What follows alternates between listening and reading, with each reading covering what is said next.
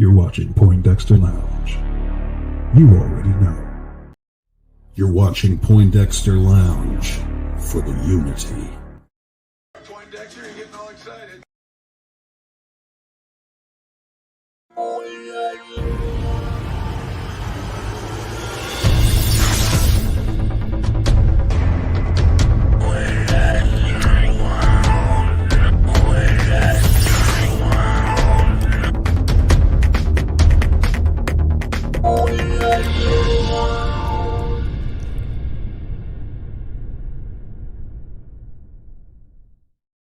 What's up, nerd family? Welcome once again to the Poindexter Lounge. My name is Enosh, aka Enosh Fett, and it is good to have you all with me in the lounge tonight. Now, look, if this is your first time to the lounge, just know that the Poindexter Lounge is a place for nerds. It's a place where you and me and my crew, meaning all of our nerd family, can get together and talk about all the things that we love, things like TV shows, movies, games, sci-fi, fantasy, comic books, superheroes, toys, and so much more. And we also try to tackle some serious issues every once in a while. And so if those are things that get you excited, if those are things that get your blood going, if those are things that get you motivated and, you know, that's what you're about, then you found the right place. So why don't you hit that subscribe button as well as that notification bell and join this growing group of nerds and people who love stuff, right? We are motivated by what we love, not by what we hate around here. All right. So it is good to have you all. I see you all in the chat already. It is good to see so many of you already. And as more come in, always good to see you. Of course, I do want to say a quick shout out to the lovely Tiff-tastic, my wife, who is in the chat there, and say hi to her because it's always good to see her in the chat. I love her, and she can't be on every episode, but because she's got to work in the morning. But I'm always glad to see her in there interacting with you all, and you all know that she loves you just as much as I do. So tonight we got a couple of things we want to talk about, and who knows where the night may go. You know, that's kind of how it is here on the lounge. You know, we go from topic to topic, and sometimes we end up with a silly night like we did the other night. It started kind of on topic. I showed you guys some stuff that had been sent to me, and then we got off topic, had some fun, we laughed, it was great. Then we got into a serious discussion about the DC EU and how to reboot it or not reboot it with some others, and that was great. And then we ended the night just laughing so hard I was turning red and my stomach hurt, and it was just it was really cool. But tonight, who knows where the night may end? We may end, in a fun way. But not to say that this isn't, fun, but I just, you all know where I stand when it comes to the topic of Ray Fisher. And I've made no bones about it. We stand with Ray Fisher here.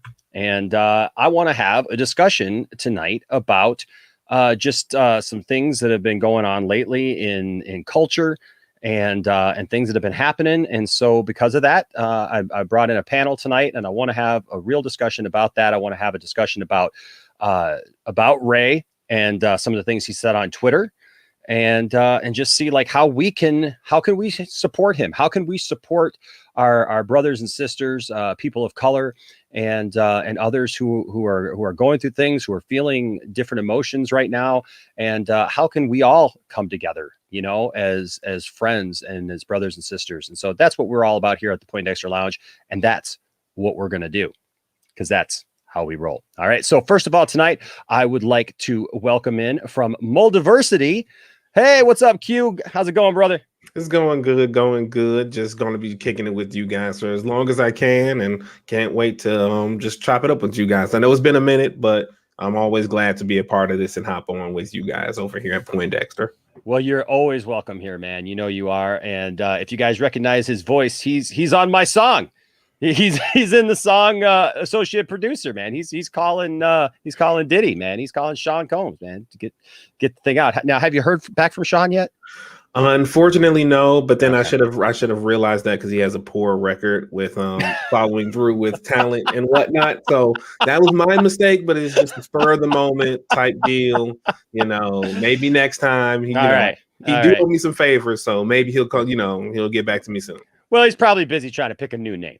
That's probably what it is. Also, ladies and gentlemen, here tonight we also have Saggy Melons. What's up, Ray? How you doing? What is up, everybody? Good to see you. Also on the panel tonight, we've got the madman himself, Mad Max. How you doing, Max? Hey, there you are, Saggy. I found you now. I was hiding. Oh no. Oh, Yeah. and hi, Quad Monstar G. It's the first time I've streamed with you. I am subscribed to Mall Diversity. If you haven't yet, go check them out. I've checked a few streams. I should check out more though. Please do. We try to. Hopefully, we keep a lot of people on. So definitely, if you guys been enjoying it, just let us know in the comments and the likes and the whatnots. I hope I YouTube that right. You gotta do the thing, right? Yeah, it says like, subscribe, for more content, right? I guess. Also, ladies and gentlemen, here tonight, Mr. RJ, Resident Justice. How you doing, Mr. Resident Justice? Doing pretty all right. How about you guys? Doing good. Well. Doing good. Doing Glad well, to hear man. it. Glad to hear it. Doing well. And then finally tonight, you love him, you know him. It just wouldn't be a stream without him, Mr. Brian, Master of None. How you doing, Brian? I am doing well. How is everybody else doing tonight? You're doing good, man. Good. Doing good. Doing good. All right. So a lot has happened the last couple of days, in general. And it's interesting to see what's happened, yesterday, or it was yesterday, right? My days of all, I apologize. I got like 2 hours of sleep. I fell asleep on my couch last night. So I can't remember. Yeah, yesterday, the day before. I don't know. What day is it? Today's Wednesday. Fantastic. Why is he sleeping on the couch? What's going on? I know, I fell asleep on the couch. See, when I fall asleep on the couch, they just leave me on the couch. Nobody like drags my butt to bed. Do your dogs sleep on there with you? Because no.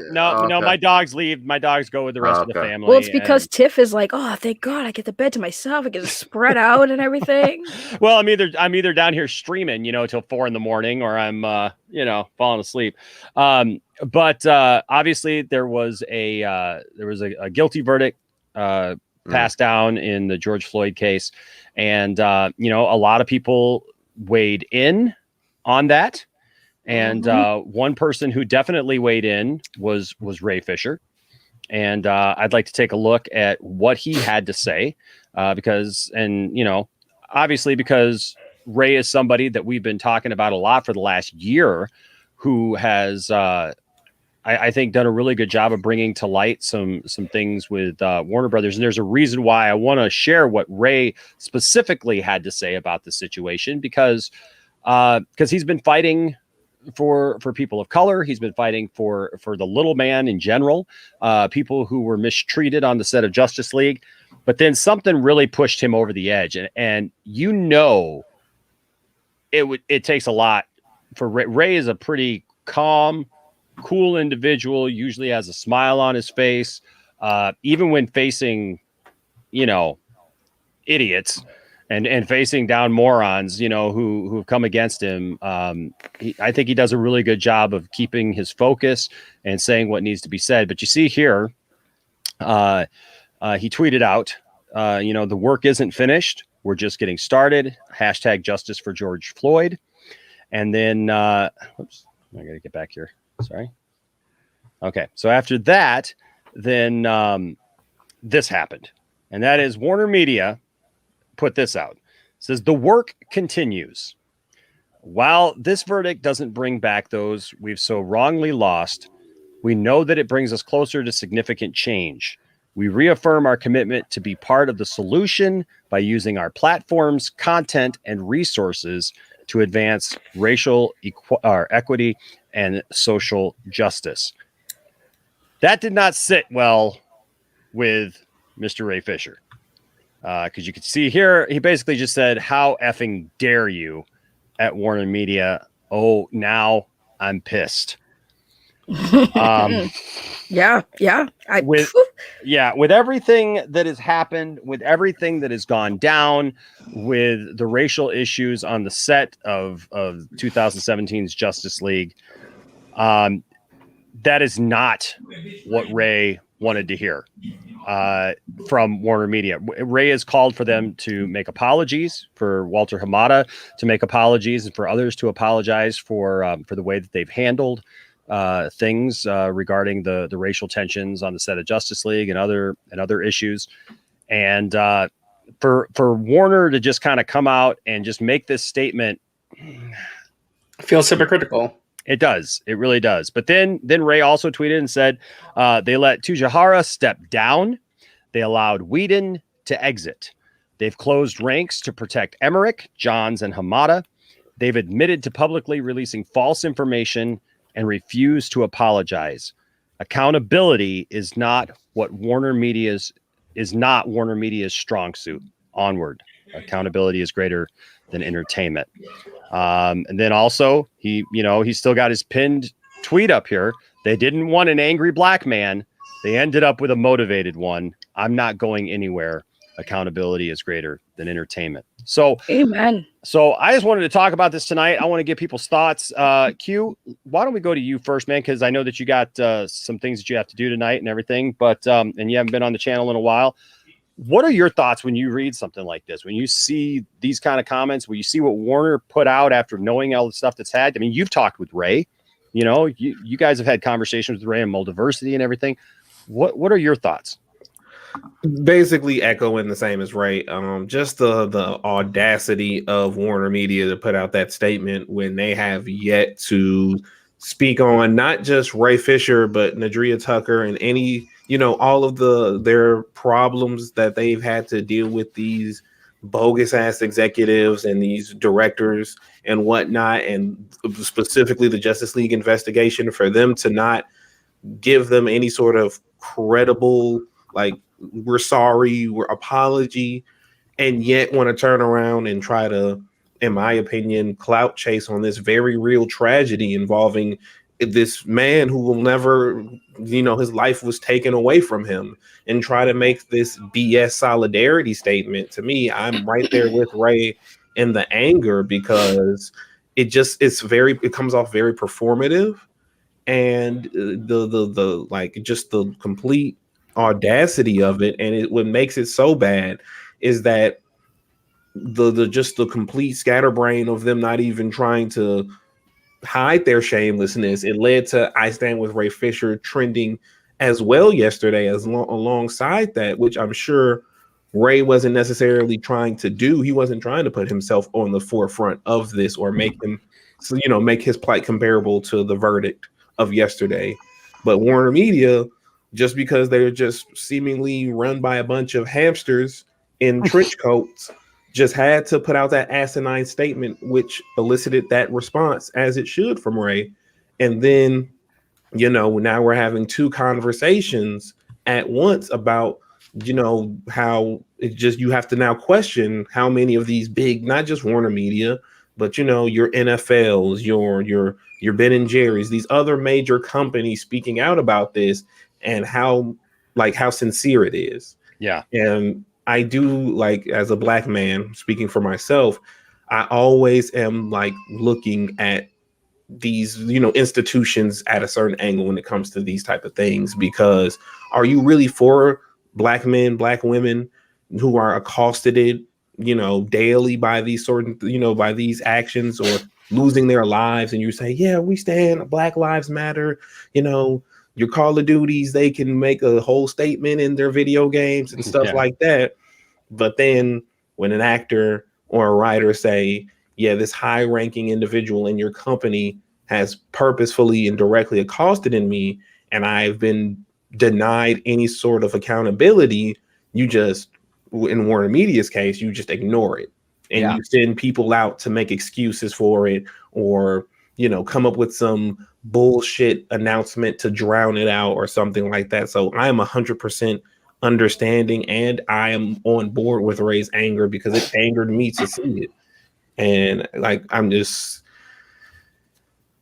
in so many words, I'm over the whole situation with Warner Media, and I just really wish that there is some sort of definitive answer to who runs the show, so we can direct that anger to them specifically, and not go, is it Ann Sarnoff? Is it Jason Killar? Is it Hamada? I need to know the specifics, so I can go, yeah, this is the people we need to directly and unequivocally say, you guys suck at your job, and you guys are racist assholes who just do stupid stuff like this. So that's my whole feelings on the situation.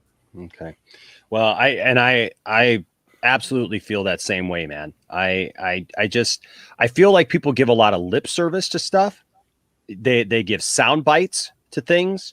They're ready to jump on a stream or put out a video or whatever, man. Like, because that's what you do, right? Like that's, and it's not about what you do. It's about how you're living. It's about how you're showing yourself on a daily basis, right? Like, what are you doing on a daily basis? Are you helping others on a daily basis? Are you showing that you care about others on a daily basis? Not just when something comes to the forefront and it's in the news and it's the hot button topic to discuss right now, and it's going to make you look good, or try to save face. I don't care about that. I don't care about hearing about how much you care about people of color or what you care about this court case or another court case or whatever. Just win something blows up.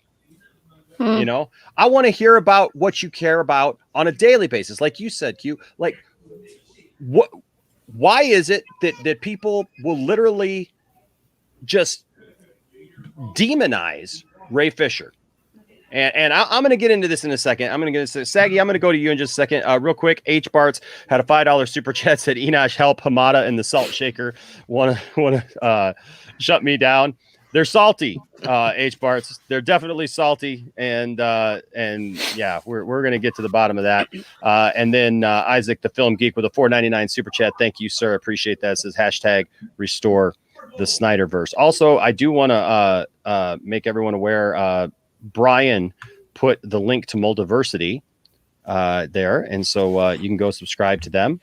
Yeah, I just subscribed myself, and I'm looking forward to looking at his content and everything. Absolutely. Yeah, you guys are killing it over there. You're doing a great job. Thank you. We did a chilled Q&A tonight, among other things, and then last week, in case you missed it, we our awesome Professor Jonita Davis interviewed our awesome Aaron Michael Johnson. Yes, about a specific thing that we're not going to spoil it here, but it's kind of made the waves. I don't know. I've been kind of off. It's kind of made some waves. Well, he's talked about it and said that he did it. So, like, yeah, guys, he was part of New God. So there you go. So you guys need to go check out that thing. Like, I wish I was home on Wednesday nights. I'm like not home on Wednesday nights, so I can't ever catch the live stream. It seems, but. Yeah, Aaron has been on here with you, and Aaron's always a great guy to talk to. And maybe one day when he's able to talk a little bit more about that, we'll get into some more of that stuff with him. But yeah, they're doing some great stuff over at Moldiversity, and I think it's very needed. Now, Saggy, you've been around a little bit. You kind of came into it in a weird spot with us, didn't you? Yeah. Like, because I know that you've tried to want to be at peace with people and seen things, and tried to, try to reach out to others, and as you do. And I think that that's important. But I watched something, and this is what ticked me off. Was I watched yesterday a certain person put out a video where they streamed with a bunch of white guys pretty much, and basically told a black man how he should react and how he should feel, and tried to do it and tell him that he didn't have a good look, Saggy, that what he was doing. And I refuse to say this person's name anymore on my channel. I will just say this. I'm going to go get some popcorn. Yeah, it's maybe a whole planet of popcorn. Okay. Maybe a popcorned planet, maybe even, that does sound tasty though. Yeah, I like you apply enough. Lots of salt on that popcorn. A lot of salt on that popcorn. Too much salt. Okay. Apply enough heat, you apply enough heat and oil, and the whole thing just explodes. But Saggy, how do you feel about this whole scenario? Well, I made a whole stream about that. I don't know if y'all saw it, but I did a whole stream about that. But how I feel is, first of all, to talk about Ray. Number one, I watched the Snyder Cut for the first time yesterday, a 5-hour stream, and Brian was there, and Brian can tell you, I cried so many times watching that movie. And the first time I cried, I'm gonna try not to cry again, because every time I think about it, I get sad. The first time I cried was when I saw Ray Fisher sitting in the car with his mom.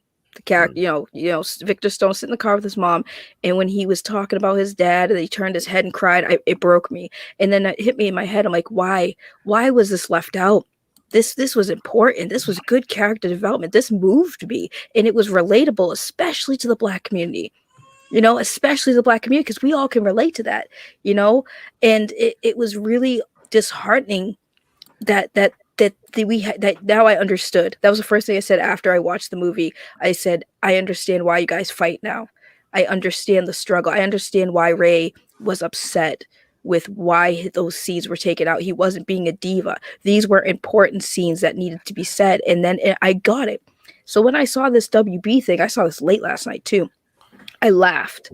I laughed so hard at the hypocrisy of WB's statement. I was like, oh, word?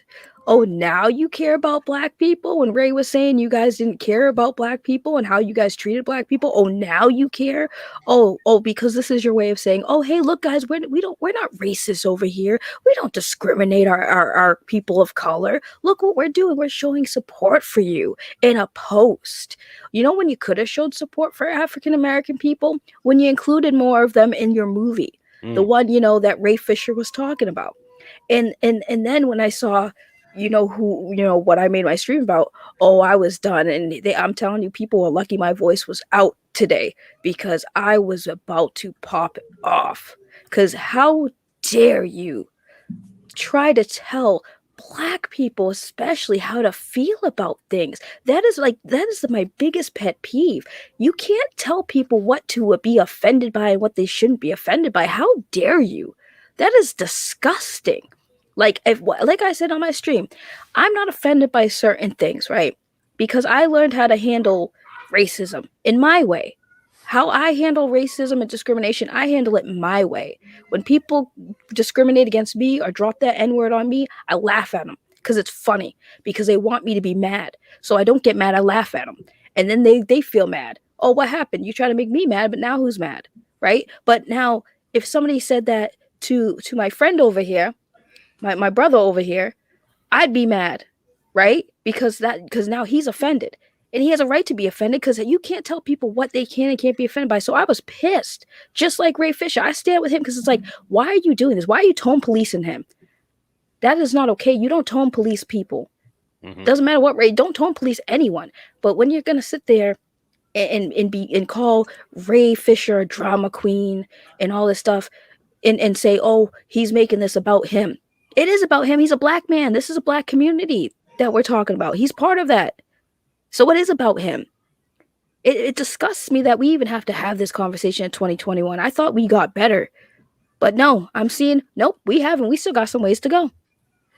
Well, Q brought up a great point, and then you just really kind of slammed it home. And that is the fact that, like Saggy, like you said, this is about him, right? But the thing is like, Ray was not trying to make this about him. Ray was not trying to make this about him at all. Warner Brothers coming out and making a stupid gesture. Okay. And even if you want to say, well, what are they supposed to do? Are they just supposed to not say anything? No. Take care of your business before you start talking. Mm-hmm. Right. There's a lot of people, and there are a lot of companies and a lot of organizations that put out statements. Okay. And I'm not saying that all those statements have all their issues together. But when you have something that's been hanging out like this for a year now, and even beyond that, really, before it really came to our knowledge all, and you're not taking care of that at home, and you put out some crazy statement that says the work continues. What work continues? Because your track record is not speaking well for itself. They haven't put in any work at all. Like that's an excellent point. Like, to say that the work continues when you've literally avoided doing any work at home. It's like you did, it's like you're at school, right? And your teacher gives you homework and you never do homework. But then you have a little sibling. You have a sibling that's, doing the same thing. You're like, no, you should do your homework, all the while with the homework you haven't done just piling up. It's like there's a disconnect there. It's very hypocritical. And for them to openly put this statement out when Ray has been very public and open about how they have not managed any of this correctly, how he has been denied an apology, and how all of the other people in the Justice League investigation hasn't received an apology for any of this. But then for them to try to make it sound like they're for Black people, for Black lives, and the Black lives that they have encountered directly, they have not done justice by. It's despicable. And Saggy, to your point, to what's his face, who was, trying to police race tone, that's absolutely ridiculous.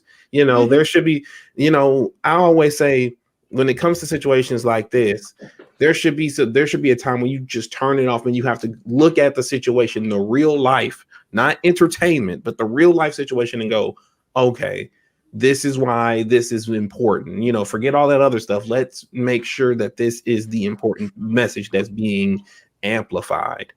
And for that person to take a stance against that and try to spin it like it's about Ray being a diva at this ultra serious situation that Warner Media was trying to clout chase on, that's ridiculous. It's a bad taste. It's a bad taste. And like I said, listen, I want to make this clear because I feel like this has to be said. All right.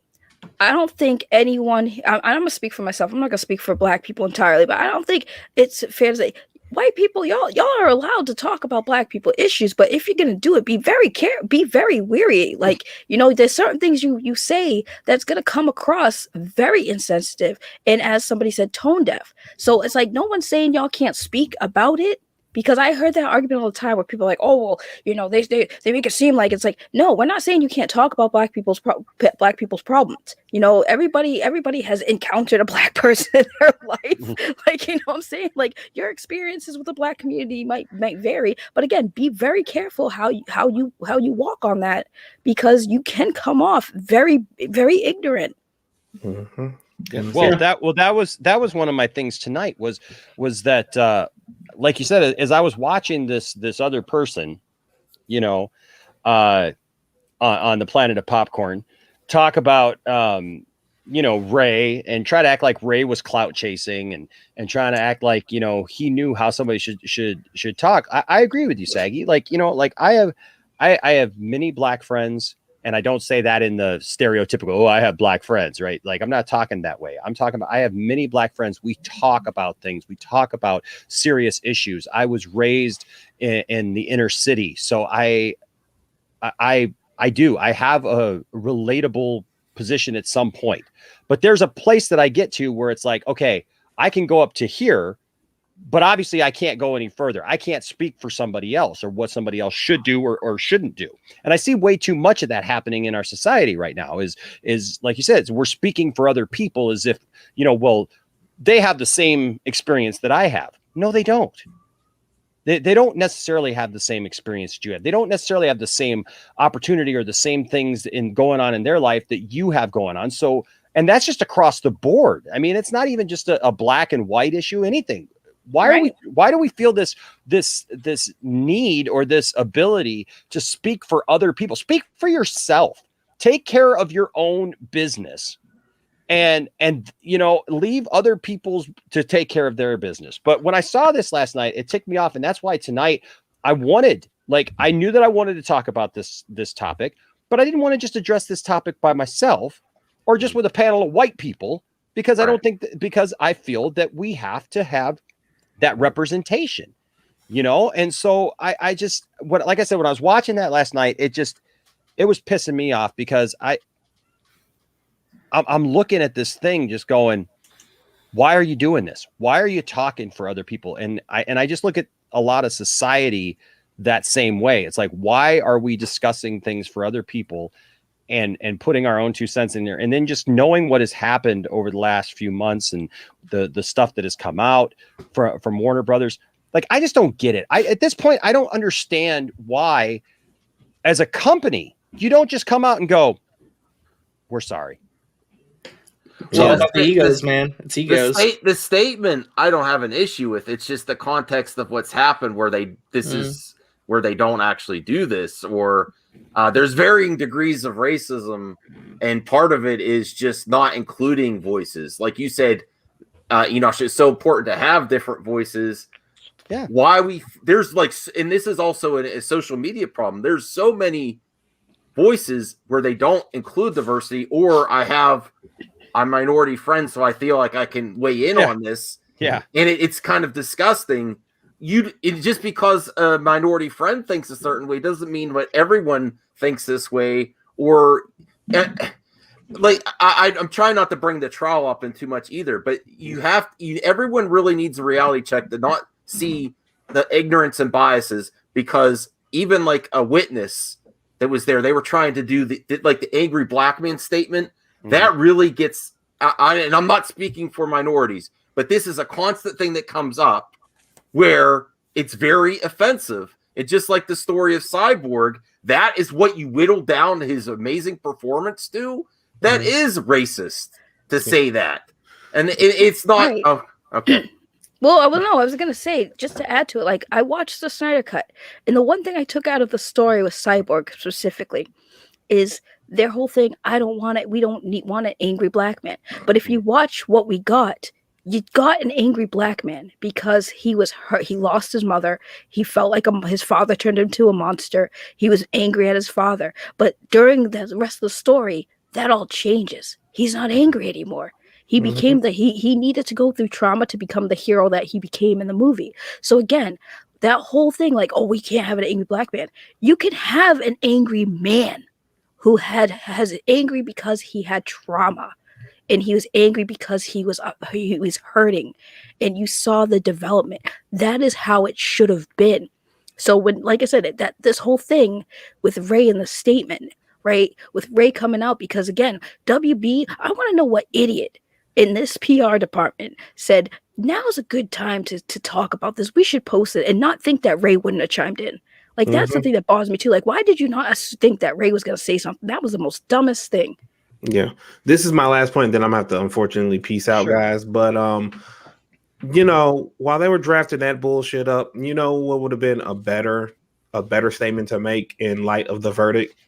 An actual apology to Ray and Nigeria and all of the people in the Justice League investigation. That would have been a legitimate, powerful statement to what was going to the moment. That would have been powerful. But again, that just shows the arrogance and just calling a spade, the racism that's embedded in Warner Media and Warner Brothers, where they didn't even think that would have been good. That they thought that was, beneath them. That why would we? They didn't do anything wrong. People in charge. So why would we use this opportunity to make peace with the black man, the black woman we accosted it, and all of the others in the Justice League investigation, the man we've more or less subliminally and publicly tried to discredit with announcements and BS statements that were easily disproven and whatnot. That would have been more powerful. But again, since Warner Media and Warner Brothers, by extension, have proven that they do not care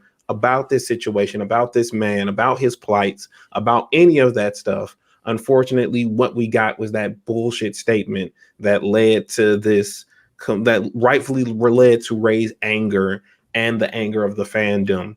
And all I ask is that we got, like, if you stand with Ray Fisher, then just that the people out there understand that it's more than just the role being cut. It's about the racism that he experienced because during those, that's what it truly means to stand with Ray Fisher. Is you're standing against the racism, and you're believing him, and you're believing others who've experienced the things that he's experienced, that has come out. And you're not just picking and choosing because, oh, Ray was in Zack Snyder's Justice League, and I wonder, like, that's you have to expand it to the people in that area that look like him, that experience what he's experienced.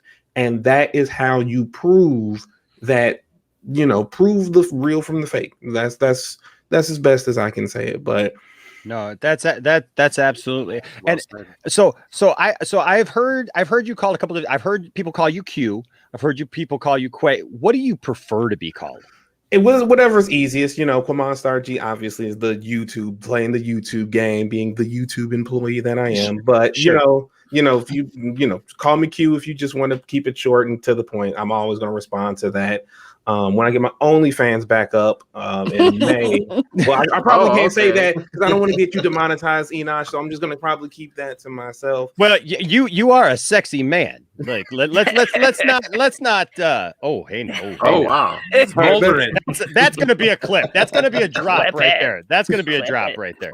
Oh my gosh. But no. Hey, Q. Thank you for your time tonight. I really No appreciate problem. that. I do want to send you off if I can with showing one thing that he retweeted, and I kind of walked past it here, but Ray retweeted this as a performative gesture. We're on some BS here, and would prefer it if our fans didn't remember the hell we put Ray Fisher through. If you could please forget that, that would be great. Also, please forget that we fostered a toxic environment when we employed Joss Whedon and Jeff Johns. That'd be neat. Anyways, our higher-ups made us tweet this, thinking it would be a good idea. Wow, you really killed it. You killed it. Oh, man. Brandon, yeah, I'm going to make sure I retweet that myself. But in any case, subscribe to Mold Diversity if you haven't already. And also, we just launched Mold Diversity Gaming on Twitch. So you're gamers. Yes, look up Mold Diversity on Twitch. We are there. And this Friday, we will be doing a watch along with more about the new Mortal Kombat. We won't actually be showing it because we will be up out of here, but we will be, you can watch it in real time and whatnot. That'll be on YouTube, that'll be on Twitch. So please. What do you game on? What do you game on? Well, I got my PS4, got my PS5, my Nintendo Switch. PS5. Man, got lucky with that one, but y'all just stay getting, being good people. Black Lives Matter. We stand with Ray Fisher. Restore the Snyder first. Love y'all. Peace on out. Later, Q. Later. Always good to have those guys here for sure. Real quick before we move on, because we have another guest, Aaron Entertainment with a $5 super chat. Thank you, sir. The $5 Canadian super chat says, I was so angry yesterday about that. Had to let you guys know. Yeah, Aaron let me know about some of the things that were going on yesterday, and so I definitely appreciate that. Also here, real quick, before I bring in our next guest, and then I also want to get around to a couple people that we didn't have a chance yet to hear from. Where'd it go? Oh, there it is. There it goes. Andrew Christie. What's up, Andrew, with a $10 super chat? Thank you so much. Says companies like WB are only diverse and for social justice when it's on their terms and can dictate the narrative for profit. Harsh reality, Ray is calling them out for it. Absolutely, Andrew. You are absolutely right. And it's sickening. It really is. It really is sickening to me. When I see people use social issues for their advantage, and yesterday what I saw was somebody using a social issue that's very important for their own gain. Right. Because you knew that it was gonna, blow up, that it was gonna, do lots of clicks and views. Well, I'm getting sick of that certain individual, and it's not just him; it's other people. And if I may just go off for a second, I'm sick of people using Ray Fisher for what's essentially clickbait. They're using him for clickbait. They're using him for drama clicks. I'm tired of that. A lot of these people, they don't stand with Ray Fisher. They think he's a clout chaser. Things that fine, but just keep his name out of your mouth at this point. Why do you have to keep bringing him up all the time? They keep telling Ray, move on, Ray, move on. You're not going to solve anything. Well, why don't you guys move on and stop making videos about him? Yeah, leave it alone then. My question is, how the hell is he a clout chaser? He was in a movie. Like, how is he a clout chaser? I don't get that. Well, because they think because he's getting all these thousands of retweets and likes that he's building a social media army, and that's bad because he's lying to people, and it's gonna. I don't get it either. I don't. Well, it's weird. I think the other problem is people that don't understand, like even the verdict the other day. They're taking things just on the surface level. It's not just that instance that this is coming together. It's like like because there had to be so much overwhelming evidence to get a actual verdict, and that's different than it has been in a lot of just like in the case to relate it to Ray Fisher. No one believes him. Like he keeps saying this, and no one believes him that this stuff has happened still, even though there was an investigation stuff. It's a form of racism where you're not listening to people, and you're and maybe I'm part of the problem. Maybe I'm part of the problem too, because when I see these people bring up Ray Fisher and I see them, talk bad about him, I get upset, and I want to go argue and go yell at them and says, "Why are you doing this?" Like maybe I'm in the wrong, and I just need to stop giving them attention. I don't know what the right answer is, but it sickens me and it makes me so upset. Look, RJ, it's hard when you see somebody make a video about that, right? And I've been at the forefront of that fight now for quite a while, and I've been the target of some of those people. And you know what? It's hard for me to not watch a video that's titled with Ray Fisher in it, or somebody talking about this topic or whatever, because I've been fighting that fight, and it's hard to ignore. I understand it, I get it, but like it's also, but I guess at some point we have to just realize, like, this is what they want. This is what they want. They want this attention. They want people to talk about them. They want people to watch them. And right. And like in the comments of these videos, I mean, I'm not gonna say who, but it's like you see the comments that they're saying about Ray they're Fisher, disgusting. And they're just so, the comments that they get on those videos are so nasty and disgusting, and they never decry them. They never call them out on that and say, hey guys, knock it off. Be consistent when you're talking about toxic people on those YouTube. Comments, be consistent. Those comments were absolutely appalling. I mean, not one word, not one single damn word was said that entire stream decrying some of the stuff going on in that chat. There's virtue signaling about saying that you're from this corner that says you're about calling out toxic behavior. I say be consistent. Be consistent. Yeah. Well, that's okay. What I say. Well, we got some other thing. We got somebody else here, and I want to introduce him. This statement, and you know what? Prime will probably have something to say about this statement too, is my guess, because Donatello, Jose, you bring up a great point. Introducing a black Superman for profit. I want to make something very clear, because I don't have any issue with introducing a black Superman. I mean, it's definitely comic book accurate.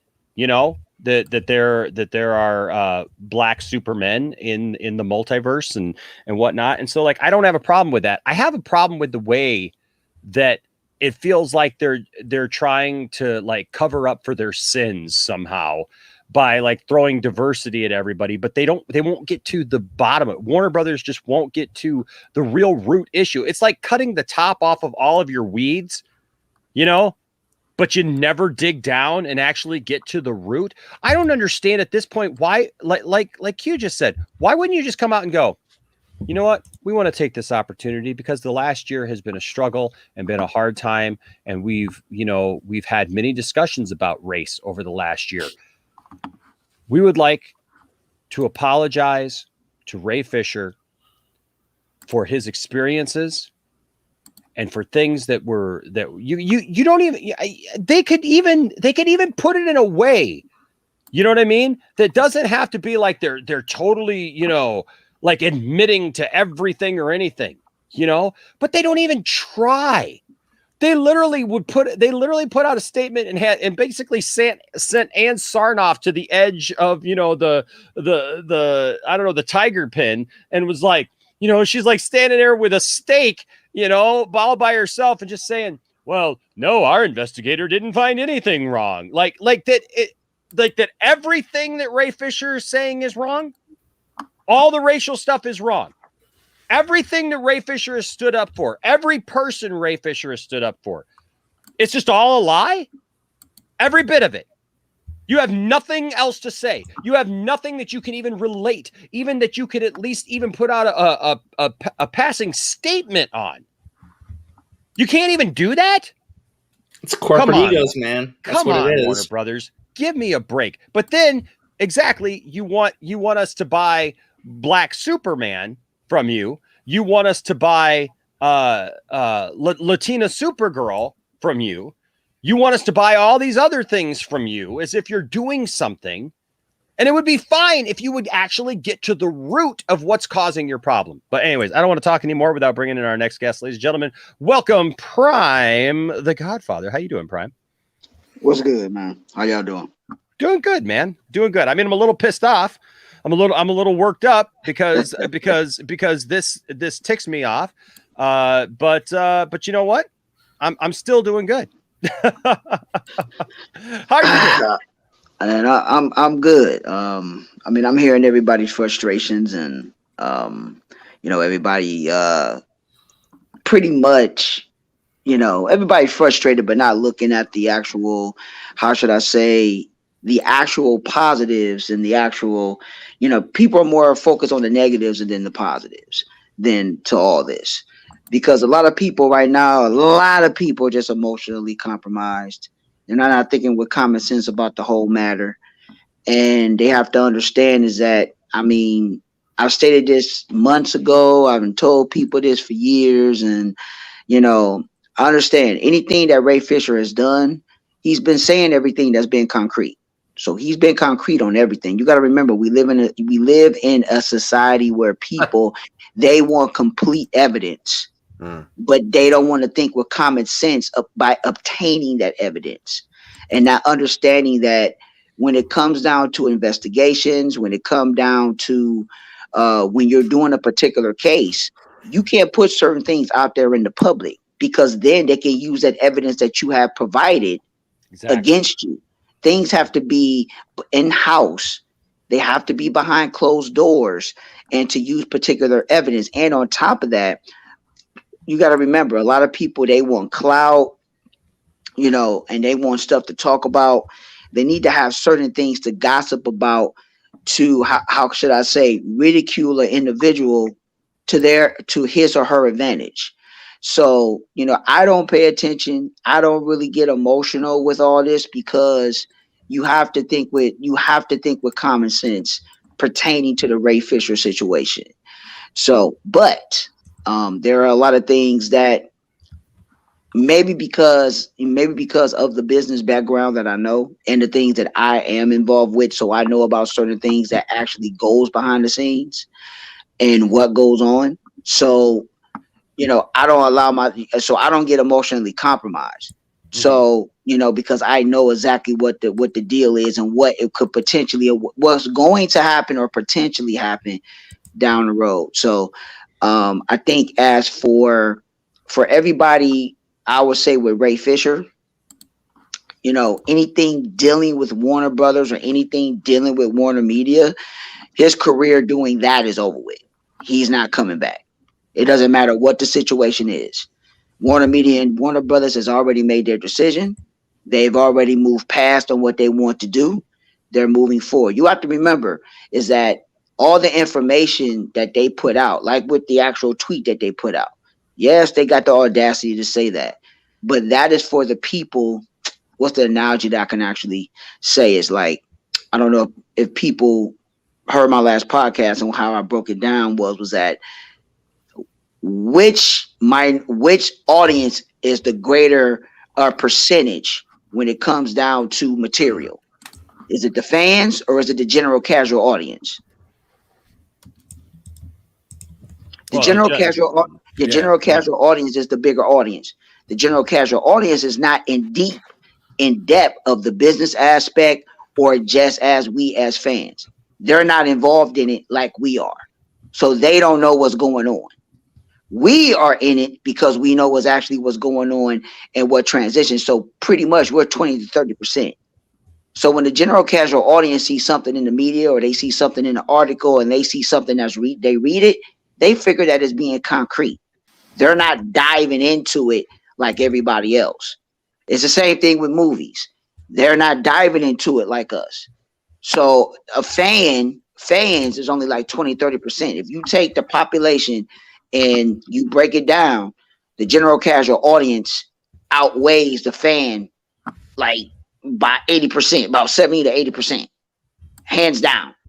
So, you have to take that into consideration on what they look at and how they do stuff. So the general casual audience is a little bit more, how should I say, what's the word I'm thinking of? They're a little bit more influenced on what is being put out there. So you can influence them a little bit more easier. So, you got to take that into consideration and think like, and then look at that. It's messed up, but that's just the way that it is. So, Prime, and I hear what you're saying. I guess the only thing that I look at a little differently about that is I feel that because I've talked to Ray. Okay. I've talked to Ray, and Ray is not, he's not vindictive. He's not, and he's not really like, obviously, like he put out here that he was pissed off, okay, because of what they said, because of how they said it and when they said it, and dealing with the stuff that they're dealing with. Obviously, he's got his issues with it, right? But the thing is Ray loves the character of Cyborg. Exactly. Ray is living the character of Cyborg. You know what I mean? Like, even to this day, I mean, everything is Borg life. Everything is trying to put this idea and this way of life out there. And so, like, for Ray, I would say if there was change, I know it's easy for us to look at the circumstances right now and say, well, there's no way this or that would happen. But I really feel in my discussions with him is that he wants to do this. It's up to them. Exactly.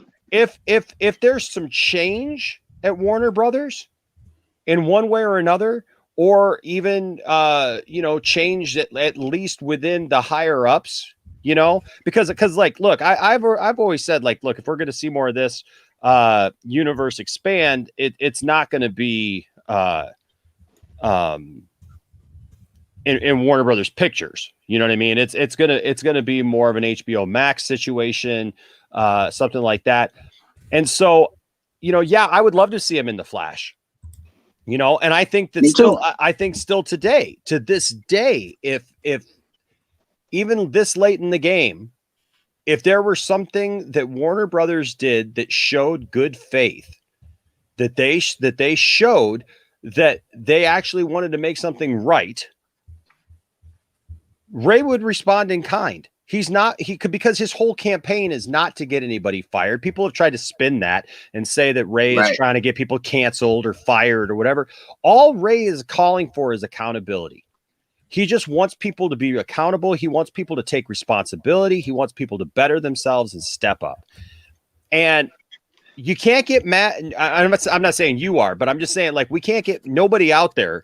You can't get mad at Ray for what's happening in the DCEU, or the fact that he's not in the Flash movie, or any of that stuff right now. You have to look at why he's taken his stance. And, look, I always say, and maybe it's the wrestling fan in me, but you never say never, right? Like, if things change, and, things can change at a studio really quick. I agree with that. But then this is the thing. Because, like I said before, things can change, but in this situation, they're already on their narrative. See, the thing is, the reason why Ray is so pissed off is because, think about it. When he was doing the investigation, Warner Media was all behind it. It wasn't Warner Brothers. Warner Brothers was the culprit. Warner Media was the one that's trying to help. Okay? The reason why he's pissed is that because it's Warner Media putting out that statement. Yep. It's not Warner Brothers. Yep. And what I try to tell everybody is this, and I want people to think about this. I know everybody is emotional. I've been trying to push this and tell everybody this for days. Okay? Do not think Jason Kilar is your friend. He is an executive. And when they are on that table and they're on that board, they are talking. They don't care about an audience. They don't care about fans. Their employer is all they care about. They are there to appease and to listen to the shareholders. Okay? I work for EA Sports. I know how this stuff works. Executives are assholes. Okay? They are assholes. Sorry to cuss on your platform, but no, they are. They are, dude. I trust me. I've worked in the corporate world. I worked for FedEx for many years, so I know exactly what you're talking about. The only difference I say with that, though, is that even though they are, and they are. Let's not beat around that bush. But the difference, though, that I think, and this is just for the sake of conversation and to push back a little bit, is while I do appreciate the fact that, yes, they are a-holes and for the most part, look, they're motivated by money. Let's be honest, right? That's what they're motivated by. They're motivated by their bottom lines. And but the thing is Jason Kilar was very much he may not be your friend, because I don't believe, I mean, it's been said many, many times to death that it's not show friends, it's show business. And so the thing is Jason Kilar may not be our friend, but Jason Kilar did fight for the Snyder Cut, because he saw the bottom line, and he saw that there was something there. He saw that there was something there that could really help them and could be good for them. Right. But then you have to look at it from this or this side. The reason why I'm using this, the reason why I am saying this, because this actually happened in a meeting that really, I would say, with me being at EA, and we was at an actual meeting, and the things that they said and the things that we heard, I'm putting that into to play with this, meaning that when HBO Max was launched and they knew they had a fan base that wanted it, this movie was going to come out. They was trying to eradicate anything that Zack Snyder was trying to do. They're trying to get rid of this. They don't want it. Warner Brothers does not want it at all. Now, for them to have a profit and for them to launch a platform, which is HBO Max, I've stated this before. I want people to think about it. Let's just say that the pandemic never happened. Let's just say the pandemic didn't happen. The pandemic didn't happen, and they didn't put their IPs out on HBO Max. Talking about their whole 2021 slate. Mm-hmm. When they introduced HBO Max, besides their IPs and their exclusives that's already on the platform, because we know HBO Max got a lot of good content, which was the real kicker that they knew that they had to jumpstart HBO Max further down the line. That has the Snyder Cut. They had Justice League. People fail to realize it was already filmed. It was already filmed, not complete as in visual effects and additional dialogue and all that, but the movie was already filmed. They had it. So to jumpstart it, they're thinking, you know what? We have a fan base. We got people that wants it. Let's just go ahead and just give it to them and jumpstart this platform. Once we give it to them, we can shut them up. That's their thinking. So they have to go into the process to make it seem like it's feeling good. And that's what they had to do. And on top of that, people don't know this through the grapevine as well as that, which was actually put out there. It's actually on the Warner Media site. Y'all can go look it up. Their IPs, which they was going to do for 8 IPs per year for indie projects or for new upcoming projects. They will fund those projects for up to $81 million. That's a lot. That's a nice amount of change to fund your IP. So the reason why is that if y'all listen to the Deborah and Zach interview, I forget which one it is. I don't know if it was the Grace Randolph one or the one that they did explaining was it the article, but it was one of them. I think it was on Deborah Snyder's one. But actually what she said was, or Zach, and what they stated was that this was never going to happen. Once they got the call because they needed, not for them, but HBO Max needed some content. That's what they needed. Mm-hmm. So when they said that, well, how we're going to do this, they was like, well, we don't have the money yet. You want to know why? Because HBO Max just started.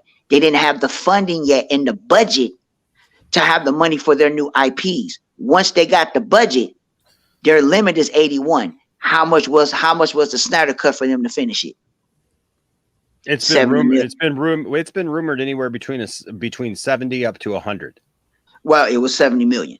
Well, it's been rumored anywhere between. No, Zach already stated it. He said it was 70 million. He stated it. I'll go ahead and I'll give you the interview. I'd have to see the interview because I know it's been rumored that that was the number that a lot of people were running with, but it was based on rumor. It wasn't. I thought it got as high as like 125. I haven't seen anything concrete that said exactly what it costs because nobody seems to know exactly what it costs. Yeah, all the information is out there. I'll go ahead and I'll give you the actual interview that was stated because Zach has been on so many of them. I think a lot of people didn't get it. I'm doing that comparison video that I'm doing, and I got so much content, so I'll actually forward it to you so you can actually see it. So, but yeah, it was $70 million. So it's right beneath the budget on what they needed for the visual effects, for the additional dialogue, and for the additional photography. And that's what they got it for. And y'all have to think about this too. Warner Brothers still fought Zach on putting certain things in the actual movie. They didn't want him to do the additional photography. He needed it. He wanted it. He was going to do it at his house. Yep, he did it at his house. He did it on his driveway. That's why I tweeted. That's why I tweeted last week. Zack Snyder makes better movies on his driveway than most people. Right. Because all that stuff with Martian Manhunter on his driveway. All the stuff with all the reshoots and everything. That was all done in his backyard and right there at his house. That's crazy. Right. So when he did all that, it makes it even more clear that what they were trying to do. So he did what he needed to do for the actual film. Now, all this stuff is coming out now for everybody can put all the pieces together for what actually happened, what transpired, or what's going on. But like I say, it goes back to the budget and the frames and their agenda and what they want to do. They're just trying to completely eradicate this. There's no way they're going to move forward with this. And I'm going to say this, what's going to piss even Barry more, and I'm going to shut my mouth. When they come out with the figures on the 22nd, when the 22nd and the 23rd comes out, and they so happen to have their actual whole, their call, the investors call, when they have the investors meeting, and when they do that, yes, we as a fandom, as viewers, as an audience, we know what's best. We know. They know they can make money. That is the problem. They are in their own personal agenda. They don't want nothing else to do with this. I'm telling you, they're not going to push this narrative. It could be successful all it wants to. This is where executives are not in tune with the audience. I agree with you, Prime. I agree with you, Prime, that they don't want it. I agree with you that they won't do it on their own. I agree with you that if left to their own, they will never do it. And that if we let it go, it's absolutely never going to happen. Where I will disagree with you on it, and respectfully disagree with you on it, though, is the fact that 4 years ago we were told Snyder Cut doesn't exist. Zack Snyder does not have a cut of his movie. Zack Snyder does not even have footage to do anything, to even put $70 million to finish a cut of the film that's different from the theatrical cut that we have put out. This is the definitive cut. This is his movie. This is what you get. They didn't want it then. They fought it then for 3.5 years, but circumstances change and things change. And the fact is that this fandom came together, because without this fandom coming together, it also would not have happened. It's not just because, well, we needed something. It was because there was a demand for something, and then they had a need.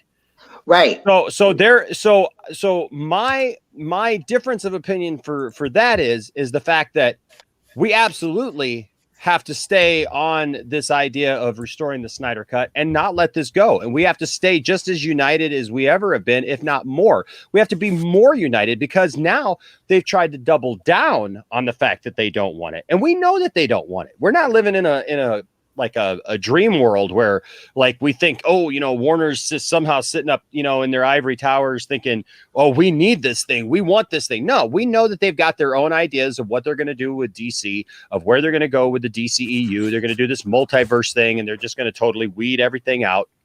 And, according to them, the theatrical version of Justice League, from 2017, that's canon, whatever. And that's what they're going to base everything off of, to which I say is a bunch of BS, because if you're going to do a multiverse story and you're going to say that everything, and Muschietti said this, everything that we've seen up to this point exists, and everything that we will see going forward exists. Every TV show, to me, that's every cartoon, every TV show, every movie, video game, every failed project, everything that can possibly be. These all exist in the multiverse. Then you don't get to say, well, everything except for the Snyderverse. That's a pocket verse that exists in itself, which is stupid anyways, because they're already using Ezra Miller and they're already using Ben Affleck. And I'll be honest with you, I'm very curious to see what this whole thing is about, because I do not believe for a second that Ben Affleck would sign up for something that would crap all over Zack Snyder's work. I don't believe that. And And if I see that, then I'd be very disappointed in Ben Affleck. But I just don't see Ben coming to the table for something that is going to do that. And I have faith in Muschietti, honestly. So I have faith that actually this Flash movie could be something very, very good. It's just very unfortunate that everything surrounding the company that's putting it out has done what they've done. Right. You know, but the AT&T investors call is a few hours from now, so we'll get some. But I still say to this day, like if we're sitting around waiting for, and Brian can attest to this, and Brian's been very quiet. I want to get Brian's ideas on some stuff, but Brian can attest to this because he's been around since the very beginning of this, since I've been talking about it, and that is, I know, we all know that Warner Brothers doesn't want this. But it's not necessarily They've made that perfectly clear. They've made that perfectly clear with their statements, with what they've done, with the things that they've said. But here's the thing. Things change. Situations change. And for the last 4 years, we were told, you're never going to see a Snyder Cut because it just doesn't exist. Not only are we not going to put up money for it, not only do we not have the money for it, or we don't have a place to show it because we're not going to put it in theaters, not only do we not have any of that stuff, but it just straight up doesn't exist. We're going to lie to you and tell you that Zach doesn't even have it. Zach can't even put it together. He doesn't even have a cut to even put visual effects, whether it's 20, because I mean, it started off, it was going to be $20 million. Remember that? It was like, oh, Zach only needs $20 million to finish. Then it was 30, then it was 40. And then, yes, it hit about 70. And then like it started, like people started talking that it could have been north of that. But regardless if it's 30, if it's 70, if it's 120, whatever it is, the reality is they said, yeah, absolutely. It didn't matter how much it was going to cost because they weren't going to revisit it. And there's some people who accepted that. And then there's other people who said, no, it doesn't matter because we know that we're fighting for something good, regardless of if we ever see it or not.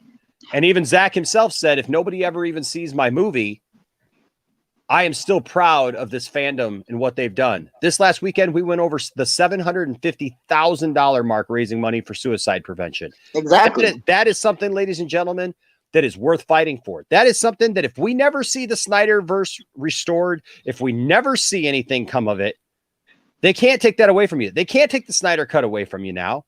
You got something. You got something that doesn't exist. I sat watching the Snyder Cut with my family that first night at the digital premiere, saying to myself and saying to my family, "We're watching something that doesn't exist."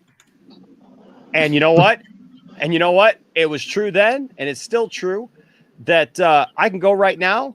I can bring it up on my phone. Saggy just watched it last night for the first time and cried and bawled her eyes out and finally understood the narrative and understands why we've been fighting so hard. And you know what? They ain't gonna shut me up now. They didn't shut me up then, and they ain't gonna shut me up now. And I still will shout it from the rooftops. Restore the Snyderverse. It needs to be done. And whether Warner Brothers wants to hear that or not, I just have a hard time they're gonna leave that much money on the table. There's just too much money to be made. Bless you. By the way, I just want to say, I also restored the Brian verse last night. So. Yeah. No, I do want to say real quick. I do want Brian to say something. This has been up here for a minute. So Dan of Steel, thank you so much for the $10 super chat, man. You are awesome. Appreciate it. Says, I think that's why a lot of problematic behavior is allowed to slide in the industry. Harvey Weinstein, for example, because the general audience doesn't think twice beyond what they get out of it. And that's what we got to start thinking. We got to start thinking just not in terms of movies, not just in terms of, hey, are we going to see, the Batfleck movie? Not just are we going to see the Snyderverse return, but like, what all are we fighting for here? We're fighting for an ideal. We're fighting for something bigger than just a movie, and we are a movement to be dealt with. And honestly, and here's what I keep going back to. If Zach didn't want it, he would tell us. And that's it.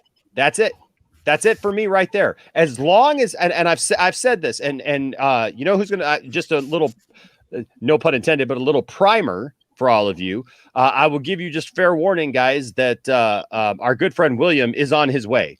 He will be chiming in on this tonight. Oh, I cannot wait for that. Yeah, I so can't wait William for will it. be here, and so I will just tell you straight up. The thing is I believe, just like William says, look, I will keep fighting for this. I will keep pushing for this because Zach has told people himself on Vero, we're still doing this. We're still pushing for it. Keep watching the movie. Keep supporting it. Don't cancel your HBO Max. Don't do that. People, even Ray Fisher and Ray Porter have said the same thing. I've talked with them. We've talked about these situations and what's going on and things that are happening. And the thing is, until Jason Kilar, I'm not putting all my trust in Jason Kilar like he's the savior of everything, but the man, until he comes forward and says, look, we're not pushing forward with it, it's never going to happen, we don't want it, then you know what? I'll take a step back. Or Zack Snyder comes and says, I mean, Zach was even talking about this weekend over at Justice Con. He's like, maybe we'll do a fan film. You know what I mean? Like, you can't tell me that Zack Snyder does not want to see his work finished. People who come to me and they're like, Zach's done, Zach's finished, he doesn't want anything to do with it. That's just not true. Zach's literally talking to the Nerd Queens and stuff, saying, well, maybe we'll do a fan film. Maybe we'll just do something to change things up a little bit. He can't be done. And film it on and says again, I'll film it on my driveway. Like, you know what? We'll see what. I mean, he even referenced Star Wars fan films like Darth Vader versus Superman and stuff like that. He's like, hey, we'll do it. Real quick, Dark Gamer Supreme with a $3.99 super chat. Thank you so much. Says it's going to be awkward if the Flash movie is trash. Yeah, it might. Yes, it might be. It's going to. The thing is, William, glad he said that. I just let people know this. Y'all know that Danny Elfman is the one that's doing the soundtrack. You know that, right? For what? The Flash. Is he else? Nope. It's going to be Danny Elfman. It's going to be Danny Elfman for the Flash soundtrack. Okay. That's what that track that you heard on the advertisement for the logo, that's Danny Elfman. Mm-hmm. Mm-hmm. So I'm just letting people know it's that Flash movie is very, very skeptical. So I mean, agree. I agree. It's very skeptical, but all I can say this, I want the Snyderverse too, and I want it to keep on going, but it's very, very, it's like the chances now is very, very in a hole because there's just there are too many things that has to go right and things that has to happen. You know, first of all, nothing is filmed. Then you got to get all the cast and characters together. I agree. Well, the chat is saying that the guy who did the soundtrack for Shazam is doing the Flash movie. Apparently they confirmed it already. Well, if they changed it from what I was told, Danny Elfman is either him or it's either Danny Elfman is the one that's doing it. Now, Danny Elfman and him might be doing it simultaneously, but I got it from Danny Elfman. That cut is from Danny Elfman. So I need to get They could be using Danny Elfman stuff from Justice League, maybe. So whatever that it is, hey, if they're double teaming up for it, it's done. Because like I say, Hans Zimmer and Junkie XL, you know, they was teaming up on certain stuff too. So they can have two people for the soundtrack. But like I say, from what I was told and what was presented, Danny Elfman is the one that's doing it. And I was shocked when they presented it out there for it to be Danny Elfman. But you know, it is what it is. All I can say is that hey, I want everything to come into fruition. I want everything to be back, but I'm not going in hard. I'm not anticipating everything. You know, I've already did me personally. I've already did it. There's too much stuff. All the bad stuff with Warner Brothers is coming out now. Ray Fisher, some of the artists. You had Chris Terrio put the stuff out there. You had Zach say some stuff. Even Aaron Michael. That's the reason why the New Guys film got canceled. If y'all didn't watch the interview with Aaron Michael, who was the original writer for the New Guys. I did. You did? I did. Oh yeah, dude. I've had him on the show. Oh, you did? Okay. Yeah. Okay. Quay, who was just here, man, is on Moldiversity with him. Yeah, man. Yeah. No, I know. I've known for a while, but like I said, here's where I differ though with the whole situation is I'm not done. Like as long as there's breath in me and I don't hear from Zack Snyder himself, I want it. I want people restored. The Snyder Cut was redemption for Zach, was for redemption for Ray, was redemption for the other characters and the other people who worked on those films, on that film. Absolutely. And the thing is I'm not saying that Warner Brothers has to trash everything that they're doing now and not go forward with anything or whatever. All I'm saying is you make it part of that multiverse and you let Zach finish his vision in some way, whether it be a series, whether it be a movie, whatever you have to do. You let that happen and then you're done with it. If they had let it go at this point, it would have all been done anyways. But yes, but I'm sorry to hear, Prime, that you're not like gonna push for it, because we need everybody. This is the time that we need everybody to not give up. I'm not saying everybody has to necessarily, beat down the doors, of Warner Brothers or whatever. But look, what got us the Snyder Cut was people coming together. Was people coming together and not letting it go in the face of people mocking us, doing all those things. And, look, man, to me, the fight's on. To me, the fight's still on. Right. I was just going to say, like, I didn't care about movies like this. Like, I don't mind having movie discussions. I love having movie discussions, but I didn't actually understand or care too much until I saw that movie last night. Mm-hmm. And the reason why I cried multiple times, I'll tell you the moments I cried. I cried when I saw Ray Fisher in the scene where he, cried about his dad. And then that scene, I cried when he lost his dad. And the part that got me to literally break down, which Brian witnessed, Brian, RJ, they can attest to this. I cried when I saw that end scene for Autumn. Yeah. And that's the thing. Like if this movie was made the way it was intended to make the first time, maybe it just wouldn't be a discussion, right? But because of everything that's happened and because what we saw, I want to see Zach continue this because he has a vision and you could see where he was going with the story and you can see the passion, and his storytelling was amazing and more in depth, and it made me feel like having that whole story arc back to Cyborg's story. That whole moment I cried. I've lost my mother. That touched me because I can relate to that feeling of, and that's why I said that whole story arc needed to be said to why he was angry, because I can relate to that. A lot of us have lost someone that we care about. It was a very important scene to have, And like I said, for somebody who lost their mom tragically, I related to that. I synchronized with that. And Ray's performance was so good. It was like looking at myself when I lost my mom. Like, I felt that pain and anguish. And I know it was acting, but he sold me, So I do have to say, as somebody who's a Marvel fan, to come into this DC world that I've never, ever had interest in the beginning, and to see what has come of it, I want to be part of the cause to help make this happen. I want Zach to continue this, especially for his daughter, who he had lost while he was trying to do this. And it breaks my heart that there are people out there who really just don't care. Like, I had somebody on my comment section today bringing up that he's using his daughter's death for making these movies. And it breaks my heart that there is no empathy for a man who is just trying to do something that people like. And there are people who really call us toxic for wanting that. It breaks my heart. It breaks my heart. It really does. Those type of people, you just have to ignore those, because trust me, I get a lot of see, for the people that know me, for everybody that actually know me, see, if I get people know trolls don't come at me, because I'm gonna but it's not just the trolls, right? It's not even just the trolls. It's not just the trolls. It's the entertainment industry that's really stopping him, and that's what sucks. Is like, you guys want to make money. And this is a way you make money, by reaching out to people, making them feel, making them want to see more of this art, making us cry, making us laugh, making us feel emotion, putting your passion to it. Zach put a lot of heart into this movie. Ray, all the actors, everybody put heart into that movie. It's a 4-hour-long movie, and I loved every single minute of it.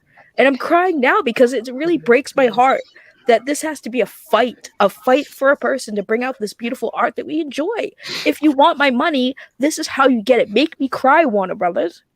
Make me cry, because make me feel, so I can give you my money to continue to make me feel, so I can enjoy your art. No, I definitely understand that. Like, I think I told this to Enosh once. I was like, maybe it's selfishly me speaking as a fan, but I'm like, it's heartbreaking that fans had to fight so hard for this in a way, because it's like, it shouldn't have had to have been a fight this hard in a way, if that makes sense. It shouldn't have had to be this long battle, They should have shown the man a lot more respect and dignity, No, I agree. And it's a fight that probably everybody's not going to be up for. But like I guess for me, it's a fight that I'm up for, because I'll be honest with you, throughout most of the Snyder Cut fight, I felt like I was alone. I felt like I wasn't on an island. It was only in the last year, and Brian can attest to this because Brian and I just got to know each other in the last year or so. I felt like I was the only DC fan out there. You all come here and you watch the Poindexter Lounge right now, but if you guys go back to some of like the stuff that like I was doing a year or more ago, like I was getting pounded every other week by Marvel fans and everybody who hated DC and talked about how DC sucked and the whole world sucked and everything I loved sucked and I sucked. And then all of a sudden, it was bad, man. In those early years, I've heard from Snyder Cut fans how bad it was. Like, and nobody supported you guys. No, everyone thought it was stupid and all this and that. But you know what? That's because a lot of people are Marvelinized, and with everybody being Marvelinized, and they were conditioned. I say it all the time. Their condition was conditioned. Of course, people are conditioned for a particular way. That's a general casual audience. They don't know certain things because they are casual viewers. So you can't fault them on something that they're not educated on. They're ignorant to a lot of stuff. But that was the thing. Was like I felt alone for so long, Prime, and that's why when I found the community. Okay. You know how excited, man, just this last weekend, man, I was part of Justice Con. Okay. And the thing is that like, of course that was an amazing, thing to be just a part of. Right. But I sat there thinking to myself, how different a year the difference a year can make. Okay. Because the year before I was sitting in my car, driving along, listening to Justice Con, listening to Ray Fisher talk while I drove my van down the street and my family watched the interview because I had to put it through the sound system in the car to be able to listen to it because we had to go somewhere. And I remember listening to it that way. And then now I was a part of it. But now it was fans coming together by fans for fans. Look, everybody's got something, like nowadays we got these people trying to divide people and I don't like the way these people do it or those people do it or whatever, blah, blah, blah, blah, blah. The reality is look, if you love something, and like Saggy said, when we know the story behind the Snyderverse and what it's become, it's no longer just about a couple of movies. This is about a fandom. This is about a family. And I believe I've found a family within the Snyderverse people. Brian is my family. I love that man. Okay. Right, man. And it's like Saggy just came into our family. And I love Saggy. I love her being here, and that's the way that I'm looking at this now, is that I wouldn't turn my back on my family until Zach tells me that there's no way and that he does not have the drive to do this. I'm not even going to look at the possibilities, because if I looked at the possibilities, we would have never got the Snyder Cut. If we just looked at the possibilities and said, well, is it possible? Well, heck no. Heck no. They don't want it. Nobody wants it. Everybody hates DC. Everybody hates us. We're just a bunch of toxic fans. We got YouTube pundits who've been on YouTube for years with hundreds of thousands of subscribers telling us that we're crazy. It doesn't exist, you guys. It doesn't exist. Fantasy world. It doesn't exist. I might as well just go freaking home, because none of that matters. But you know what? That's the thing, man. This family has kept pushing when they said it didn't exist. And Right. And we are going to. Okay, so I got to do two things here. First of all, I want to read a couple of comments, and then I want Brian to say something because Brian has been very, very quiet. Look at that, man. He's been plotting, man. Look at that, man. He's been plotting and planning. He's wearing he's wearing that Poindexter Lounge t-shirt. It looks really good on him.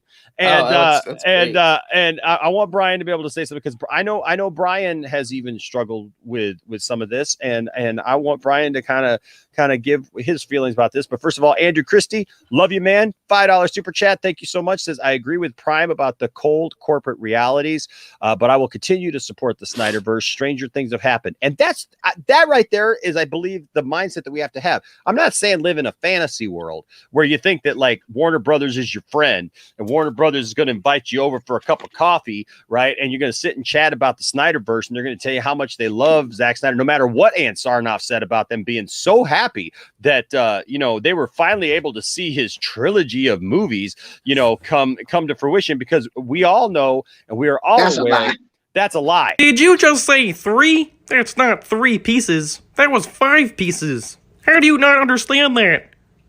Learn math. I certainly did. Exactly.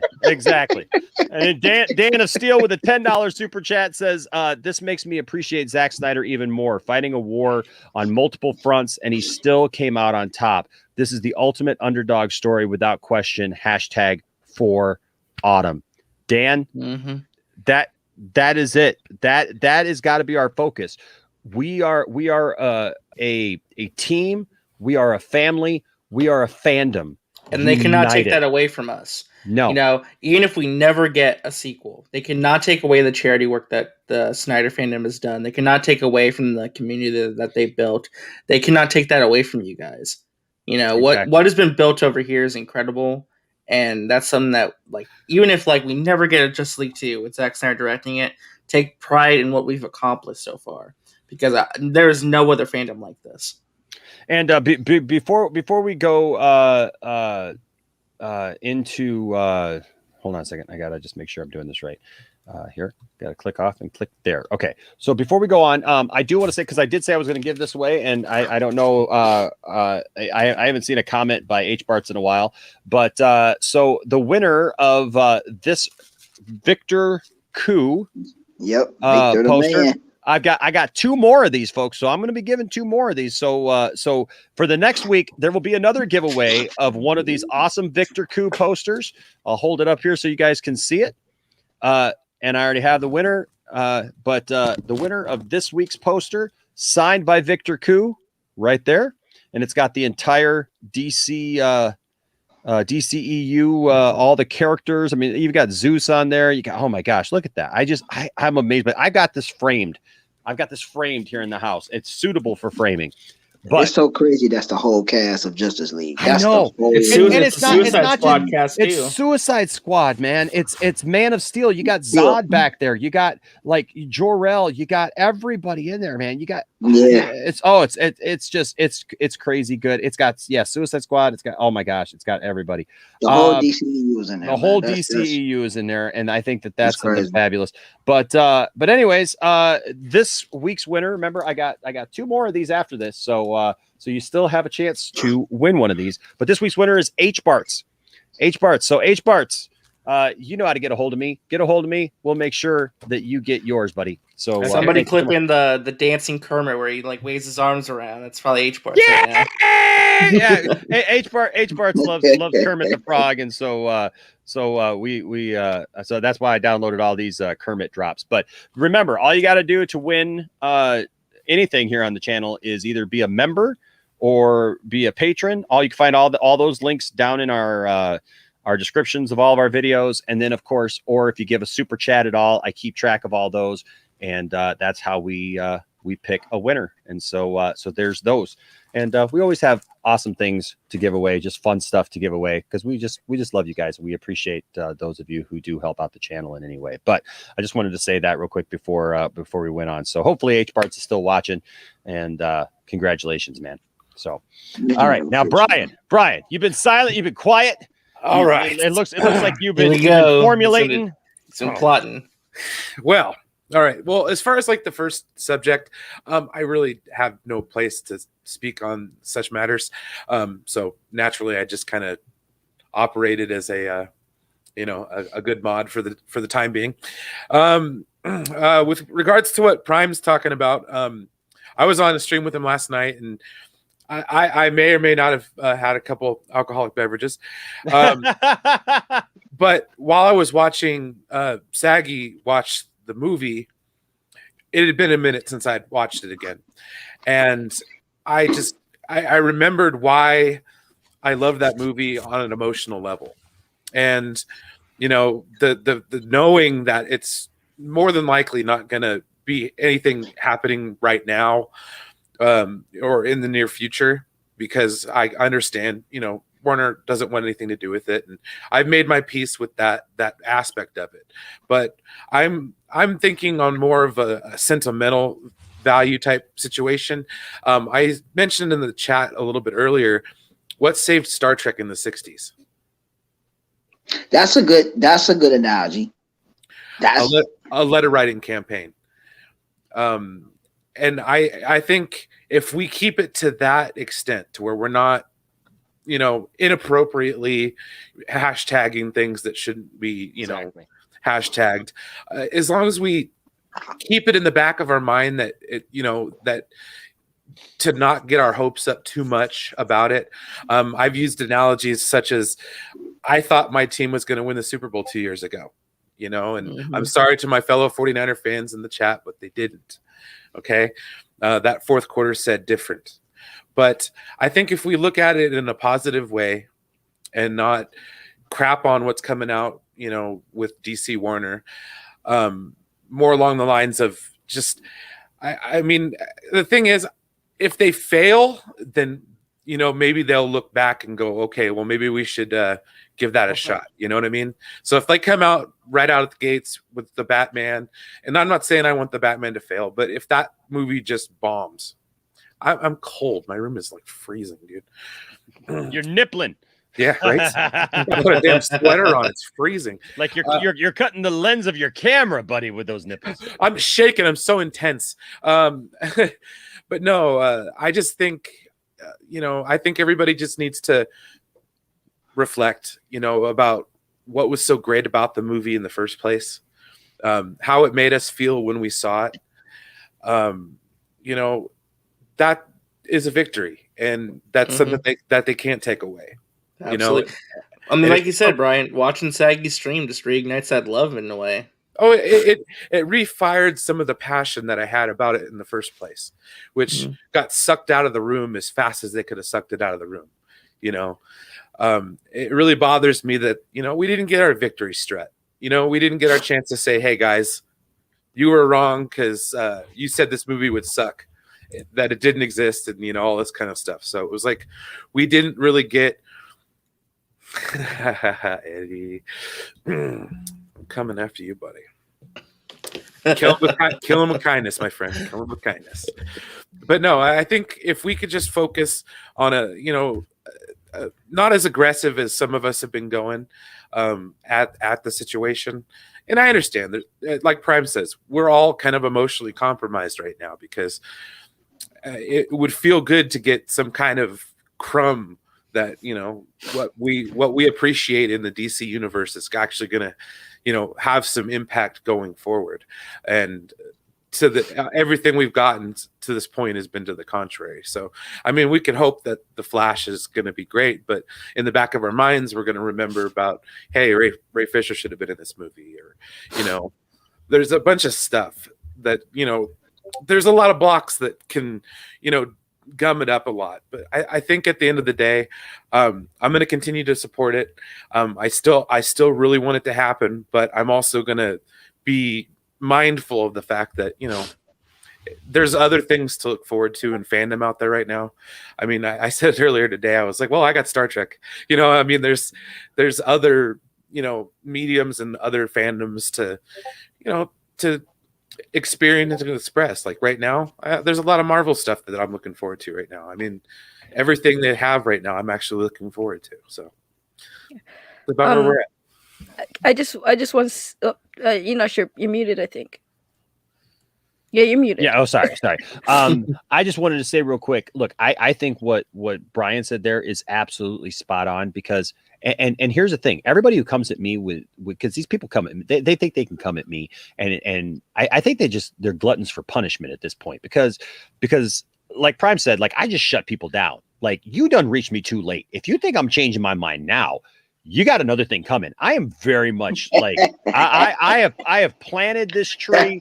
I am standing by. I've seen you on Twitter, Enosh. You come hard at those people who come at you. I do not look. People know I'm a nice guy, okay? But you should see some of the comments that I get, like behind the scenes here at the channel and DMs. If you think you guys see anything like on the public social media stuff and the public comments and stuff, I've got the comments. People think that I delete their comments on YouTube. I don't. When people leave a comment afterwards and it has certain language in it, YouTube has this nice ability that you can put certain keywords because I figure most of the time if somebody puts a freaking keyword in there, you know, that it's probably going in a certain direction and I probably want to see that first. So it gets held is what it is. If you don't have a YouTube channel, that way you understand it gets held.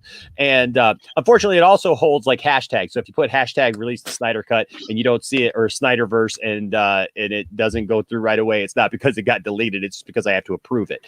But the funny thing is I see this junk all the time. And so people come at me all the time with that. But I got to say, people who try to push this narrative that the Snyderverse fans are just a bunch of toxic fans, that they attack people, there's death threats and there's this and there's that.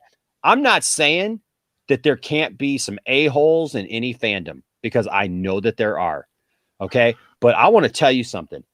2 weeks ago, we had a lady on Twitter who doesn't know who I am try to lump me in with the fandom menace, try to lump me in because I did a video about the Indiana Jones thing. And I was actually attacking the fandom menace people for the BS that they were showing, trying to make such a big deal about a woman being cast in Indiana Jones and them saying it was going to be woke and all this stuff. And so this lady misinterpreted my my thumbnail and put me in with Jeremy and Ryan Kinnell and a bunch of others, whatever. And she did that. And I will tell you this, the fans came to my defense. And first of all, can I just tell you all, I love you so much. You guys are all fantastic. But you know what the biggest takeaway that I had from that? And Tiffany and I were just talking about this tonight. Yes, you all came to my defense and you showed me love on the whole subject. And you told the lady that she needed to take down her tweet and that she needed to you know, understand that that's not what Enosh Fee is about. And that's not what the Poindexter Lounge is about. But nobody, not one person was rude to her. There's no nasty language, no threats, nothing. Nope. No, you're an a-hole. No, you're a B word. None of that stuff whatsoever. Everybody simply said, hey, you know what? Enosh isn't that kind of guy. That's not what Enosh is saying in the video. Enosh is actually standing up for women. Can you please take down that tweet? So I'm all about y'all. Like you guys, I think are doing a great job when it comes to some of that. And I just appreciate you. Real quick. We lost Prime. I'm sorry, Prime. Did he say he had a dip. Oh man, I'm sorry, man. Hey, Prime, we love you, buddy. Thank you for joining the panel tonight. Definitely glad you're here. I do have somebody else to bring in here in just a second. Ryan Hartwell with a $5 super chat. Thank you, sir. Says it's amazing how much power mainstream media has when it comes to framing and setting the narrative on what's considered toxic or not. You're absolutely right. I want you to know I didn't miss yours, Andrew. I guess my little thing skipped down right at the last second. But Ryan, you're absolutely right. You know, and here's the thing: we got to know the truth, we got to know what we know, and we got to go with that, right? And don't let these naysayers detract you. Don't let people try to tell you that you know that the Snyderverse is taking it too far because they're trying to paint this narrative. Yes, there's people out there. I get it, and I tell you all this. If you're sharing, restore the Snyderverse. Don't put it on important social issues and try to detract away from something like that. Okay, I get it that everybody's excited. Everybody wants to put it out there and get it in front of people's faces. but look, if you're talking about life and death situations, that's not the place to put it, right? That's not the place for it to be displayed. So I agree. I agree. The words "rest in peace" and "restore the Snyderverse" should not be in the same tweet. Okay, absolutely. Yep. Absolutely. There's a time and place for everything. Let's make some rules here, guys. Yeah. Right. But I don't feel that as a fandom we are screwing up right now. I don't feel as a fandom that we are doing something that is negative or should be treated that way. So Ryan, you're right. People can try to spin stuff all they want and try to say stuff all they want, but we got to know the truth. We got to know better. Andrew Christie with a $5 super chat. Thank you. Says this fandom is also about an auteur that really understands the myth and grandeur of the DC lore, which maybe only DC fans only understand. Andrew, I agree with you, man. I agree with you wholeheartedly. Because I feel like there's just people who don't get it.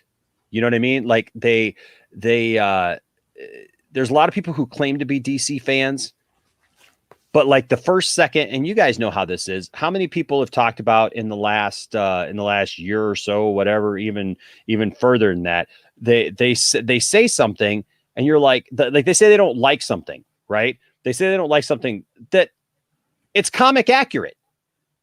Like, it's like read a comic book. Like, for God's sake, pick up a DC comic book. Remember the whole Zod killing thing? You sent me that comic where it's like, hey, I sent you the comic. Yeah, you did. That's why I put it in there, man. That's why I put it in that RJ won our giveaway where I gave away the whole death return of Superman and all that stuff. And I actually threw a couple of extra books in there just for fun, just because of Zach. I threw in the Superman killing Zod, man, because it's all comic accurate. I mean, Enosh, in all fairness, I understand it's comic accurate, but like even I can admit, I don't like the fact that people are so stupid to not realize Clark Kent is Superman because of glasses. I wear glasses. Like, come on. Well, okay, but that's the beauty of acting, though. I will tell you this. I will tell you this, though, Saggy. I wore glasses for a minute when I was my heaviest. My vision was doing some weird things on me, and my astigmatism got worse.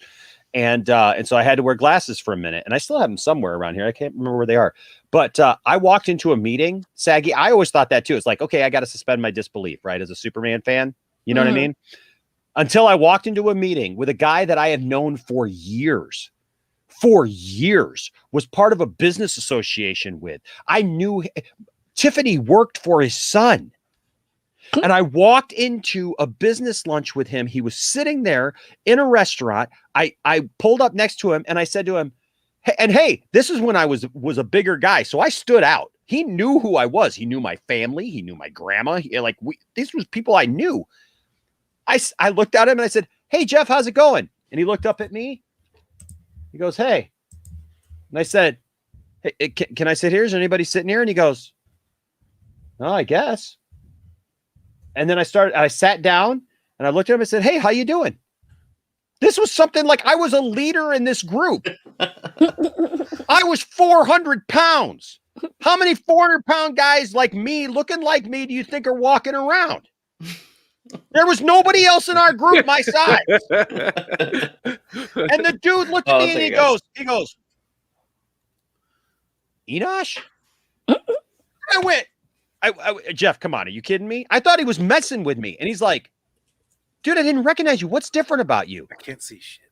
And I said, I'm wearing glasses. And he goes, oh my gosh, I can't believe that I didn't recognize you just because you had glasses on. I'm telling you, when you're not looking for it, you could be surprised. So are you admitting you could be Superman? I'm just saying me and Superman are never in the same room at the same time. I'm a completely different person now, by the way.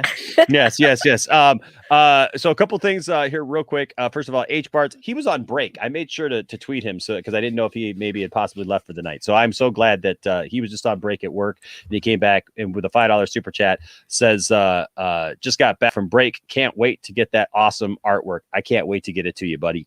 Now, we all know William said he's going to be on his way. So as soon as William comes in, we're going to be in for a good conversation. And of course, always in for a good conversation. Our next guest, ladies and gentlemen, Mr. Matt Painkillers Jarbo. So I just invite all of you to just. Why don't you set aside an hour or two? We'll have a few drinks and a cup of coffee. I don't drink.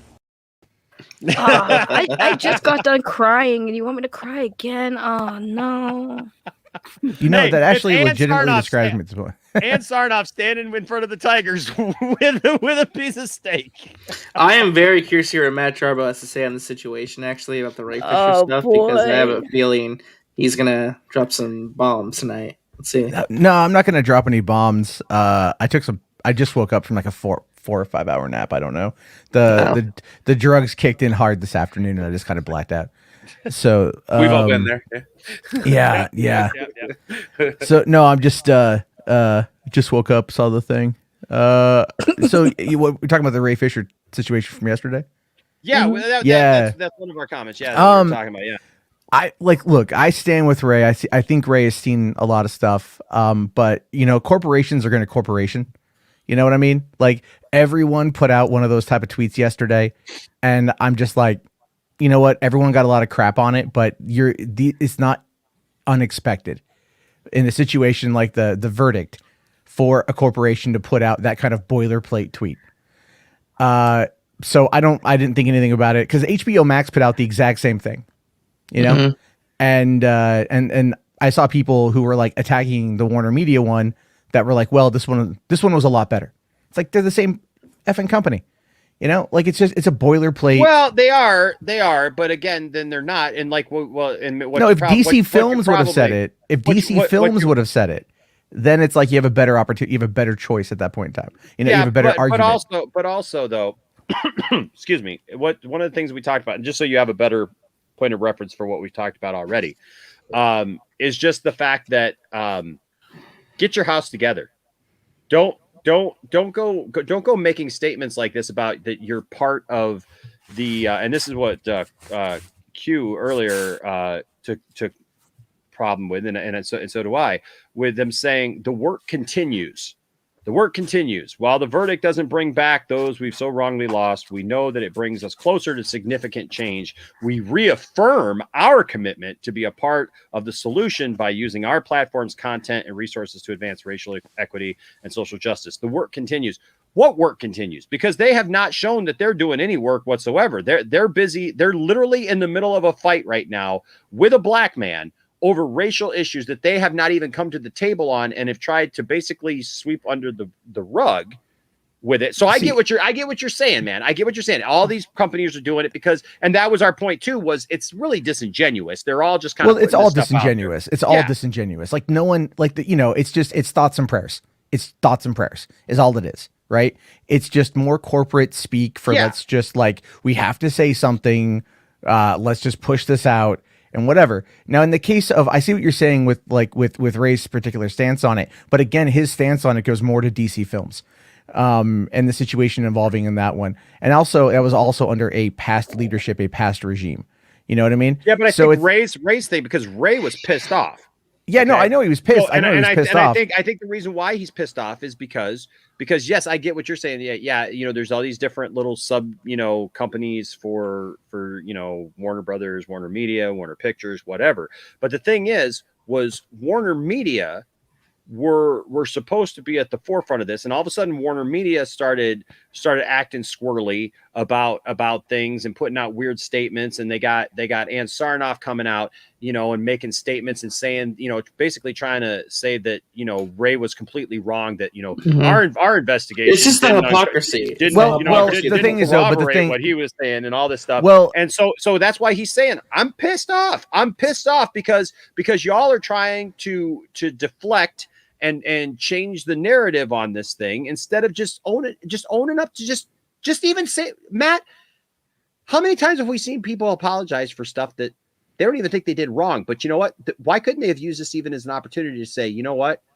We as a company also, we acknowledge the fact that, racial tensions are something strong. And even in the spirit of that, we would like, to apologize or say something, about the Ray Fisher situation, even without having to say fully, like, we feel like we're completely responsible and everybody's a racist here and we're sorry for that.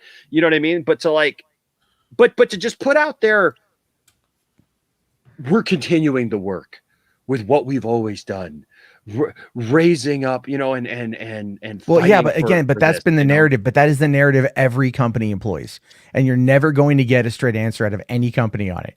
It's just, like I said, it's boilerplate nonsense. They all do it for everything, which is why I don't care if a company says something, because you know it's all hot air. It is all hot air. But the thing is, though, and that's why I mentioned like the whole are the Snyder Cut fandom, are they sabotaging themselves? Because how can you expect a company to do what you're asking them to do when you're also out there effectively hating on them publicly? You know what I mean? Like getting mad, Ray getting mad at them for that. I get it. I think it's a bit misplaced, but I get it. At the same time, it's like that riles everybody up. And then you start seeing all the tweets attacking Jason and Ann and everybody else who wasn't there in 2017 when the big problems happened. Mm-hmm. You start seeing all this stuff. And then it's like, okay, well, you all still want to restore the Snyderverse, which is great. But now you're actively attacking the CEO of the company. You know what I mean? Like, social media is not the place to have those debates, because nothing good ever comes from them. Absolutely. Absolutely. And the thing is, Ray understands this, which is why he ain't coming back as Cyborg. Okay. It's done at this point. That's my fervent belief on that. He doesn't care. And, you know, like I said, like I've said before, and I'll say again, Zach is too polite to say that it's dead. But you can tell how Ray's been acting is kind of representative of that. Because if Zach, okay, but I'm gonna push back the exact same thing that I pushed back on Prime with you. Okay, because I missed the Prime part. Yeah, yeah. So I'm all for differing opinions, Matt, and you know I respect that. You know, look, anybody who watches the show knows I wouldn't have Matt Jarbo on, for God's sake, if I didn't like Matt Jarbo. So before anybody's like, oh, you know, Enosh is just trying to take over the control of. Well, first of all, it's my freaking channel, and if I wanted to, I could. So shut up. But that's not what I'm pulling here.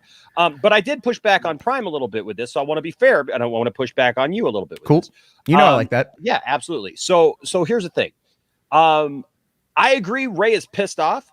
I agree that Ray is mad. I agree that Ray, you know, publicly said, look, I don't want to work with Walter Hamada unless there's an apology. And he keeps pushing for that apology, and he keeps pushing this thing and pushing this thing and pushing this thing. But the apology is not to him. The apology is never exactly. So, and that's what I'm saying. That's what I'm saying is I've talked to the man. Okay. Both on screen and off screen. Yeah. And Ray is not an angry person.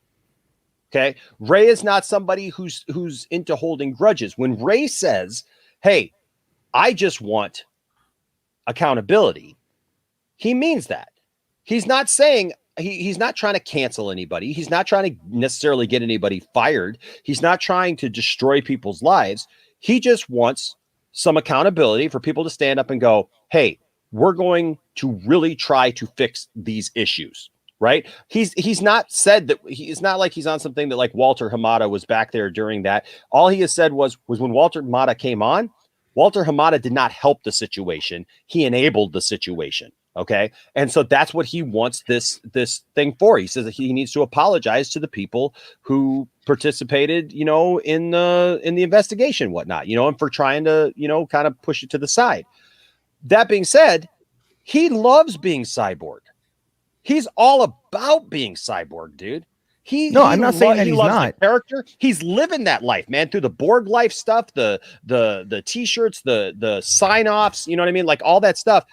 If the higher ups and the leadership could get their act together and there was some kind of peace, regardless of what's happened, Ray, I believe, is a level-headed dude, a guy who would say, I want to be this character and I want to portray this character for the fans, and would definitely come back. But the situation's got to be right, and the situation's got to be remedied. That also being said, I don't believe that Zach is just being nice to everybody, because Zach literally talked about this weekend at JusticeCon and flat out said, hey, why don't we do a fan film? I filmed all the reshoots and everything right there on my property and in my driveway. Let's go get everybody together and just, what are the rules about that? What are the laws and implications? He was asking people on the panel, what are the laws and implications about filming something that's a fan film? Do we have to change names of people? Do we have to do certain things? He's like, I see Star Wars fan films all the time where it's like Superman versus Darth Vader and all these different Batman versus Darth Vader stuff. He said, let's go, let's do it. Like, I don't think that Zach is done with it either, because Zach would say it. Zach would say, look, I'm moving on. I'm doing this. I'm doing whatever. Zach, no, because he won't say that, because he has said openly multiple times, I'll never say no to a consumer or to a customer. Right. So he's always going to look. The thing is, he's not going to, he has said multiple times, they don't want to work with me. He has. Leading up to Justice League, he said that. He said it's in their court. He said, and it's in their court, and they have said that they're done, and they have said that they want to move forward. And he's not going to sit there and tell you that something doesn't exist. And I get that. All right. And I love the positivity that he has. But like I you know what? There's nothing. I have been more of a cynic realist over this subject, because because I see people that build it up to something, to levels that I'm like, you guys are only going to disappoint yourselves or shoot yourselves in the foot.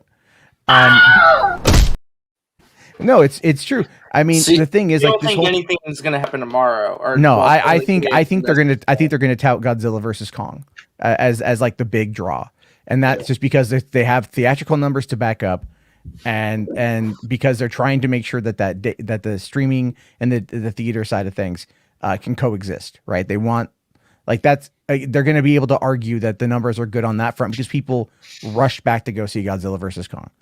I've looked at what those numbers are for Snyder Cut that's come out, like, and I think that's fantastic. It's doing great. I'm not saying that they are not aware of that, but I'm saying it's like, do you really think that they want this headache going forward? No. I mean, this is the thing. They can always fall back on. Is it really a headache though? Because they're leaving money on the table. There's something that it is a headache. It is a headache. This could be their Mandalorian level streaming. Well, no, but the thing is, Max a must-have ticket. It's maybe I don't. But again, like I've talked about here, we're talking about a streaming service that is growing, but not as fast as other services have grown in the time frame.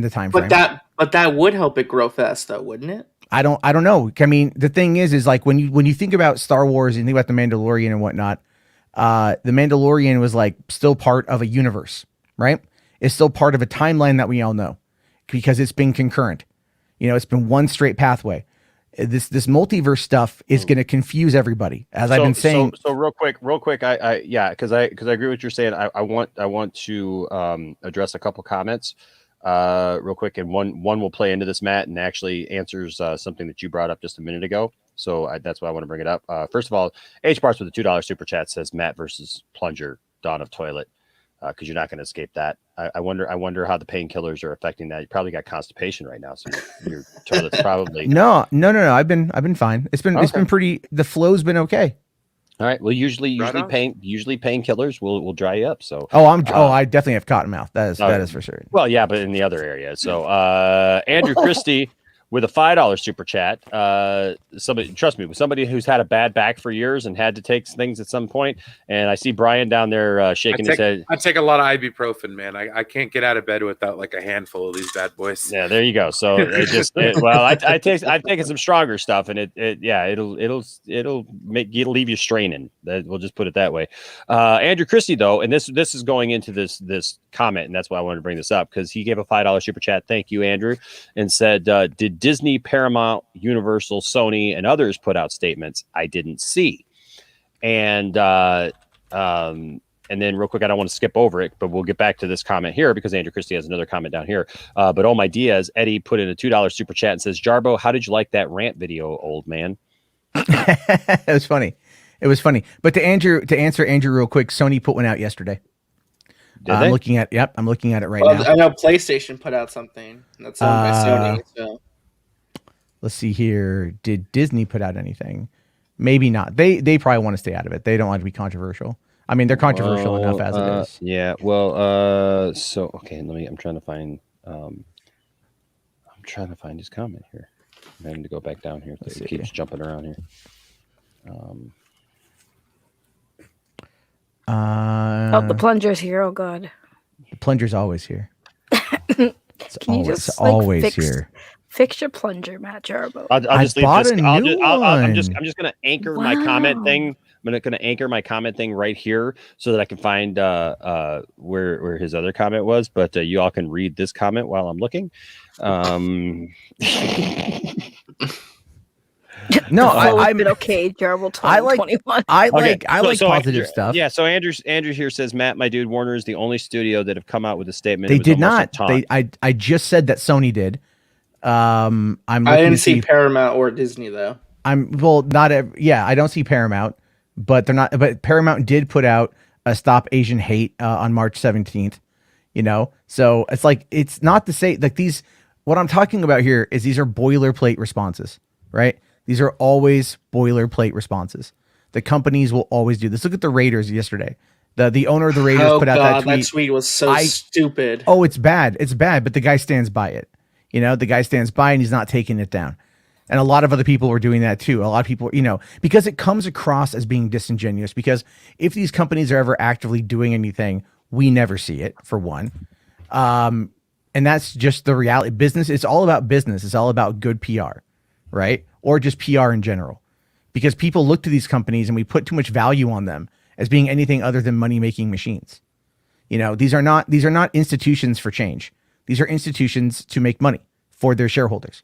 That is business, right? So I don't give a crap what any of these companies say because I know deep down they don't care. They don't want to deal with any of it.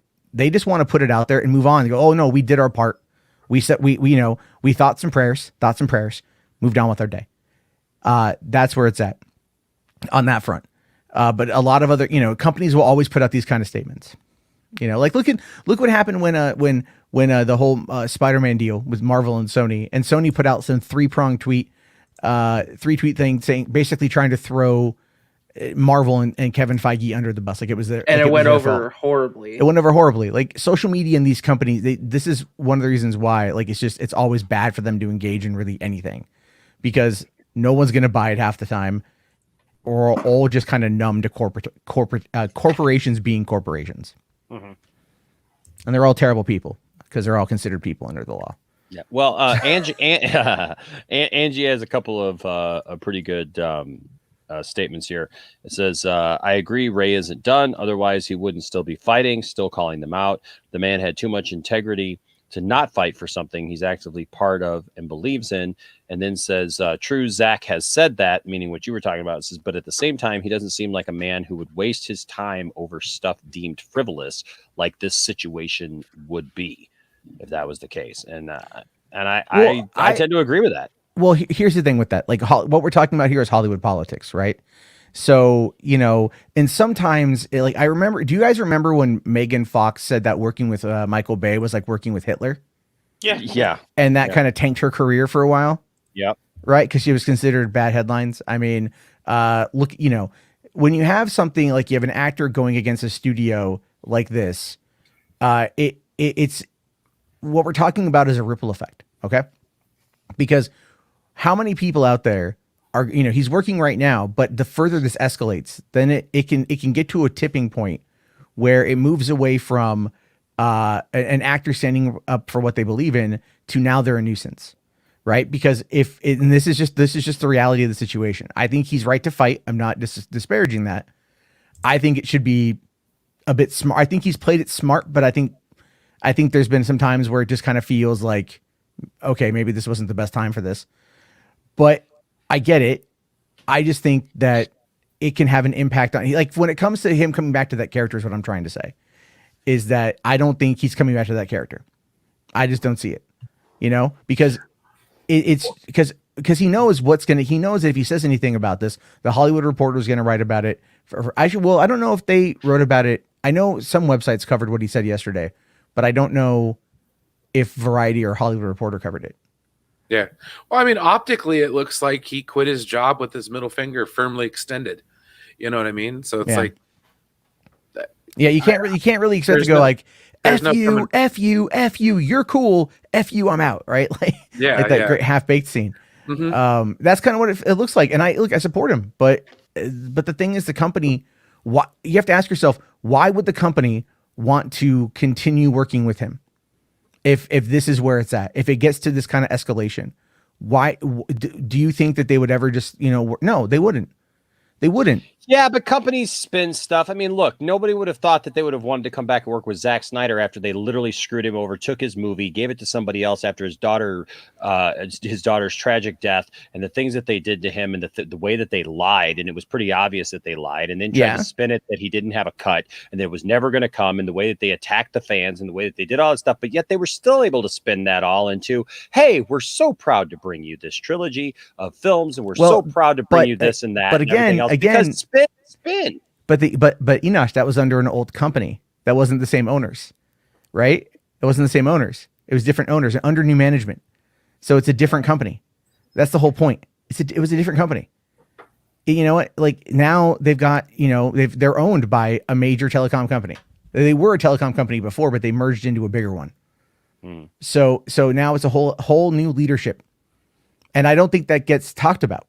Because the old leadership, that was, the screw over of Zack and the Snyder Cut, that was Chihara, who's been gone since 2018. Jeff Johns, who left the company, now does his own thing. Still works with them, but he does his own thing.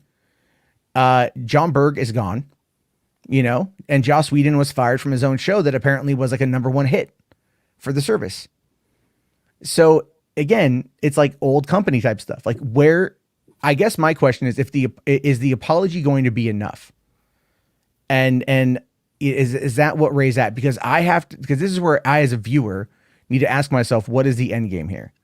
Because the end game for the Snyder Cut was getting the movie done, right? And it was always going to be about getting more once the movie came out, 100%. I don't think anyone ever thought differently on that one. But as I've said before, getting the cut finished was something that was tangible. It was already filmed. So now it's into the situation where if the money wasn't there from the people who watched the Snyder Cut enough to warrant doing more, that's a conversation people are going to have. And I don't think I definitely think that there's going to have to be conversations. They're going to have to figure out what they're going to do, how they're going to do it. You know what I mean? Like, it's not something that I think is just going to spring up overnight. No, but we're talking multiple years here. And I understand that like a lot of people just want something, right? The silence has been deafening. The silence has been very annoying. Sure. I completely get all that. But it's like, you can tell the further you get away from it. It's been a month now with nothing. Over a month now with nothing. So that, with Godzilla versus Kong, the numbers are already out. With what was it? One of those shows, The Nevers, the numbers came out. There was that new one, Maretown, whatever it's called, with Kate Winslet. They already talked about those numbers. It's just, they're actively not saying anything. Why? No, I get it. But that's where I feel like we've already been down this route, right? We know that they don't want to give us this. Like this, and this is something we brought up with Prime earlier too. Like we absolutely know that like At&t is not just going to pop up one day and go, hey, or not At&t, but Warner is not just going to pop up one day and go, hey, we all of a sudden like this. We see the merit in it. Everything is great. And, this is what we're going to do.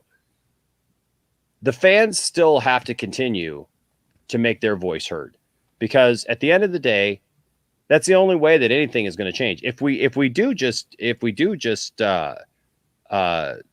go quietly, then nothing is going to happen. So 2 things, and then we're going to bring somebody in here. First of all, I appreciate this comment, but says, I love Ray Fisher. I support him, but I think his career won't recover. His career is already going forward. This is what people. He's got an ABC show, and he's probably got more on the way. He literally has an ABC show that is going forward, that he's already closed work on. He's already starting other things. Don't worry about Ray Fisher. Ray Fisher knows what he's doing. And he has said, like, he's not even worried about that. I don't understand why, like, and I'm not saying that you're saying that. I want to make clear that I'm not saying that you're making the statement, but I don't understand the people who are still like literally making that argument. Like they're doing live streams and they're doing videos about how Ray's career is tanked and it's not going to go anywhere after this. Like you're not going to convince the guy to stop by telling him that he's not going to have a career, because he's already said over and over again he doesn't care. He's already said if he doesn't get another job in Hollywood, he's fine.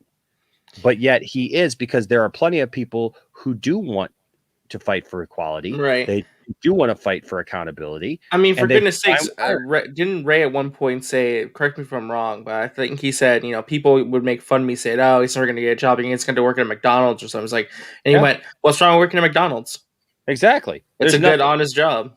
Exactly. He'll do just fine, and he will find plenty of more work. Trust me. But also, Andrew Christie with a $5 super chat says Sony's comment was way more general than Warner's. Warner's made it about how they will make change. Details matter. Moving the goalpost. No, because he said no. He said they didn't say anything. I'm not saying that. Did we lose Matt? I think we lost Matt's audio. Uh-oh. We lost Matt's audio there for a second. His meds kicked in and broke him. Sorry, Matt. Well, hey, while there's a break in go. Well, all I was gonna say was just that's a moving the goalpost argument, because it backs up my point even further. This is all boilerplate stuff, right? Whether it's going to be a lesser detailed version of it on Sony. So you said before Sony didn't say anything, right? So Sony did say something, and now it's like, well, the details aren't there. What is it? What do you want? It doesn't matter. It's all boilerplate nonsense because they don't actually believe it. That's my point. My point is not them saying something. It's that they don't believe what they're saying. All right. That being said, the pleasure says cut his audio again, like he cut me in two. Okay. So now here's somebody, ladies and gentlemen, who you just need to kick back, relax, and bring some levity to this all, and put us all in our place and tell us all what's up. All right. Ladies and gentlemen, you love him. I love him. Did I miss a super chat? From Ryan Hartwell. Okay. I don't want to miss a super chat from Ryan. By the way, Ryan, I want you to know that I've talked with a couple of people, and we're going to do the Star Wars Shakespeare readings. So be looking for that soon. I think we're going to do them as pre-recorded videos, but we're going to go chapter by chapter and do the Shakespeare Star Wars readings. And maybe, just maybe, we could get some celebrities in here to do some Shakespeare. I don't know, a couple of guys maybe who did some Shakespeare. Maybe we should try to do some of that. Ryan Hartwell with a $5 super chat. I'm sorry I missed that, Ryan. Thank you so much, man. I appreciate it. Appreciate you for it. Says, which do you think is worse, colorizing black and white films or digitally adding product placements in said older films? Product placements. Yeah, I don't want to see it like a Diet Pepsi, like in a black and white film. Like, yeah, Citizen K in the ending, he says Rosebud, and then it cuts to a Coca-Cola ad. Yeah, do you guys ever see that though? That on reruns of like how on CBS or something like that, they'll digitally add in advertisements in reruns on television. Yeah, there's I think it was like a King of Queens episode where Kevin James was like in front of a TV, and this is right around the time his movie The Zookeeper was coming out, and so they digitally added in like a trailer for The Zookeeper playing on a TV behind him. What? Yeah, they've done this multiple times. How did I never hear about that? Because that movie came out like 10 years ago or something. It was part of like a thread. Like it happened a lot on How I Met Your Mother. I think is like what I remember reading. So yeah, they do that anyway. They remember this is all an illusion. Nothing you ever see is real. It can be I know. I'm not saying that. I'm just saying like. That's just weird. Yeah. That's just weird. Okay. Well, that being said, thank you, Ryan. I would look, I mean, coloring black and white films is one thing, but adding product placements takes me out of a lot of stuff. Anytime I see like a blatant Transformers 4 is the worst one with the Budweiser and the beer stuff with Mark Wahlberg. Yeah. Like, look, like Man of Steel. I love Man of Steel, but it's like, there is a little bit there where it starts to get into Smallville, where it's like you've got Sears and you've got 7-Eleven and IHOP, and it's like, okay, I mean, part of it makes it feel like a real lived-in world, which I'm fine with, But like, you know, if like somebody's just like out of the blue, it's like I got this can of Pepsi. What was it? It was Justice League, where there's literally a bottle of Dr. Pepper there on site. Remember the 2 liter? Right. Or was it a 2 liter of Dr. Pepper or something like that? That's like sitting there where Silas Stone. Well, Cyborg, we cut Cyborg out of the freaking movie, right? But the part that we do show him, we got a Dr. Pepper sitting there while he's screaming in pain. Gotta make that money up. Good God. Okay. Literally, what did I just watch? No one would react like that. That's how you get slapped in the face. Like, this is exactly how it would go down. Exactly. And then Andrew Christie here with a $10 super chat says, oh. I feel like I should have the Superman Returns. Okay, you know what? I'm just gonna do this. I'm just gonna bring him in, ladies and gentlemen. You love him. William. What's up, William? I'm gonna bring you in because I'm not gonna leave you in the back for like all night long while we wait for everything. But I do want to address a couple of things here real quick before we move on and we hear from you, sir.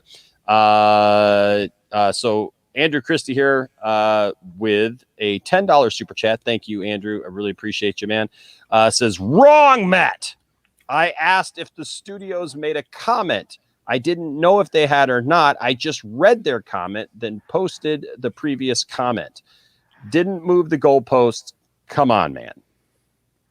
The way that it was presented to me, it looked like you moved the goalpost. And you said the first thing was, I didn't see. Okay, if you didn't see them from other studios, and then I said Sony put one out, and then you went back and you changed your argument on it based upon what I saw, because, you know, this isn't my stream. I'm not reading the chat constantly.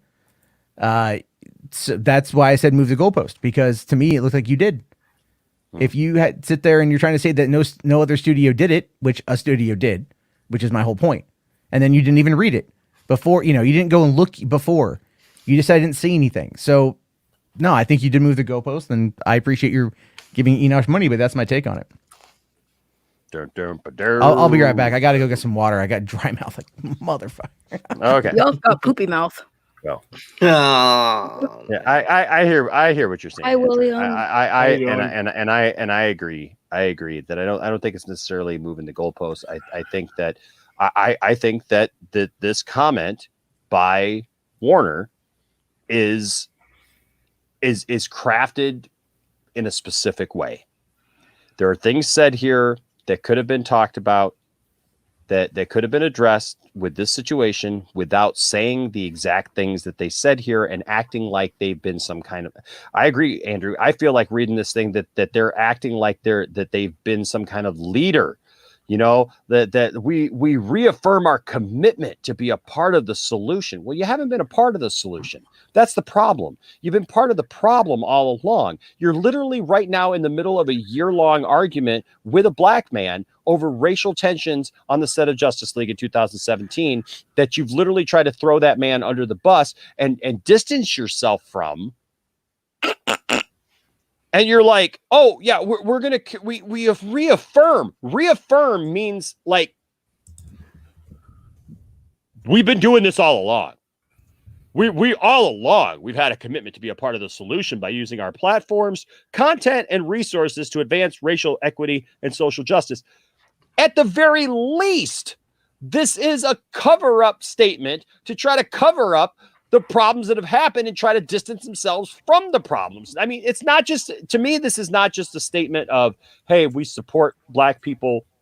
We support, people who've been treated unfairly. This is literally speaking to themselves. They're talking about themselves. You want to talk about inserting yourself into the situation? I mean, Saggy, you tell me if I'm wrong here, but when you read this, doesn't this read like, hey, look what we've done for black people and equality? Yeah, that's what I said. I said it literally looks like we're not racist. Look what we're saying here. Look at how much we support the black community. That's what I took from it. It's a virtue signal. Yeah, but that's it's all virtue signaling. That's my whole point. It's all virtue signaling, all of it. Yeah. So it's like, it's like the only reason why you guys are looking at it like this through this lens right now is because of Ray bringing it up. That's it. No, otherwise, I disagree. I disagree. There are other companies who have done this during the Black Lives Matter movement. Respawn Gaming, the game I play, I know y'all know I play Apex Legends, but they made a Black Lives Matter badge that you can get in the game. And the reason why it's not virtual signaling with them is because they have shown that they're very diverse, inclusive. Every single character in the game is voiced by the proper representation. All the black characters are voiced by black people. The Indian characters are voiced by Indian people. They do 100% actually do prove that they do not post these things because they don't actually care. It's not virtual signaling. They mean it when they do that.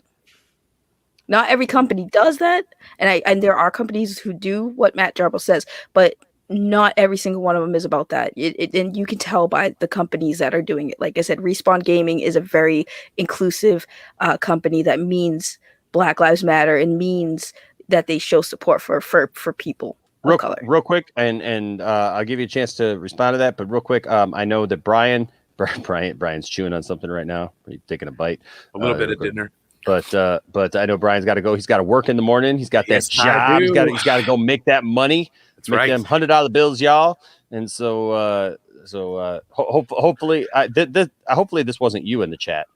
That Matt still owes money to. I still owe money from Matt Jarbo. Like.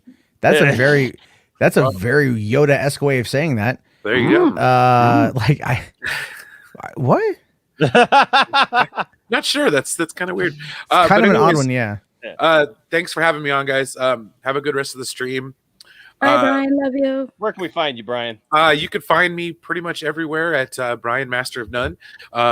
YouTube, all that kind of stuff. On Twitter, Brian Master of None 67 or Master of None 67.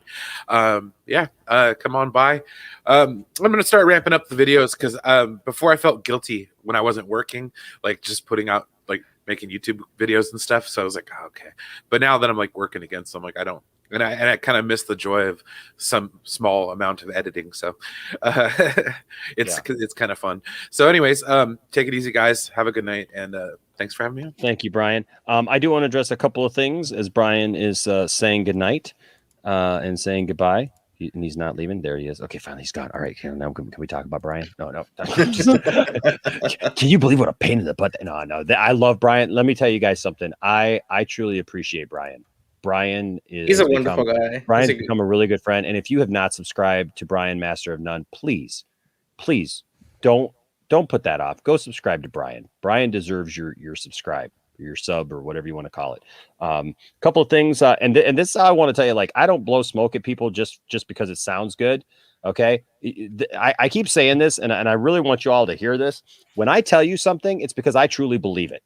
Okay. I would not just sit here and tell you, well, hey, I think that this thing's going to happen, or I believe this thing, or I believe Ray Fisher, or I support the Snyderverse or whatever, and just blow smoke at you. So Frank E., you bring up a great piece of conversation here. What about Dwayne Johnson wanting Zack Snyder's verse to continue? Here's what I will say to that. My personal opinion is I believe that he probably does.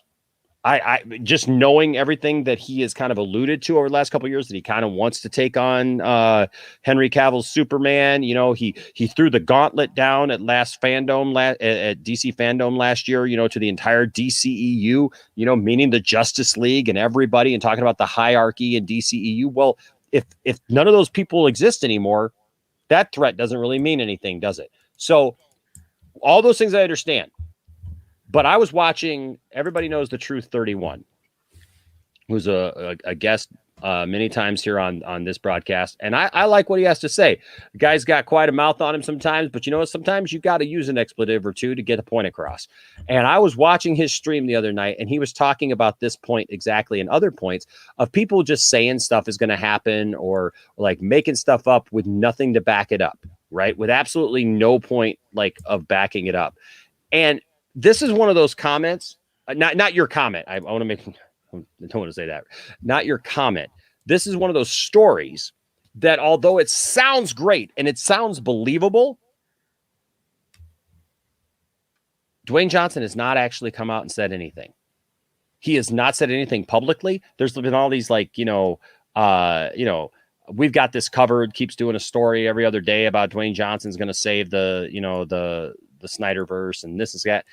I wouldn't doubt that he wants to see it continue because of his own personal thing, you know, of wanting to make a point and stuff.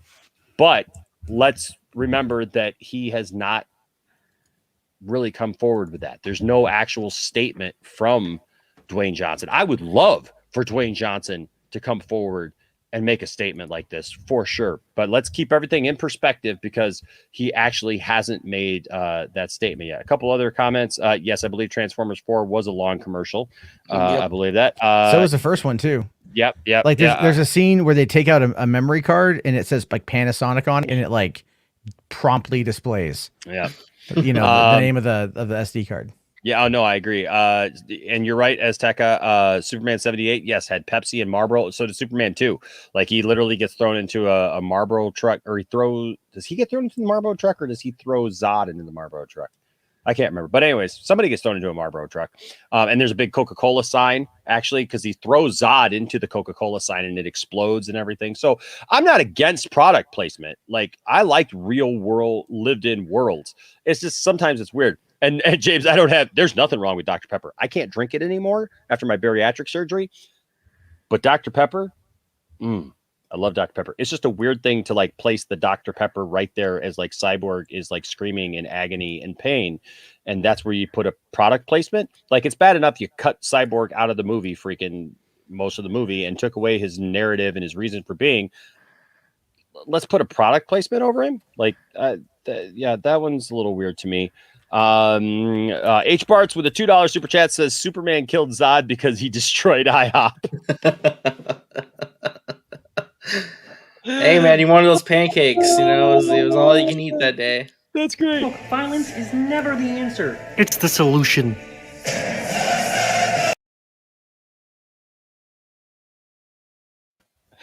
So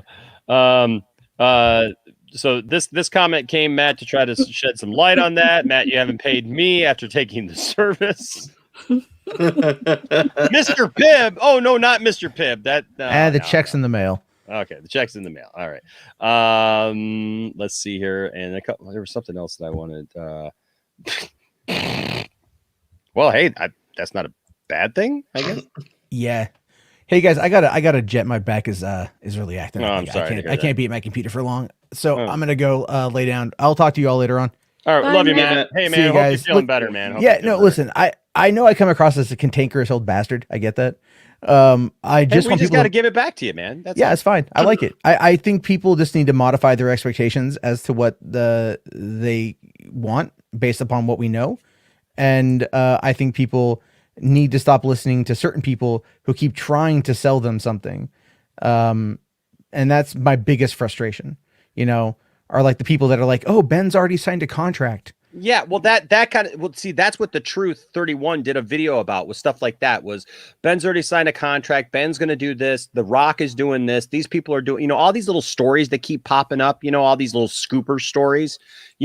Like to me, we got to put all of that to the side.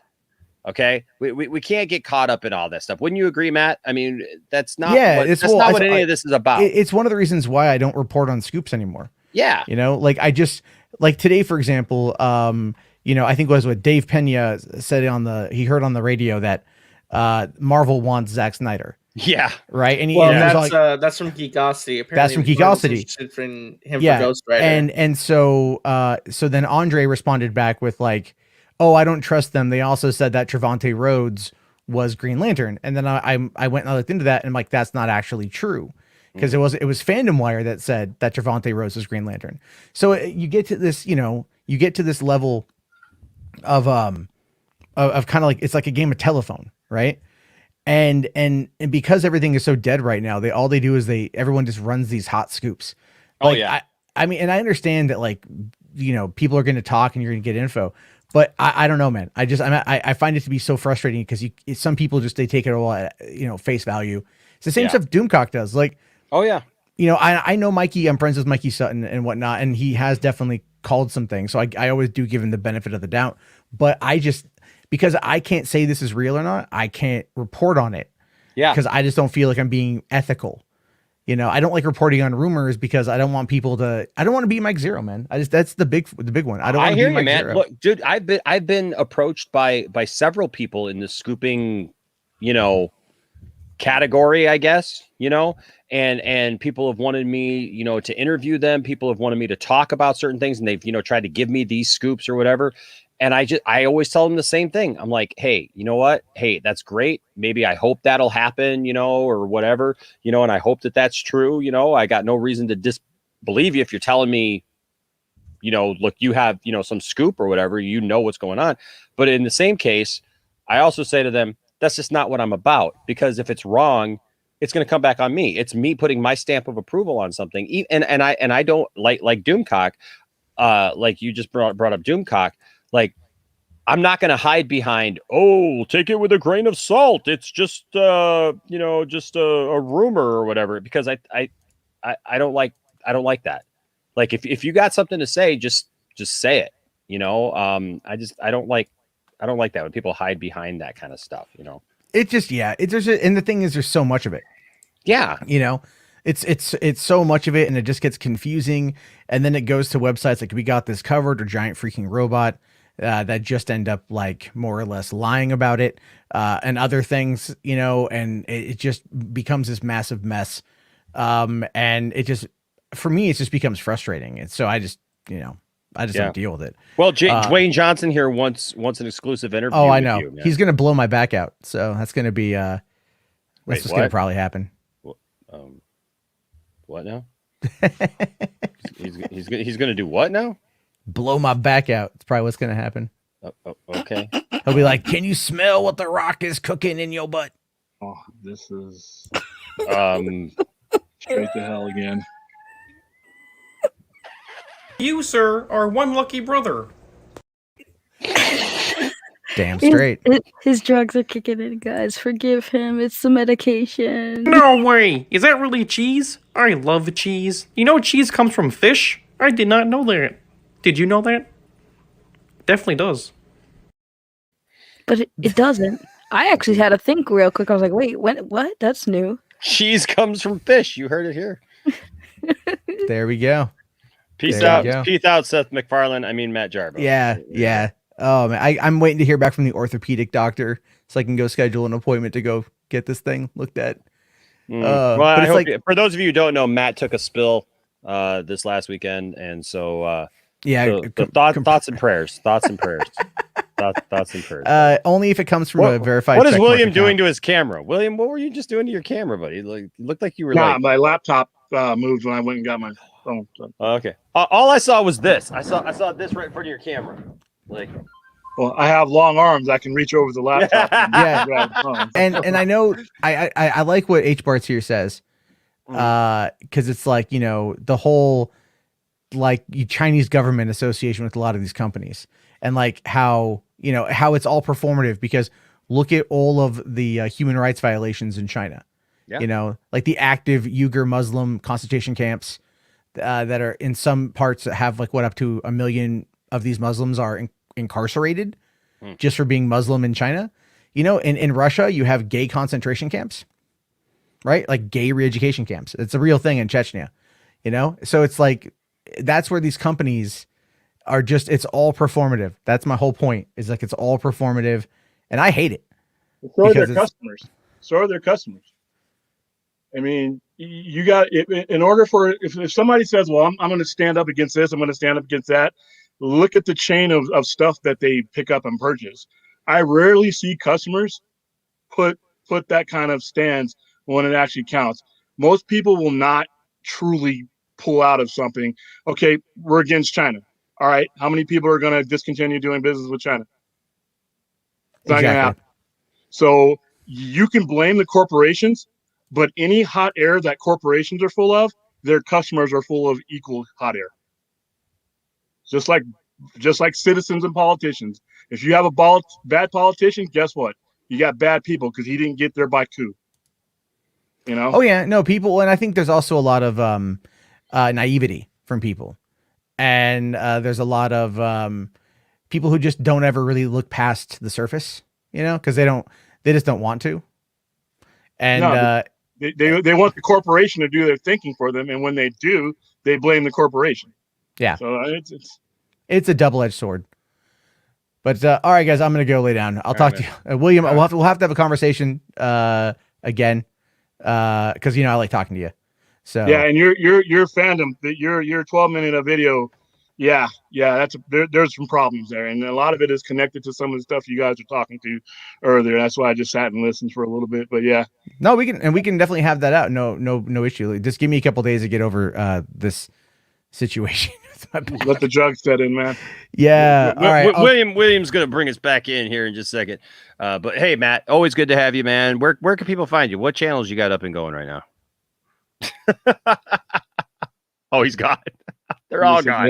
They're all gone. They're all gone. Matt's channels are all gone. No. Go follow him at $3 Theater and Boulder Talk or whatever. I can't remember. Anyways, you're right, Rel. Truth has been going in on scoopers lately. Not having any of it. But H Bart's here with a $5 super chat. Thank you, H Bart's. Says we got this covered. Is confirmed. The Salt Shaker is getting its own DC movie and will fight the League.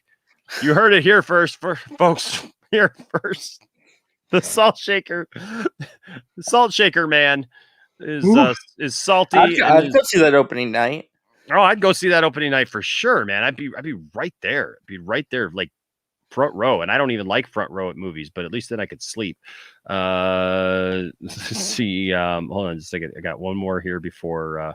Wait, hold on. Was that it? Hold on a second. I just want to make sure I got the right one here.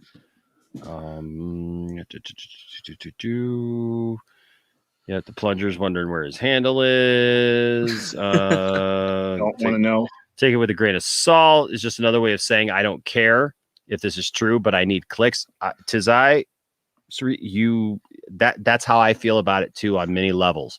Is to me it's a cop out. Like if you think that what you're saying is the truth, say it and stand behind it. 75. You're absolutely right. Code of ethics is a very rare thing these days. That's why the people that I listen to, like, unless I'm listening to them ironically, as just like, okay, I'm going to listen to this junk because I know it's junk. Hey, I'm going to, listen to this Planet of Popcorn or, whatever, like the only place that I actually get my news from, the people that I trust are people that, they're not trying to BS me, they're not trying to do something that I feel for just clicks, or views or whatever. This is 75. You got a point here too. How many US companies make computers today? Where else are we going to buy from? Guitar amps. I can look as a guitar player.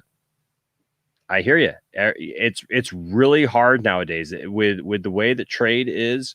It makes it really hard as a consumer to try to navigate that and what is ethical and what is not. But look, if they came out and just said like you can't, like you shouldn't buy anything from China tomorrow, we'd be in a whole heap of mess here in the United States with everything that comes from China, or Japan or whatever, electronics, from Japan and things like that.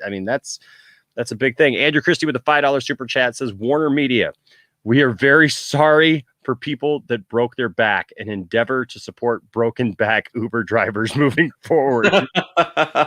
Take care, Matt. Oh my goodness. That was that was funny. Yeah, I feel pretty sorry for the next guy who looks at me funny.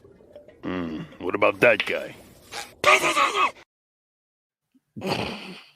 So there you go. Thank you, Andrew. Appreciate that. Yeah. So, Kinky Sphincter says that he'll give you a massage, Matt. Maybe take Kinky Sphincter up on that offer, man. Yeah, we're down the rabbit hole there. Huh? I know. Well, William, what did you make of the whole situation? What's up, William, man? Which situation? Because there's a lot of them that kind of annoy me. The Ray Fisher tweet and the response he got from certain YouTubers who shall not be named. You probably got the X right next to my name to kick me off your stream, but hey. Listen, to preface this, as somebody who's of color who's dealt with issues in any type of industry, I believe what Ray Fisher has said. I believe this betrayal. I have to, but here's the thing, and this is a dangerous thing when it comes to fandom and audience and everything else. In order to get anything accomplished, you're going to have to compartmentalize certain things. I know people who work in Warner Media. I know people who work at Warner Brothers. Black people who were in good positions and have been treated well. It's a massive company. And when you have to figure out what your goal is to even start this out. I know what Ray Fisher's goal is, and I support him. But when I saw that post and the raining down on that post, it was a generic post by Warner Media. It was a cookie cutter post I've seen all over the place today, and I saw it last year on May 25th. And what's the goal with that? You can stand in the middle of an auditorium and scream, but if you have no strategy, no one cares. All right. And right now, my concern is the fandom is making itself easier to be dismissed. There's no cohesive. It's all responsive. It's all, anything that this group does, I'm going to just shoot it down. And there's no organized plan of what do you want? What was the goal today in raining down on any that post, Sony's post, or any of those posts? You don't know. Do you know what's going on inside their company? Do you know what their EO board is inside their company? I understand. We know what's going on with Ray Fisher. But am I going to have a massive corporation come out and not say anything in response to the verdict in lieu of one guy when I got thousands of people that work in that company? Some of them may even be allies of our movement, of color, people of color in general. How do I know that the person who's putting out in their public relations department isn't a civil rights lawyer? I mean, we don't know these things. And we it just turns ourselves into a big giant ball of just like a target that just makes it to dismiss anything. And if you can't compartmentalize any certain things, you'll lose everything. You become white noise. And as far as the Ray Fisher situation, like I said, I know what he has said, and I believe it. I believe it. Like I said, and that you see the results of what happened with Justice League. You see the people that were removed. But is there a coherent strategy to make sure that something like that doesn't happen again beyond what happened today? And as far as the other YouTubers chiming in and saying he made it about him, you know what? A lot of people made it about them. Today, a lot of people, got on there and took headlines and made and said a lot of things. These companies are businesses, and I don't think people understand that. If you can't accept that these companies are businesses, then I should see nobody ever purchasing anything from any of these companies. So understand the complexities of these things, and if there's going to be a strike, make sure it's targeted. Strike with a scalpel, not a sledgehammer. You get more done. But like I said, I think we run the risk of turning ourselves into a reactionary ball of mess that is just going to be easy. Oh, here come those guys again. Tune them out. Sure. That's going to be a problem. Then we won't be able to get anything done. There's a lot of good that this fandom has done, but you can see where it's going, where it is so easy to, when we react to every little thing, every little way, that it is easier just to tune that guy out. It's like the drunk guy in the bar. I don't care if he's doing the theory of relativity right now. All I know is every time he comes in the bar, he's screaming at the top of his lungs. I don't care what he has to say anymore, because he's the way he says it, and the message he used to say it pretty much undercut anything he has to say. And that's what hashtag bombing, everything. I've seen so many hashtag bombs on things that have nothing to do with what is going on. Real life situations and certain things. We're gonna hashtag bomb these guys, or we're gonna attack a statement based on a situation that revolves one guy. I work for a great company that I've worked for 23 years. There's been some really bad incidents, but this company's done a lot of great things. Now, I'm not sticking up for Warner Bros. Anyway, but you got to realize that what you see, the face of things that you see, is not the face of the entirety of everything. And it just makes us look petty sometimes when we think that just because our window into a situation is the only window into a situation. There's people on the inside of that situation too. And they're not just the window, and look, man, I agree with that. I understand what you're saying there, because I think everybody understands that, like, as a whole, Warner has people from all different backgrounds working for him. I mean, there's obviously there's people there who are doing those, but I think with Ray, Ray has said, look, I'm not trying to cancel anybody. I'm not trying to get anybody fired. I want accountability. I want there to be some understanding about what happened here. This was a situation that happened with this movie, with this film. Some people did some really bad things, right? And treated some people in some really bad ways. Not that the whole company is just evil, right? Like, it's the same problem that I have with the way that people, and I'd be hypocritical not to point this out about myself. I've been very, very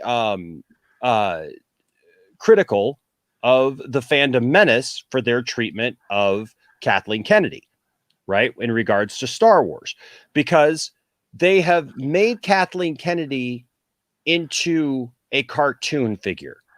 They have demonized her to the point where it's literally like every thumbnail you see has got her with red eyes and lasers and hating, men and everything, and it's like taking a joke and taking it too far. And I'm going to answer. I know a lot of people have asked me about this. Jeremy from Geeks and Gamers made a video about me this last week, and I have an answer for it, but I'm strategically putting together what my answer is going to be, because my point is this is you can come out against people who, like, say, would enact violence against, Kathleen Kennedy, or like make, a statement of degradation or violence or something like that against somebody, and say, well, that's wrong, and that's where we put our foot down. But at the same time, spending 5 years saying degrading things about somebody and trying to paint somebody like they're the devil to get public opinion to be that they're some kind of evil, instead of just an executive who is doing their job. It's the same thing. One is not worse than the other, because you're still trying to destroy somebody from the inside out, instead of maybe causing them physical harm. You're trying to cause them harm in many other ways, in the court of public opinion, and also from a financial aspect. You want them fired. I see what Ray has done as different in the fact that Ray is just calling for some accountability. He's calling for people to be held accountable for what they say, for what they've done. And I do agree with you, William. And I don't have anything. There's nothing wrong with anything you just said. Absolutely, what you just said is 100% spot on.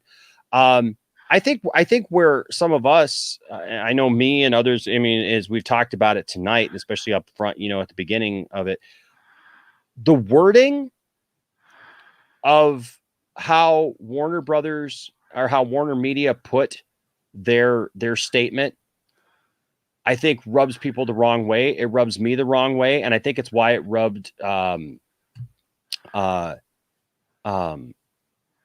wrong way. Why it rubbed Ray the wrong way.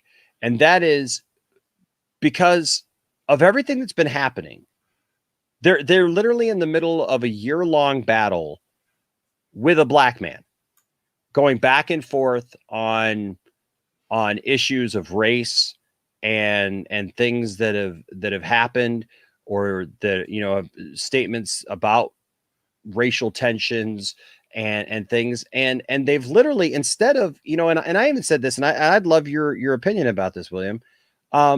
Even instead of a lot of times a company will even, I mean, it may even be in the face of deflecting, of just trying to, say, okay, we're just going to make an apology, or say we're sorry, or, like we're not going to admit to guilt, but we're also not going to just act like it doesn't exist either. We're going to make some kind of, apology statement, or, just say something to just kind of pacify whatever and move on. But like Warner's hasn't even done that. They've literally doubled down on many occasions and basically just said that Ray is not telling the truth, or our investigation did not, substantiate, what he said. Well. And right, hold on, let me just finish my statement, and then I'm going to give it totally over to you for a second. But saying those types of things, and so Warner, as a company, these leaders have come out and said these things and gone back on Ray like that. So when we see a comment like this, and not every studio released a statement. We talked about this earlier, and some people brought up, I guess Sony made one, but Sony's was said in a different way, and was more kind of sharing, kind of as in a general, statement about all of us as people. Ray here, I think, is pointing out the fact that this statement by Warner Media is very much one of like, hey, look at us, look what we're doing. They talk about here, the work continues. While the verdict doesn't bring back those who were wrongly lost, we know that it brings us closer to significant change. But then it goes on and it's basically starts patting, and Saggy even mentioned this, and I'd love to hear you guys talk about this together. But Saggy mentioned it's like they're patting themselves on the shoulder here, because they go, we reaffirm our commitment. So we're reaffirming, we're talking about what we've done. Well, they haven't really done that. And then they're saying we reaffirm our commitment to be a part of the solution by using our platforms, content, and resources to advance. Don't tell me about what you're doing. If you want to make a statement about what's going on in the country, great. But don't tell me about what you've done and like how you're doing such a great job about it. And we mentioned this at the beginning of the broadcast with Q, who was on here, and he said, as a black man, it's like, take care of your own house. Don't tell us about what you've done. If you've literally got these things hanging over your head as a company, like I get it, man. Like I get what you're saying, William. It's like we can't demonize the company as, the people who work for the company, right? There's people from all walks and backgrounds and everything. So yeah, like I'm not going to sit here and go like Warner is just, the devil or something like that. But these leaders, man, they're releasing press statements. This statement here is a weird way to put that. And it's like, it makes me want to look at it. And I know Saggy said it, Q said it, others have said it. Like, get your own stuff worked out before you start making comments about what you've done and making it sound like it's about you. Now I'm going to turn it over to you. And I want to hear what your thoughts are. So in regards to them handling the Ray Fisher situation, the only thing that really, as far as public comment, they shouldn't have come out and responded to his comments and said, whether he was lying or not. As a corporation, they should say absolutely nothing in regards to the Ray Fisher situation. Zero, zilch. And if they do, they're morons. And who says it should be fired. This is a situation, regardless of how many millions of us believe or support Ray Fisher, this is a internal investigation that could have legal consequences. It is between Ray Fisher and Warner Brothers and Warner Media. Yes. So I shouldn't hear anything in their statement regarding that. I should hear nothing in their statement leaning in even the slightly direction of that. This is a broad statement. That is a situation between an individual and a company. Whether I support him 100% or not, and I do, that is a legal situation between him, possibly a judge, and some lawyers and some moderators or mediation and everything else. But in my public facing of the company, I'm not going to say I'm not going to try. Even I could be a piece of crap today, but guess what? Tomorrow I'm going to do better. I'm going to be making changes. I'm going to make statements that lean to that. Yeah. But I'm not going to stop making public statements because I have an internal issue, especially when the majority of the people in the infrastructure in that company weren't even in place when all this began. I'm not going to stop making a statement because of that. Yeah, but that what about okay, I agree with that, but what about the statement though that like Ann Sarnoff made in the last interview where she did bring Ray into it and did basically try to throw Ray under the bus and say that they, we have not substantiated it. So basically they've already made that statement and now they're saying we're going to continue doing this. Okay. I mean, because that's other what it says, than we have not substantiated things, which is, like I said, as far as I know, their legal process, I don't touch other people's legal. That's how you get sued. And that's what lawsuits are for. Where we're trying to deliberate here in a court of public opinion is supposed to be done in a courtroom or with lawyers. All right, those are the professionals. You don't have the taco guy doing brain surgery. So the people who are supposed to be doing that stuff need to do that stuff and let those people do it. Now, as far as I don't care if it's Ann Sarnoff or anybody who makes a public statement about this outside of a courtroom or outside of a lawful deliberation should be taken to task. I don't care if it's Sarnoff or anybody else. All right. But as far as I support him because I believe him. But outside of that, I'm not gonna tell any corporation not to make a statement based on what they're going through with one particular person, because I don't know a lot of things. I don't know how many people in general were directly involved in that. They could all be guilty in hell, and I believe they are. But how many people in certain sections are what? How many people in certain regions of a very large company are not even remotely close to that? So when I take the harpoon and I'm tossing it at a broad spectrum like that, what is my goal here? All right. When I don't have the power of mind to compartmentalize and know who my enemy is, I look like a fool because I want to use a flamethrower when I should have used a match. Maybe. You know what? You just like I said, I understand where he's coming from. I've been in these types of situations, not in the theater world. But at the end of the day, period, this is a legal situation between Ray Fisher and Warner Brothers Pictures, not even Warner Media to the extent, because of the way the companies are separated. But beyond me believing him, what that is my part in it. And as far as how am I going to know where I'm going to affect change when I don't know every single detail from every side? I don't know who needs to be fired. I don't know who publicly said what. I don't know if Ray Fisher has filed a court case, briefs, if there's discovery, if any of these people have said anything under oath that need to be taken care of. Those are things as a fan I'm staying away from.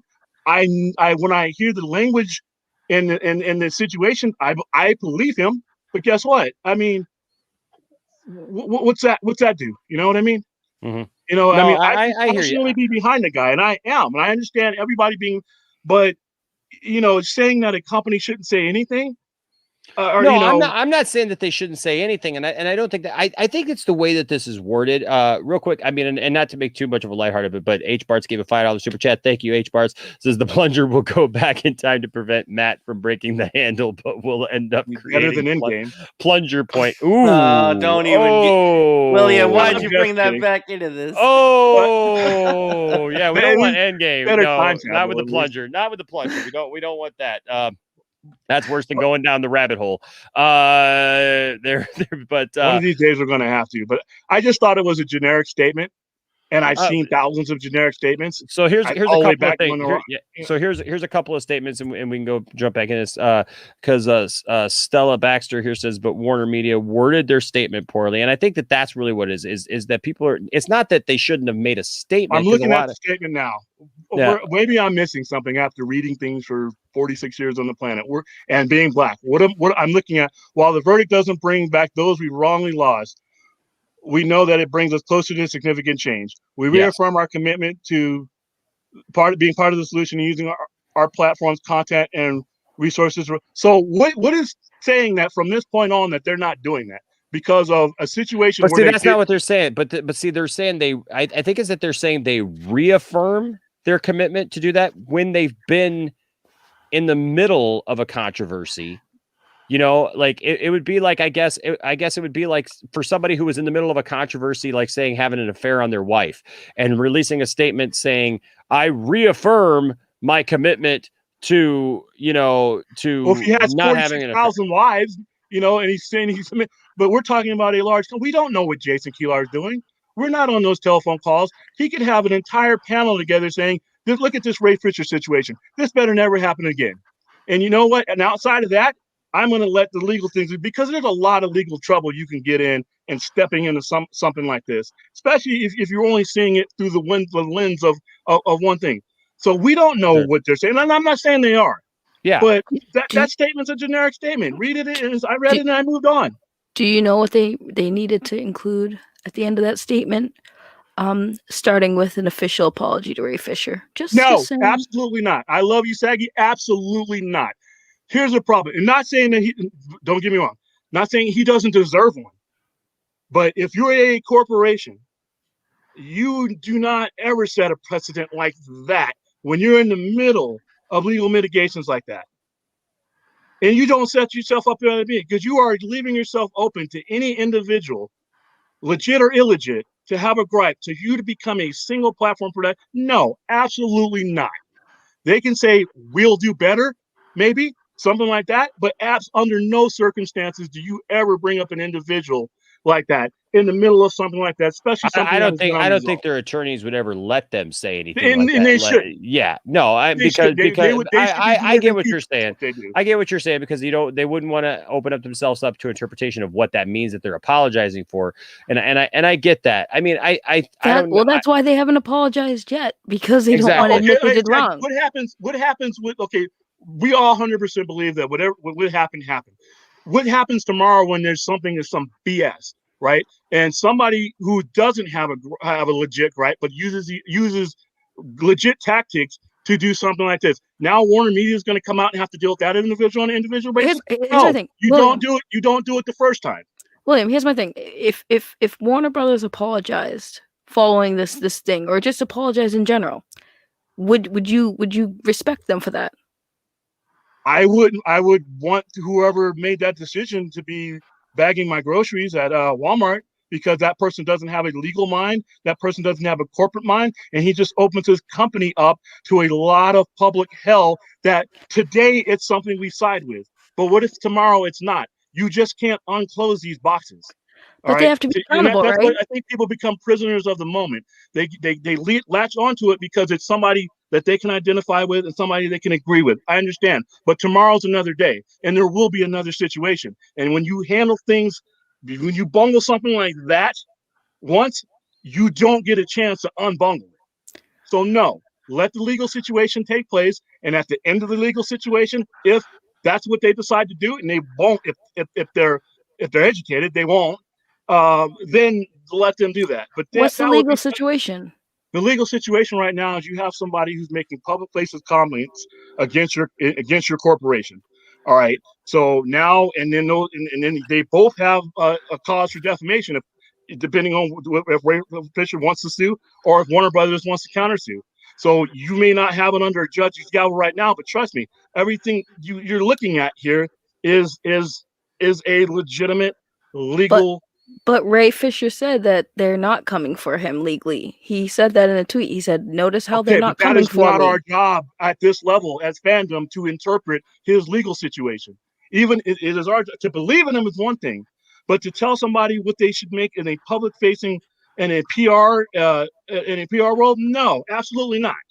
Absolutely not. And like I said, you cannot judge a situation based on what we're going through today, not understanding that we'll be here tomorrow, Thursday, Friday, Saturday, next week with a totally different situation. And guess what? The company may be in 100% right now, but because they've painted themselves in a corner and set a horrible precedent, you now screw you.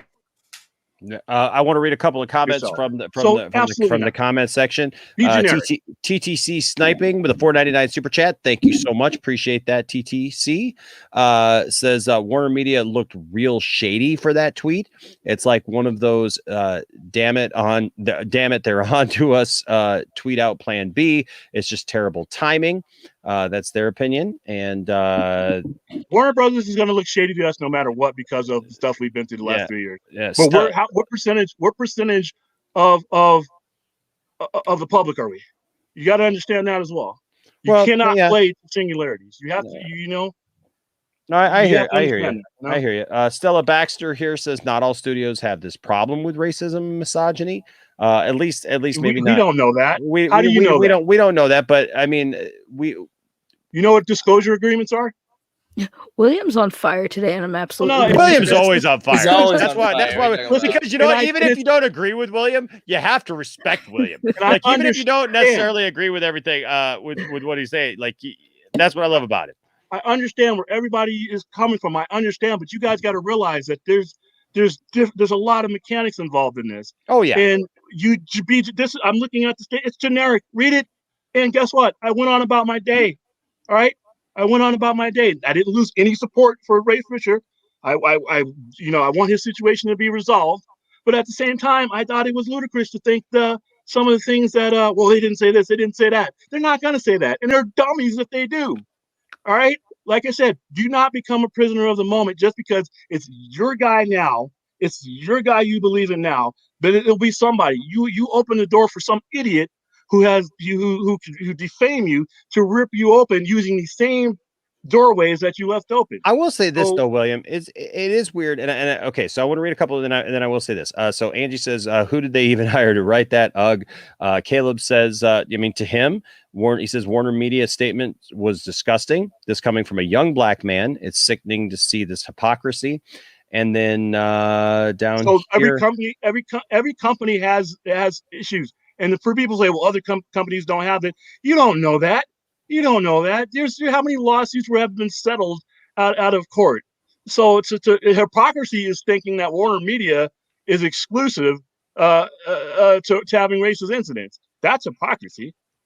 here Peter Rabbit's Defender with $1.99 super chat says there will be a miracle in May 21st. That is my belief. There will be a miracle on May 21st. That's fine. And you know what? We don't know. And then Mary Wilcox here says back to Caleb says, and coming from a young black woman, the hypocrisy needs to stop. So you know, so I know so I want to make sure that we understand, like, you know, like there are you know, I mean, obviously there's people who feel different ways about it, and we definitely appreciate that. But I mean, I do understand. All right, Tizai, thank you. If you have to go to bed, we understand. But no, you know, but like even here, like Caleb says exactly what, like people are getting it. You know, they understand what is being said. But yeah, I think that's a feeling that they're not practicing what they're preaching. Okay. They're saying they're doing something that they're not really doing. Well, who is they? Every William, single person the in the company. executive branch. Well, William, here's the thing. The problem is that you're right to an extent that a lot of companies have racial issues within their company. The difference is we don't see it. We've seen it because Ray is saying it. He's saying there was a problem. We saw the lack of black representation in the Joss Whedon movie. So it's different when and they you cut out it's- Ryan Choi as right, well. Asian It's representation. It's different. It's different when it's Okay, in your and face what and you we've see done it, is and we've now we're blasted- aware of it we've now. blast those guys. Have we not set those guys on fire? Right. So but it's hypocritical for WB knowing they've been outed for this problem to make this statement and expect nobody to be mad, and Okay, especially then no Ray. company should say anything then, because every single Right. company They is going to have shouldn't. this issue. You're But right. I don't They agree with that, shouldn't. because you know why? The corporate entities are the ones who get their leverage behind a lot of things that happen. How do you know AT&T, Warner? I mean, dealing with the Georgia fake. incidents. It's fake. You don't know. Like I said, that is you. That's okay for you to think that, but to generically label everything that is said, like we know every conversation that's happened in every office. Like I said, we don't even know all the conversations that happened with Ray Fisher.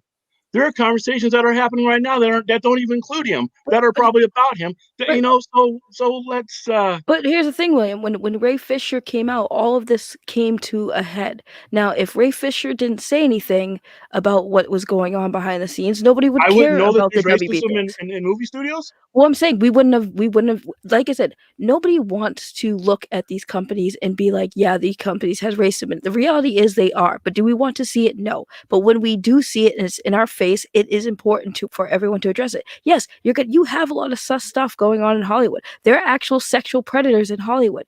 We don't know who they are. Do we know they exist? Yes, but we don't know who they are or what they're doing behind the scenes. We know that Ray had an experience. He shared it with us. So of course, when WB puts out that statement, knowing what we know, people are going to feel some type of way, especially Ray Fisher, since it directly affected him personally.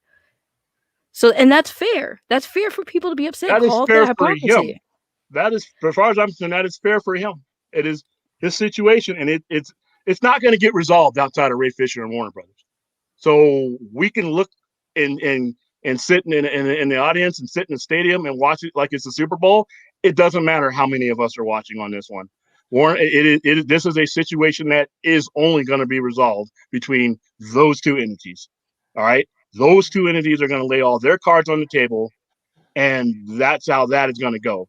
And that's how it goes in every single company that I've worked for, every single company that is out there. And those companies are a microcosm of the United States, because the same type of people who make up those corporations are the same type of people who you live and work and surround yourself with. All right. So to say that I don't know. I don't think there needs to be a defining line on whether racism in general, institutionalized, is bad. I don't care if you have it in your company. If you run that company, you should come out tomorrow morning and say racial institutional racism is bad. Even if you have it in your, guess what? Home Depot says it. Home Depot had it at one point. They acted on and they took care of it. A lot. Walmart, class they take care of it. But guess what? As anybody can stop any major company from coming on because of one incident, resolved or unresolved. But here's William. But they're not doing anything about it. Here's the thing. It's one thing to come out for a company and say that racism is bad, all right? But then you realize that you have racism within your company and you're doing nothing to take care of that problem. That's hypocritical. Based on what? Based on the fact that a black man is one the black fact guy, that one black guy, just like me, one black guy. Multiple other people as well. Okay, so how do we know? And I'm not, once again, so before anybody shoots an RPM at me, once again, I believe the guy. But because his situation is going this way, I'm to believe that there's nothing being done. Last time I was in Jason Keelar's office was never. And I'm not ever going to give you a public apology. It could be me. But the fact that it hasn't. What about the fact that though that it hasn't been resolved though? That is between them. We don't know the steps. We don't know what's going on. We do know Ray Lindell's apology. Part of it. And a very credible part of it. But you are not Warner Media's lawyer. Hold on. We are not Warner Media's PR people. We are not Warner Media's EO people. We are not Warner Media's Civil Rights Council. So we don't know jack shit. All right. William, we do, because if we do, you know why we know? Because Ray Fisher retweeted that and was pissed off about it, which means nothing was resolved on his end. That is his right to do so, but that tells me that all the levels of people I just mentioned aren't doing anything. We know that for a fact. If they have, why hasn't Ray said something if they has? Okay, because they're not morons. They're not going to take this business public. They're not going to. They haven't even said it privately. If I'm their shareholders, I'm selling my stock. If you conduct this out in the public like this, at this point of it, you're fired. All right, you're fired. Go dress up as a clown and make balloon animals. Because if you do that, you take my company, and I'm a shareholder in that company, and you take this situation, an unresolved situation that could go either way, and you start making public statements in that manner about it, you're fired. But they're not doing it privately either. They're not doing it privately either, because if it was, Ray Fisher wouldn't still be pissed off. Okay, Andrew Christie here with a $5 super chat says, "You bet your butt the other studios aren't the same. They're just smarter. Disney being the smartest." Yeah, and we don't know what's going on in that situation too. And Disney has some history. Look at this one with Finn and Star Wars. I mean, there's stuff there that you can look at too. Yeah. Like I said, when it comes to decorum, when you start to make public facing statements regarding a situation like this, you don't. All right. Ann Sarnoff already said too much. And to be honest with you, I thought you should have been dealt with for those statements. But you're not getting. I feel like I don't think she just made those statements on her own though. You could tell that right there, that interview that she said all that stuff, she hit it was like she was hitting the greatest hits, man. It was, hey, not only are we not moving forward with Snyderverse, but hey, we're going to thank him because we're so proud that we were able to offer up his stuff. Oh, what I thought about that interview. Yeah. And then it was, oh, and by the way, yeah, nothing came off about, the Ray Fisher thing. We have not substantiated any of that. Oh, and by the way, there's not going to be any more Snyderverse. Oh, and by the way, there's not going to be the Ayer cut. We're absolutely not pursuing that. And by the way, what was the other thing that they said? The toxic fandom. We're not going to put up with that. Oh, and by the way, it doesn't matter how much tweeting you do and whatnot. It was like boom, boom, boom. Like somebody prepared that statement for them. Right. They had that ready to go before the Snyder could even come. Heck yeah! That interview was pre-cut, and I told you that was the dumbest interview anybody ever got. Took away a win from her own company. Yes. I want to address everyone saying we don't know what's going on behind the scenes, which is like, yes, you guys are all right. We don't know 100% what's going on behind the scenes, but Ray started this, so it makes sense to look to him for the answers, right? Because this is where this stems from, is Ray. So looking to him for the answers, because again, he asked for an apology. Whether it's public or privately, he asked for an apology. Clearly, we saw today he has not received nothing because he's still angry. So that's why I say I'm trusting Ray to see what Ray does and says in regards to the situation, because he's directly involved, right? He's directly involved, but there's Yeah. also due process. And here's the thing. Here's one thing, and I'm not his lawyer. And if you're Ray, if you're listening to this, you just disregard this. The problem that would allows the people in Warner Media to kind of like rework the ones that are saying stuff that shouldn't, because you should be fired if you say it, but there's no lawsuit.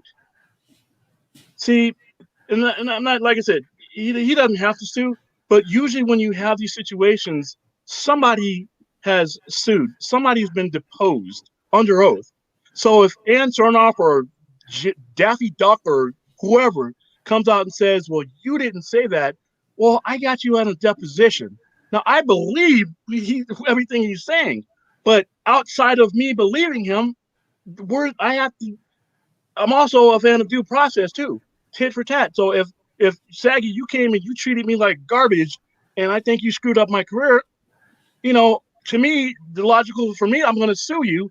And if you were going to go on the news and say, well, William, I never said anything like that, and I got some evidence that you did, now you're lying, and I got you on a deposition because you probably went to the deposition. He said, well, no, I never said that about William, but I got receipts. And I'm pretty sure he's got all this. But because there's no due process like that, it's us believing somebody who is 100% believable, but that's not how a situation is going to get resolved that way. It's always going to be ambiguous. It's always going to be tribalized and compartmentalized. And this is coming from somebody black who's dealt with some of this stuff. But at the same time, all the stuff I've ever seen got handled with class actions or situations where third parties were involved Right. as legal, So I'm not saying that that's where he should do. Listen, I'm not telling a grown man how to handle his problem. But absent of that, I can't really jump to conclusions of what's going on completely on the other end. That includes conversations that don't include. Right. William, what would you say on the surface, though, when you look at the situation? You just like on the surface, looking at that tweet and looking at it in the context of what's going on, what you know on a surface level, doesn't it seem hypocritical and doesn't it seem like tone deaf in a way? Like just from a service level, like not like tone deaf towards who? In general, every single one of them that put out a statement at some different level is tone deaf, because if they're not black and going through some of the things people of color go through, they're all going to be. I'm sorry. There's no way we're going to be. Absolutely. Well, William, I made a point earlier to Matt Jarbo. I don't know if you were there, but there are some companies that I know for a fact when they make these tweets or make these posts or add things in their games or whatever, by knowing what the company is and what they represent and how they do their casting and whatnot, they do mean what they say. Like I brought up the whole thing with Respawn Gaming. Respawn Gaming is very inclusive. I did hear that. I was on when you said that. Every actor, you can look it up. Every actor for each character in the game is voiced by their proper representation by the person's color. All the black characters are voice acted by black people. All the Asians are voiced by Asians. And when they do these things, they mean it because they are a very inclusive company. Now Warner Brothers, again, I understand your points, but because of this controversy with Ray Fisher and his accusation that he was mistreated and a lot of people of color were mistreated, I found when I saw that, it was like, you're just doing it for the sake of, we got to jump on board with this. And the fact that they didn't even think Ray Fisher was going to respond was also insulting. You literally have this scandal around racism, and you thought that post was going to do you any good. And it just pissed people off, including the person directly involved with your company and had a bad experience being an African-American man. So that's why I was saying, like, I understand your points, but legally speaking, yeah, if he wanted to file a lawsuit, 100% he should. But he's not. I don't think he's going to. Today? I got a question. What was accomplished with all this? People saw it. I already know that there was an incident with Ray Fisher. I already know Warner Brothers is a large company with. I would say what to go off what Saggy said. What really was, here's the thing. Could you argue that there's something accomplished? Say, yeah, but it got a lot of eyes more so on Warner Media and what that's going on between them and Ray Fisher. It's putting more eyes on the ball with that, and it's more so exposing the hypocrisy going on. Okay, that's every company that's everywhere. That's not new. That's not news. Well, I mean, William, news with us. what do you think But- Ray should do then? What does Ray need to do? I think, like I said, where's the scroll that says I'm not giving legal advice? I would sue, man. I mean, because you're putting this in arenas where nobody's going to be able to ever claim. So you think like him going on Twitter is not going to help him or anyone? No, basically, because it's depending on who you put this information in front of, is going to depend on whether they care or not. Does it relate to them? No. Black folks, we make up 13% of the country. Gay us. So, and if you're not dealing with, and of those people, let's say half of those people have dealt with a lawsuit or corporate issues of this level to where things like that. So now, it is, you're entangling. Thank you. I really need that. That is amazing. You from our point of view, when I heard what it made my eyes boil, especially when I saw. I mean, I had already believed when I saw Justice League and I saw all the content that was taken out. He's 100% right. But now I'm going to trace my anger back to my source. Is anybody, all those people been fired? And of those people who haven't been fired, now we were, to me, like I said, the only way that we resolved it outside of us perpetually, he said, she said, it would have been a lawsuit. And that's notwithstanding us believing him. I'm not saying that, but us believing him, okay, what would that do for him? But here's my thing: why should he sue? What did they do that broke any laws against him? Aside from his mistreatment on the workplace, isn't 100% like him. That's 100% law breaking, right? So what did WB say that he should take them to court for? Once again, they're saying he's lying. Okay, that's defamation. Damage to career, torture center. There's a lot of things. Like I said, thank you for scrolling that. But we brought things up to a level where it cannot be resolved through us. We are not resolving this. No matter how passionate we feel, it is not for us to resolve. It is not going to be resolved by us. This is a situation that's going to be resolved. I'm curious. Well, it's going to be resolved by Ray. It's going to be resolved by Ray. But he's bringing awareness to it because he wants, again, accountability over entertainment. He wants an apology. That's all he's asking for. He doesn't want to take them to court for an apology. He shouldn't have to. He just wants them to admit fault and just say sorry for it. Just be like, hey, and I would say because he's a new on the scene as far as a Hollywood actor, I commend him for fighting because a lot of the big name people who've been in this industry for a lot longer won't do that.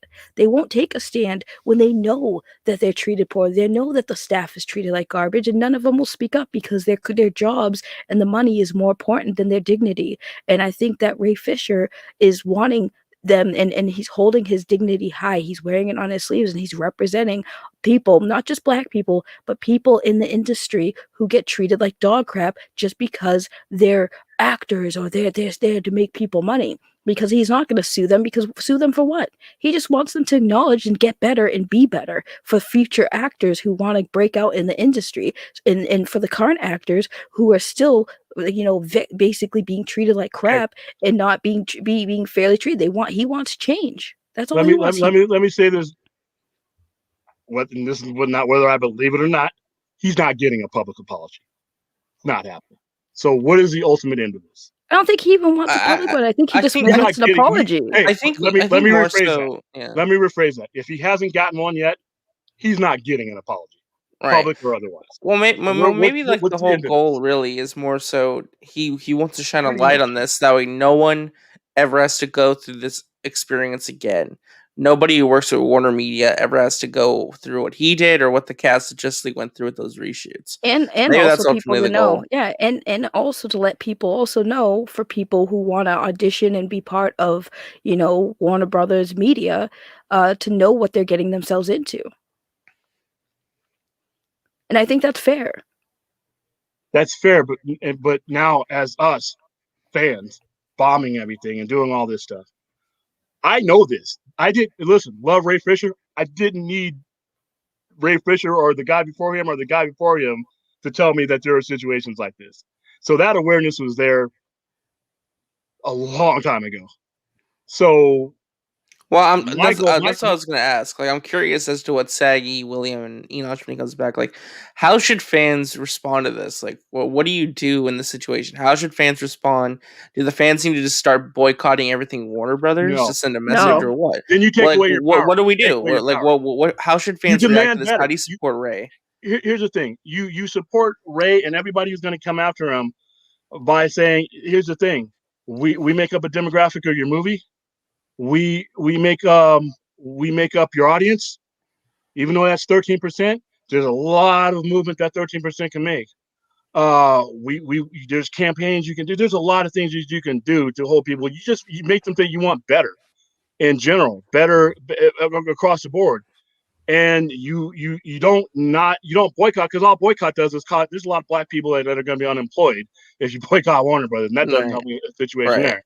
But you, in any situation where you're trying to maybe like fans like more so put their money like towards projects that interest them more, or like push diversity in the way that they want to see on the screen. Maybe I think fans, whenever you get the opportunity, like for Dwayne Johnson or anybody else like that, anybody who's mainstream black that is at the helm of their own movie, or is a major part of their movie, you need to make sure that they get, because right now, guess what? There's a person of color that's about to make a big lightning bolt movie that could make Warner Brothers $1 billion.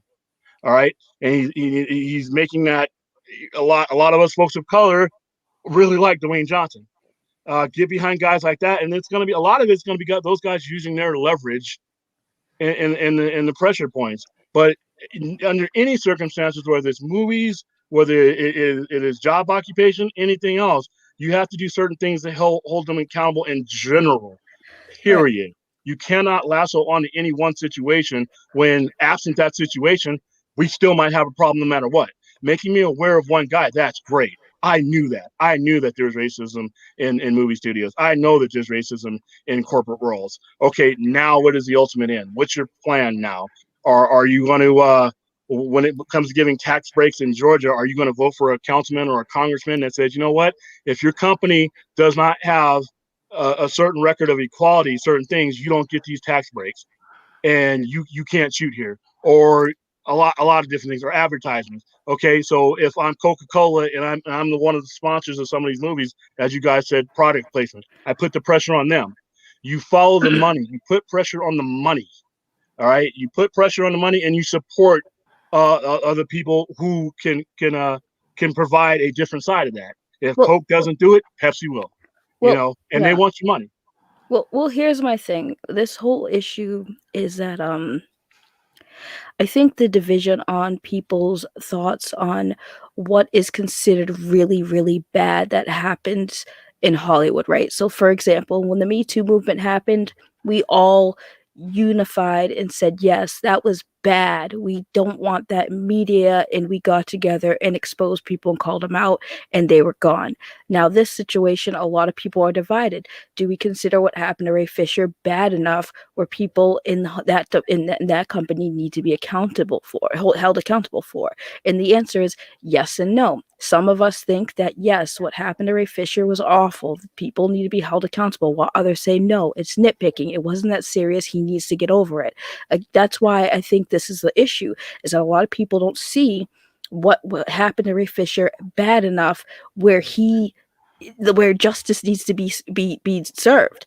And it's just upsetting, because he feels he was hurt, had a bad experience, and he's just asking for an apology. And like I see everyone saying, well, this happens in entertainment all the time, people are treated badly, it happens. But that's the problem. It shouldn't happen. You should never have to go to work and feel like your work is not good enough, or you being treated like you're a slave. You know what I mean? It's upsetting that people can't go to work and do something. Being in a movie or a TV show, that's a big deal. A lot of us would love to be part of these projects and love to break into the industry. And then when you get a chance and you get treated like crap, or you feel like, holy crap, I did not expect it to be this bad, it breaks your heart. It's a dream shattered. You know, I agree.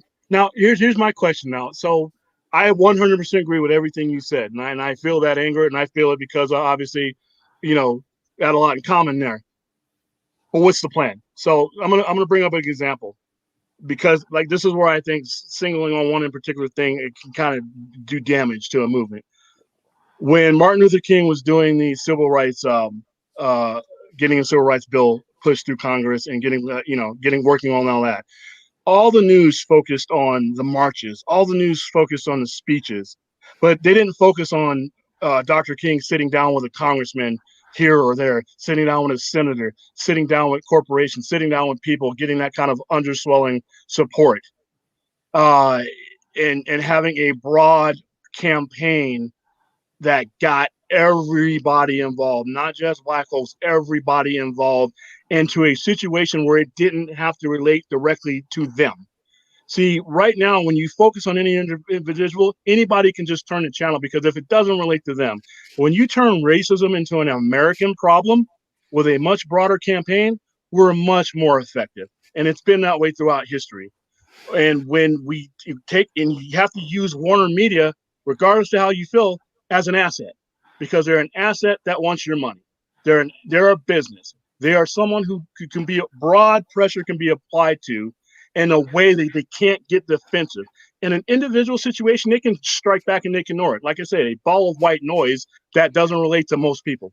But a broad situation where it's not just this Black guy, but it's this white guy in the corner, everybody else, everybody who feels that racism is an American problem, once they're involved, now we got something. But when they came out and my response to Warner Media, if you had a problem with their statement, I got two words: do better, because that can apply to every company that has issues with racism. Every organization, not just a corporation, do better. The police can do better. Congress can do better. Senators can do better. Warner Media, Sony, everybody can do better. This isn't enough. Just like with the verdict and everything else. That, regardless of how you feel about that, that's not the last step. We got one guy, but you're gonna systemically. You don't fix systemic things you have to come with a broad approach, and I didn't see that today. I saw a lot of slings and nothing organized. I saw a lot of people standing in the middle of a empty arena screaming. I want those people to scream in a crowded arena that affects everybody. You have to make this pain everybody's pain. You got to make this oppression everybody's oppression, or nobody's going to care outside of us 13% because they don't have to. Right. Well, that's what I mean. Like I care. I didn't care before, but I care now because I saw what Ray was talking about. I saw, and I believe 100% without a doubt that I never doubted him, but after seeing that movie and all the scenes taken from him, I believed him. Yeah, he's telling the truth. What happened to him? Why would he lie? Right? And I saw it. That he wasn't lying. Those scenes were important. Those scenes that he had a part in that meant something to him was taken out. And I felt his pain. So when I see WB putting out that post and Ray Fisher responding, that affected me because he made me care. And I think a lot of people cared because Ray made us care, because he opened our eyes and let us know that, yeah, there was a problem. Because here's the thing, right? But here's the thing: how many movies have we seen, and we didn't even realize how many people were taken out or how many scenes were taken out, people of color and things like that we don't even know now. That makes you think, like, how many movies did WB do this to?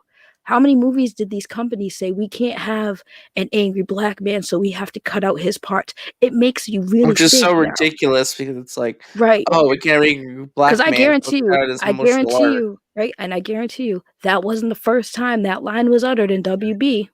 Mm-hmm. What's the plan to change it? The plan What's is the comprehensive plan outside of one guy? What is the like when we had Me Too? Me Too was a movement. Where's our movement? Where's our broad movement? I agree with. I do not stand with disagree Ray with you guys. Fisher. I stand with Ray Fisher. Restore the Snyderverse. I need things that relate. Listen, I'm with you. You have me. You don't have. You have me. I need a broad. You got William. I mean, I already knew I got Williams, so that was. Hey now, Saggy can have anyone she wants. But I need something that everybody. Give me a slogan that everybody can get. People who don't know Ray Fisher, people who do know Ray Fisher. I need everybody. This isn't going to change with one guy. This is not going to change with one guy. All right, Me Too didn't change with Harvey Weinstein going to jail. There was a lot of other people, but Me Too was a movement that shined a broad spotlight and got other people involved that weren't so nearly affected. All right, we need a broad campaign. That's all I'm saying. No, you're right. I agree with you, William. That makes sense. I understand. And today just frustrated me. Today frustrated me because all I saw was sniping. All I saw was tit for tat, and I'm like, dude, nothing civil rights in my lifetime or my dad's lifetime ever changed with the behavior I saw today. Nothing. Everything that we've moved, every rock that we've moved, civil rights wise, whether it be on any level, has been part of a broad coalition where we bought people in, whether it be corporations we didn't like. You know what? Everybody has something in the game to lose or win. So when that's the case, and you present that as the case, then you can start getting something moved. But when the focus is narrow, just a few people, we ain't going nowhere. We're going nowhere. By the way, didn't one of those men that he called out apologize to him? Must not be the one that he's waiting for. Well, Jeff Berg? Was it Berg? Jeff Berg? Yeah, one of them apologized to him, didn't they? But he's waiting for more. And like he may deserve more. But was it Emmerich? One of them did apologize. I thought it was Berg. I could be wrong. Okay, I think it was Berg. Yeah, one of them did apologize. I did read somewhere that one of them did come out and say sorry. Stella Baxter, I agree with you 100%. But that's not what's happening today. You calling out somebody, like I said, a narrow focus and a narrow concern, that's not calling somebody out. That's not calling out a corporation because they can, like I said, how many people are affected by that? Us sitting in this track room are 100%. Our fandom, yes. But you got to spread this out. You got to make this to the point where no one can run from it. Like I said, nobody could run from Me Too. You had guys wanting to run. You guys got deleting cell phones and pictures and everything else. That's what you're going to need. You are going to need a broad, it was John Berg. You're going to need a broad movement. And I just didn't see that today. I just saw disorganized anger. And like I said, you can be angry all you want. If you don't have a plan, you don't have jack. You have nothing. You have nothing but sore throat from yelling. All these protests, every protest you saw over the weekend was followed by somebody sitting at a legislative level talking to somebody that could get a law passed to fix something. And that's what you got it. You got it. Screaming is not enough. Screaming one guy's name. Why did you do that? That's what I mean. The only thing I disagree with today is I don't think it led anywhere. I don't think it was productive. I think it let off a lot of steam. It was that. But okay, now what? What's your plan? I know you're angry. What's your plan? And if you don't have a plan, you're just screaming in the middle, like I said, that empty arena with nobody in the seats. I'm not locked in here with you. That's it. You're locked in here with me. Yeah. I mean, my personal plan is I'm not gonna give WB any more of my money. That's how I'm gonna do it. That's my personal thing because again, I don't want to support people who again won't take accountability for what they do. And I mean, again, I'm not asking people to boycott. You guys do what you want. It's your money. But I personally, that's how I combat, and I will just support Ray and keep doing what I'm doing. And if he posts something and I retweet it to just bring it to more eyes, that's what I'll do. If I'm not gonna go attack WB, but I will call them out if they start doing stuff. I'll make videos about it. I'll do whatever I need to do to bring more awareness to WB so they see that more people aren't happy with it. I want to point out this. Ray, this is not the case. This is a narrative that was spun, that was put out there. Did not happen.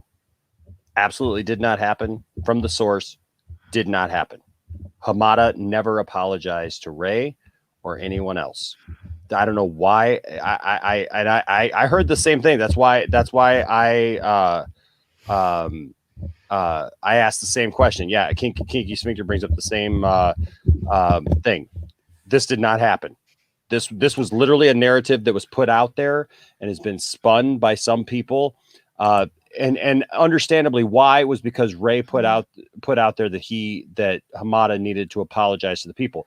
What people forget is Ray is not going to bat for himself.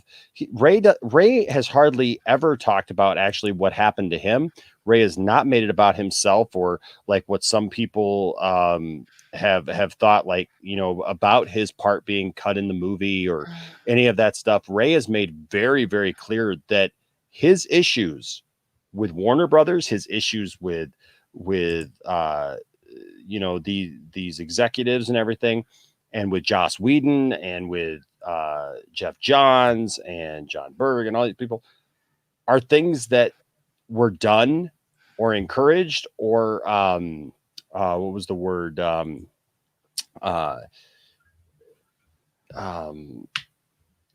Back to what's the word that he uses with Hamada?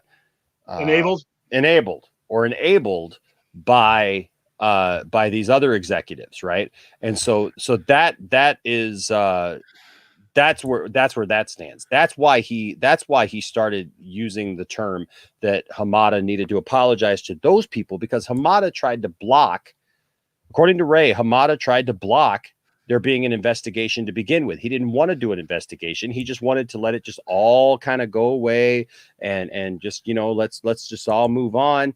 You know, it's a new day, it's new management, whatever. And Ray's whole point was, no, we need accountability for what happened, for the people who were put in that position. And that's why he's holding Hamada responsible, because he says that Hamada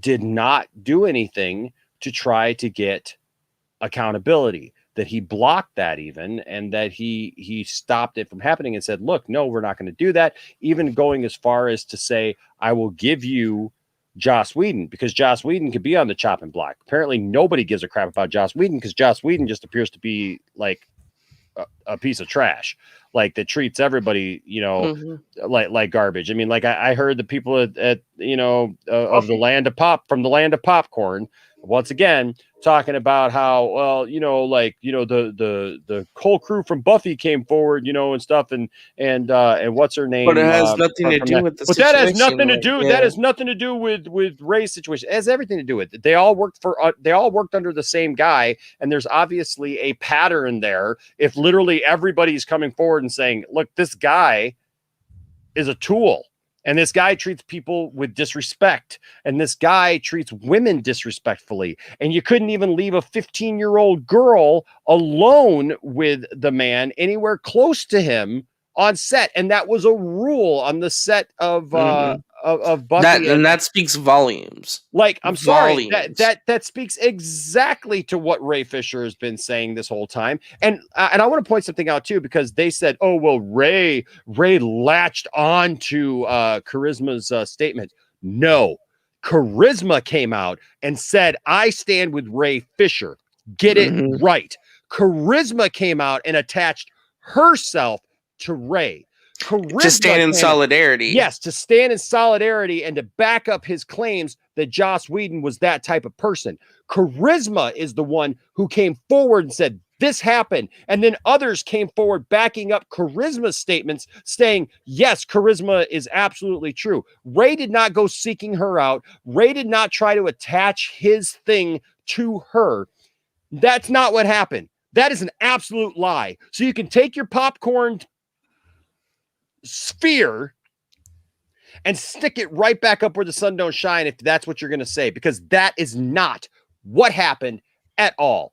Ray did not attach himself to anybody else to try to do any of that. They attached themselves to him because they believed and stood up for what Ray was saying, and they wanted to give solidarity to it. And Charisma even said, I have been silent long enough. It was literally wearing on her the fact that she had not said anything, knowing what she knew, and said, we stand with Ray. I stand with Ray because I saw it personally, and she attached herself to that situation. Anybody who tells you anything else is deflecting, and they're a liar, because that is not what happened, and they're trying to spin you something that was never said. Andrew Christie with a $50 super chat. Holy crap, dude.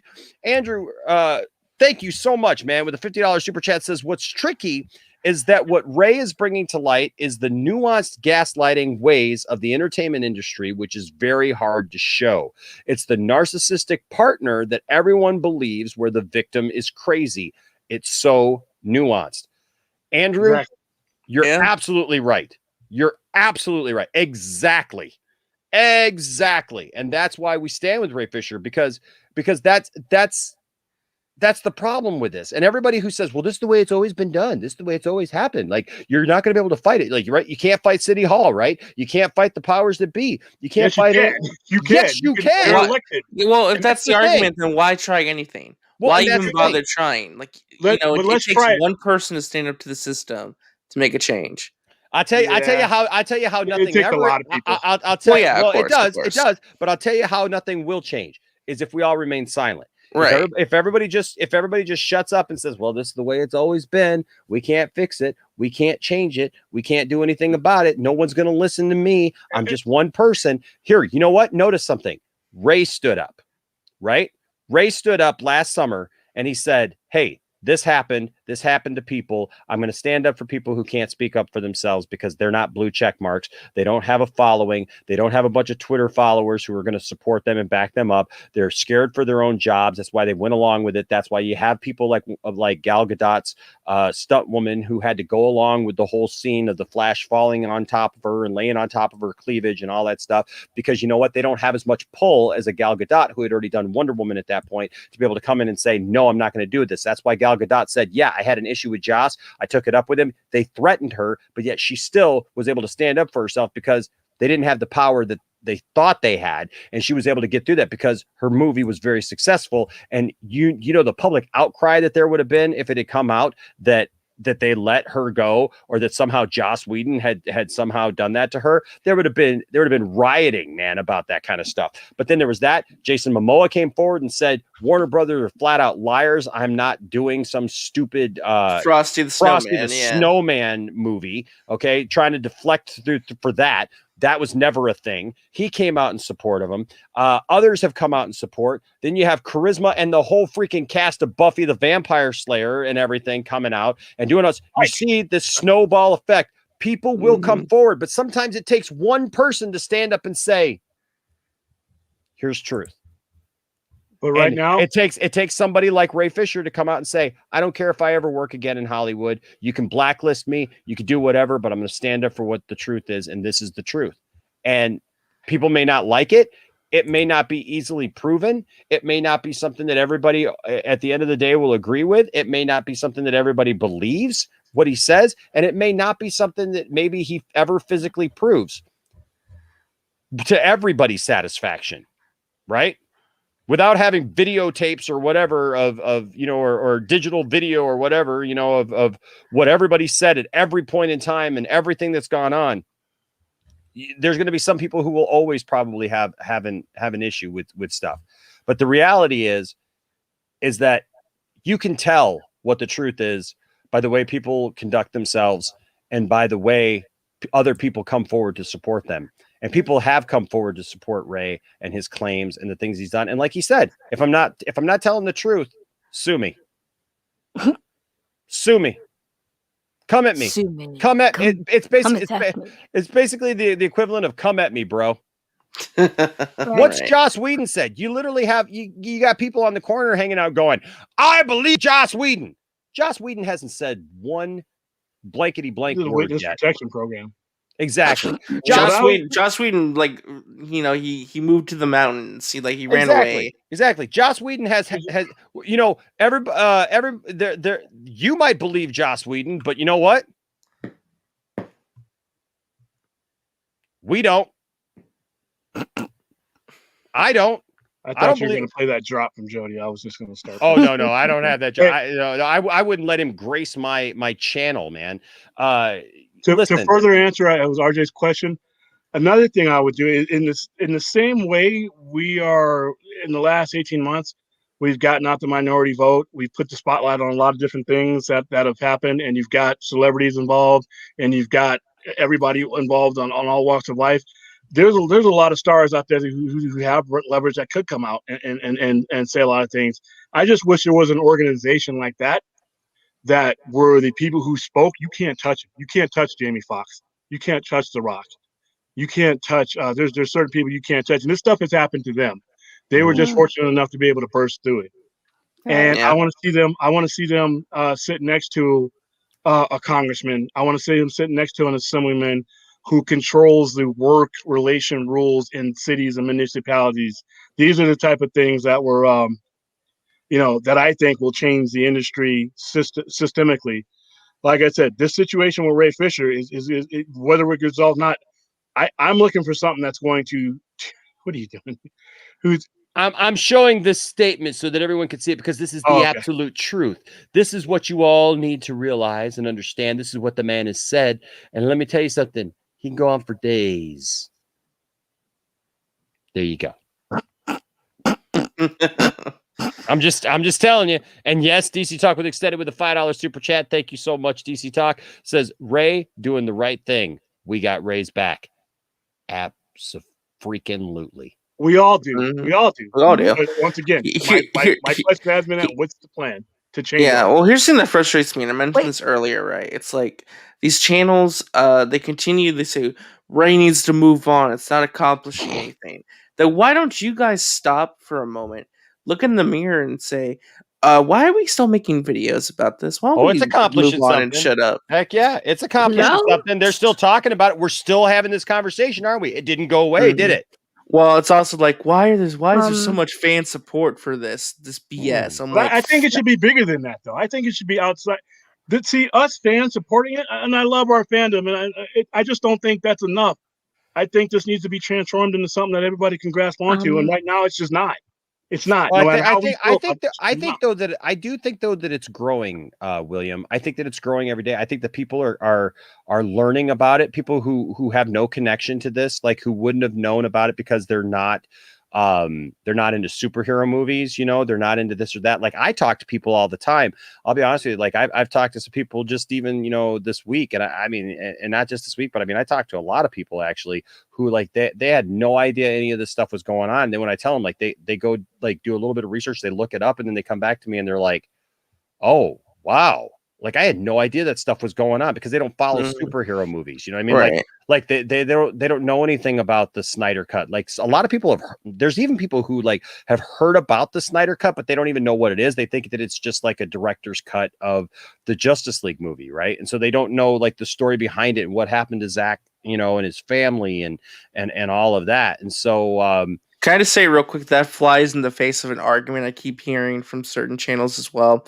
Where like, no one cares about Ray Fisher's Cyborg. Nobody went to this movie, wanting more from Ray. No one is going to care if he's gone, and people aren't going to miss him. I'm like, look not if you saw that look movie. at you, That William. movie, Yeah, he's the center of that movie. Dude, the first time I met Enosh, and I told him that, and he asked me if I watched the Justice League, and then when I watched it, he's like, "Well, what did you think?" And I said, well, I wanted to see more of Cyborg. I didn't feel like Cyborg got enough time. And this was before I really knew anything. So I just hate how dismissive they are of Ray, especially in that character, to where they think that he doesn't matter to anybody. I just think this is really gross in a lot of ways. By the way, I do too. I do want to say, because I know I said I loved the Snyder Cut, but I did have one grievance that bothered the hell out of me. And that was every time Wonder Woman was on screen, they had to play that same annoying. Like she would just come into frame and they'd be like, a lot of people like that. I'm over it. I'm over it. But so many people like that. The group we watched it with, they cheered and clapped on that music, and I'm like, I can't. And then her voiceovers, the history lesson voiceover. Oh my gosh, they could have handled that better. But there just wasn't.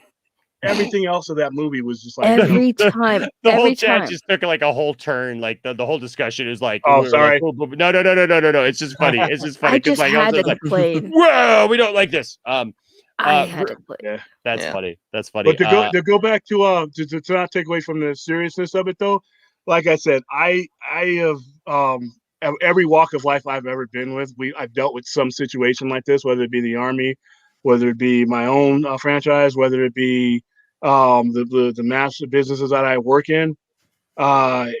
it's everywhere. But I think we're at a crossroads to where screaming, isn't enough. Let's if you want Ray Fisher's situation to be one of the last times that this happens without any recourse, then let's go. Let's get unions involved. There's a lot of people you can get involved that make movies, that are production companies that finance movies. Even if you don't think you can take on WB or Warner Media directly, there's a lot of different companies that fund these companies. If you don't think that company's doing the right thing, you can say, you know what, you make a movement of it. Like I said, the Me Too movement was effective. That spread like wildfire. All right. What I'm looking for is not what I saw yesterday. I'm looking for a cohesive movement that puts the pressure everywhere on everyone and is not contingent or dependent on one particular person anymore. Because I don't even remember who started the Me Too movement, but I know the Me Too movement happened. Yeah. I know. Real quick. So we were talking about people learning about this, right, and people sharing this, and I think that this is where social media needs to be used in a positive way, but also to really just kind of put the facts out there, right? And I had forgotten to share this earlier, but Jessica Blake, good friend of ours here in the fandom and everything, and you know what? Jessica has not been on the channel, and I don't know, Jessica, if you're watching. I know there's a lot of people watching that haven't chimed in on the chat, but she had said she was going to be watching, and now we're 4 hours in, and I'm finally getting to her to her retweets here. But I do want to put this out there because she retweeted some things, and I think that there are people who, maybe we forget that. Look, we do have to talk about these things, and we do have to put these things out there, right? And so, it's interesting, like Warner Brothers Pictures. Yeah, they retweeted the Warner Media tweet, right? And so, here's a person called Jay the Persistent. Says all Warner, all Warner crap hole. Dang it! Come on, stop it. My mouse is a little tricky here. It says all Warner crap hole accounts just retweeted the Warner Media tweet. Can't tweet on their own because they felt guilty. Hashtag I stand with Ray Fisher. Bring in some, some eyes to this. Someone named Yuri Lowenthal has. He's a voice actor. Okay, I'm not sure. I see that he's got a check. So. So that's cool. Says, hey, so that's a voice actor. Says, hey, Warner Media with a check mark. Says, he's hey, the voice of Spider-Man in the new games. Oh, is he? Okay. Yeah. Okay. Well, that right there lends some levity to this then, because says, hey, at Warner Media, in case there was any doubt, hashtag I stand with Ray Fisher. That's what we need. That's what we need is more people coming out like this. And then, Nicholas here says that is why Yuri is the GOAT. Hashtag I stand with Ray Fisher. I stand with Ray Fisher trended today. Like that's awesome. And then here's somebody else, Jessica retweeted these things, saying something from Adrian here, saying, what a joke. If you cared about racial justice, you would publicly apologize for the way you treated Ray Fisher. And we've heard the reasons why not, but this tweet proves you are completely deaf to the world around you. Hashtag I stand with Ray Fisher. Here's something else, replying to at Warner Media, hashtag I stand with Ray Fisher. Replying to at Warner Media, yet young black stars like Ray Fisher are treated like criminals by your organization. Hashtag I stand with Ray Fisher. This is what I'm talking about, folks. Here's a bunch more. Look at this. Look at this right here. Replying to Warner Media, why don't you start by actually holding the racist bullies in your own company accountable? Hashtag I stand with Ray Fisher. Hashtag I stand with Ray Fisher. Talk is good, but at Warner Media needs to walk the walk. At&t. Is this the kind of company you are? Accountability is greater than entertainment. Hashtag I stand with Ray Fisher. A retweet of another tweet that said, what a joke at Warner Media. Actions speak louder than words. Hashtag I stand with Ray Fisher. All I'm saying is that, you know what? I agree. We have to figure out what's important, how we're going to do this. But I think too, that there's a lot of people who just don't know, and how we make them know is we raise awareness of it. We talk to people about this stuff, I don't know what you're talking about when you go get your hair cut, or when you go to the grocery store, or when you go do anything. Like, this is an important enough story to me that like, and I get it. It's part of who I am because this is what I do, right? Like I got this YouTube channel. I got involved in this thing. Ray has now, become close to this channel and we've had him on a couple of times and people associate us with him. And, look, I've taken a very public stance for Ray Fisher in the face of being called a lot of different things and, threatened and all kinds of stuff. But you don't hear me whining about that either. How many times have you heard? How many times have you heard me come on this channel and whine about how I received some kind of threat from somebody? Never, honestly, not once. Oh, and just how horrible these people were for bullying me. No, because I take it in stride, because I know what I stand for, and when you know what you stand for, and you're confident in that, you're not going to be whining about the stuff that doesn't matter. Right. Well, I guess that's what I wanted to ask you guys, because I don't want to bring up those specific channels specifically, but like, why do you guys think like Ray? So many people doubt Ray. They doubt Ray and just immediately want to jump to like attacking him and disbelieving him. Like, why is that their immediate response to his accusations instead of actually listening? Two reasons. I know one of them claims it's because of past experiences being an accused, which is fair. But outside of that, it's more of just like outrage. It just doesn't make sense outrage. to me. Like, why? It's outrage. Shouldn't you believe people? RJ, well, here's the thing. I have learned in my experience a few years ago during this thing called Weeb Wars. I understand that people want due process. That's a fair thing to want. However, this isn't something that is like he's not asking for cancellation. There's a big difference here between when you're coming for someone's job and livelihood. That's not what Ray's doing. But they want to make it seem like he is. So they are basically using what has worked in the past, which is anti-cancel culture, projecting it onto Ray, and they're rallying the troops. That's what it is. It's all about rallying the troops. Remember my formula I explained to you with the whole other thing that Enosh is going to talk about at some point, hopefully, with the certain people. It's literally the formula of this is our enemy. I'm the victim. Let's rally the troops. And that is the formula that a lot of YouTubers use to get their views up, keep people angry so they can keep making an income. That's literally all it comes down to. And right now, because Ray is a hot topic and he's calling people out, that is money for them. Yeah, he's polarizing.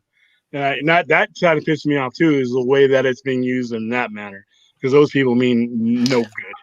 I just hate how they use his name for drama and clicks. Yeah. I think that's just gross. Like the very first YouTube video, I when I scrolled up on my thing, kind of pissed me off. Another thing is that in regards to the general public goes, right now we live basically in a society where it is if you make an accusation, we're in Law and Order. We got 3 different Law and Order shows on there. Where we're a court TV, we're a court engineered mindset these days, where if somebody makes an accusation, prove it. That's now right or wrong, but that is the way our minds, when you yell this way, people want to see, okay, put it on the table. That's the way society has been engineered now, to where there can be no ambiguity. If you say something, so the way we've trained people from all these mediums and court shows and movies and legal procedures and the first 48, you have to bring a certain amount of evidence and everything else. And absent all this, people are not willing to give anybody the benefit of the doubt. And that's a problem. Because not everything, even though my only recourse when things ever happen, I've seen happen, was lawsuits, because then it brought things to the surface and held people accountable to saying the truth instead of committing perjury. Most situations are not going to end up in a courtroom. Most situations are not going to reach to that level. But our society is geared towards, okay, prove it.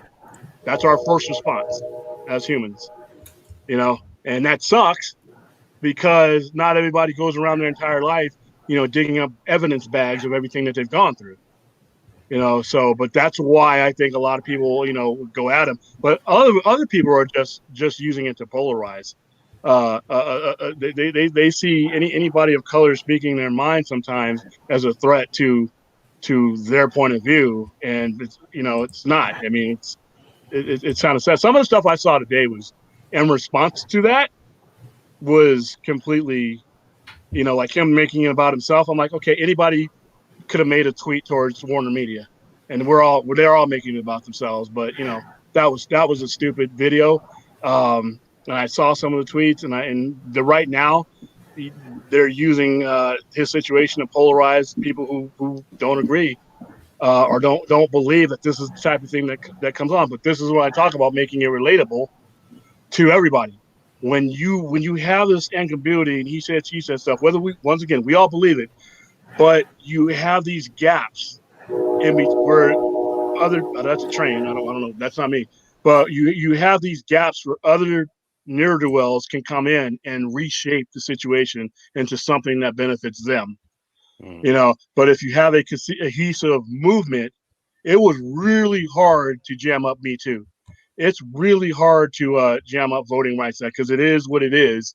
And you put it in the laps of people's, and they said, would you want to be treated this way, period?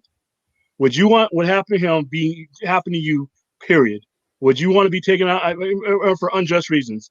And that's the case that is yet to be made, be honest with you. We've made the case that we're angry, but we've made it in such a way that allows knuckleheads to come on and do stupid ass videos and fill in the gaps with what we haven't done. We really lack a plan. They filled it in for us. And unfortunately, it's with BS. So a cohesive movement solves a lot of that. I want to see a Me Too that affects this. And I think that you could change a lot, because there's more than one Ray Fisher out there. And he's not all in Warner Media. They're in Sony, they're in Universal, they're everywhere. They're in every walk of life. But nobody cares because, like I said, 13% of the population, if you haven't made everybody relatable and care about your situation, they're going to move on. They got a remote. They're going to take the remote. They're going to turn the channel to the one you're not screaming on. And unless you affect all of their channels in all walks of life. And that's not what's happening now, unfortunately. Yeah. No, I'll tell you what, it's been a great conversation tonight. I think everybody has really enjoyed the conversation. One of the things that I love most of all is everybody here in the chat. I think at one point, like, everybody has agreed with everybody on the panel. like even like there were moments where you didn't agree with one thing they said, but you agreed with something else. And I think that that's a good sign. RJ, you don't have to worry about that, man. We're all aboard the night train, bro. We're all aboard the night train. Is that what that is? Yeah. He's playing Guns N' Roses Night Train. I'm on the night train. I love that stuff. I'm on the night train. Can't get enough. I'm on the night train. Another song about drugs, but hey, yes, it that is. whole album, that entire album. Yes. Is William's first name? Is it Fax? No, it was so funny when William first showed up. Literally, everyone was like, "It's William!" They're like, "I We love William. We love William. It was the thing that I was thinking about before when I came on is I wanted to articulate this in a way that didn't get taken out of context.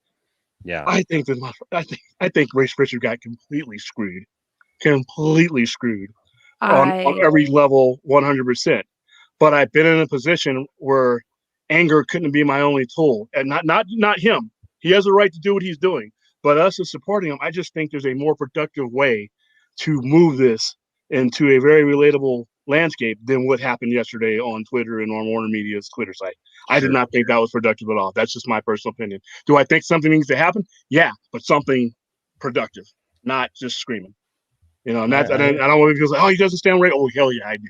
Trust me. I was very angry, especially when I sat and watched Justice League. I'm like, he's right. Zack Snyder wasn't just saying he's the heart of this movie just to pay him compliments. He's literally, when you pluck him out of that movie makes no sense.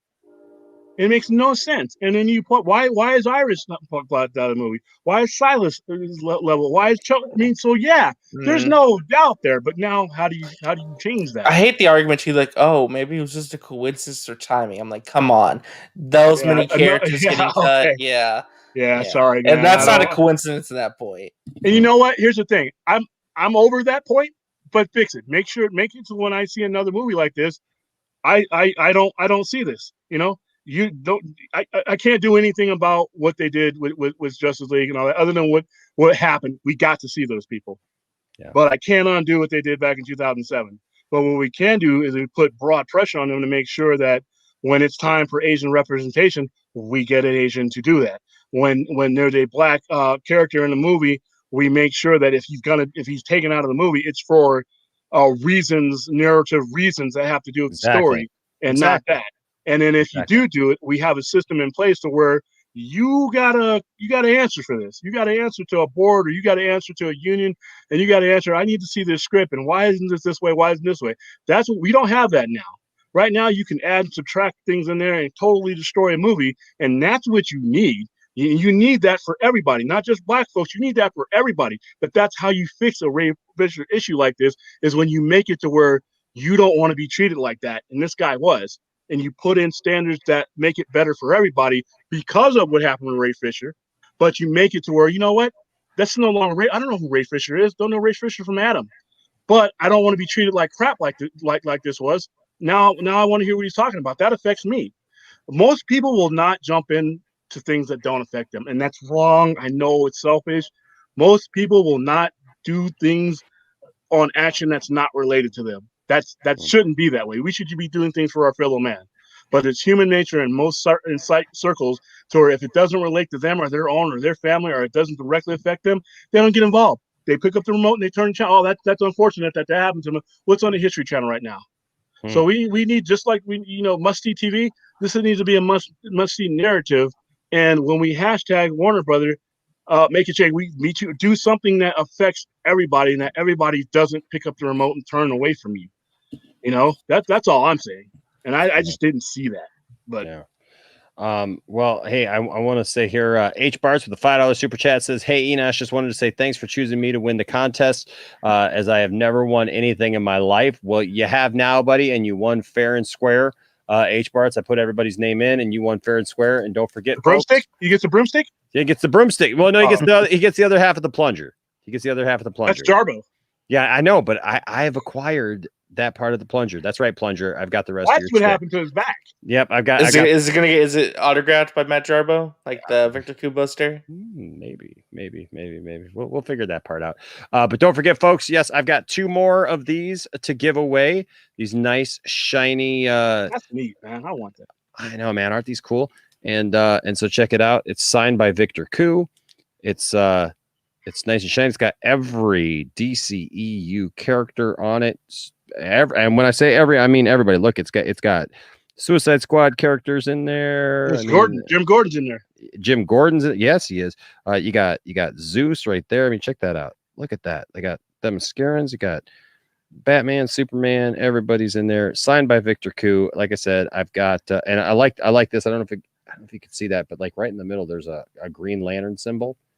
Right there. Oh, that's awesome. Yeah, right in the very middle there. Right in the very middle. You got to turn it just right because it's shiny and it has the holographic look. So H Barts won the first one. So next Wednesday we will do another stream and we will have another winner.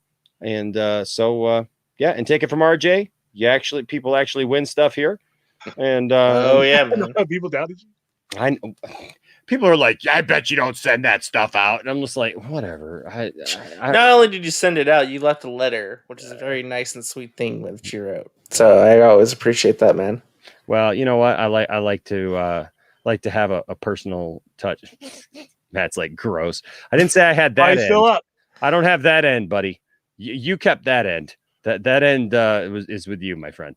I told you to go to bed. Why are you still here? Oh, he's doped up now. He's not sleeping now. He's I literally told him to go to bed on Twitter. He's seeing jumping sheep. He's seeing talking goats.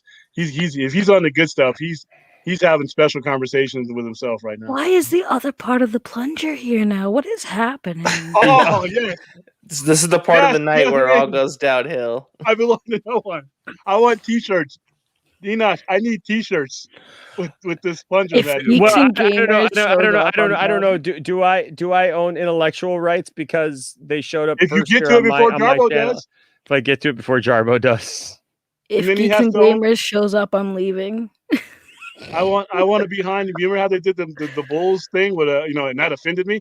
I took that personally. I want the plungers meme to be like, personally, I belong to no one. Just a plunger. I belong to no one. I don't think anybody can. Sounds like yeah. Wow, this was something, man. Well, I don't know. I don't know. You know, all these different people show up, and I don't want to rush to judgment. You know, about all those people that show up and who could be behind it.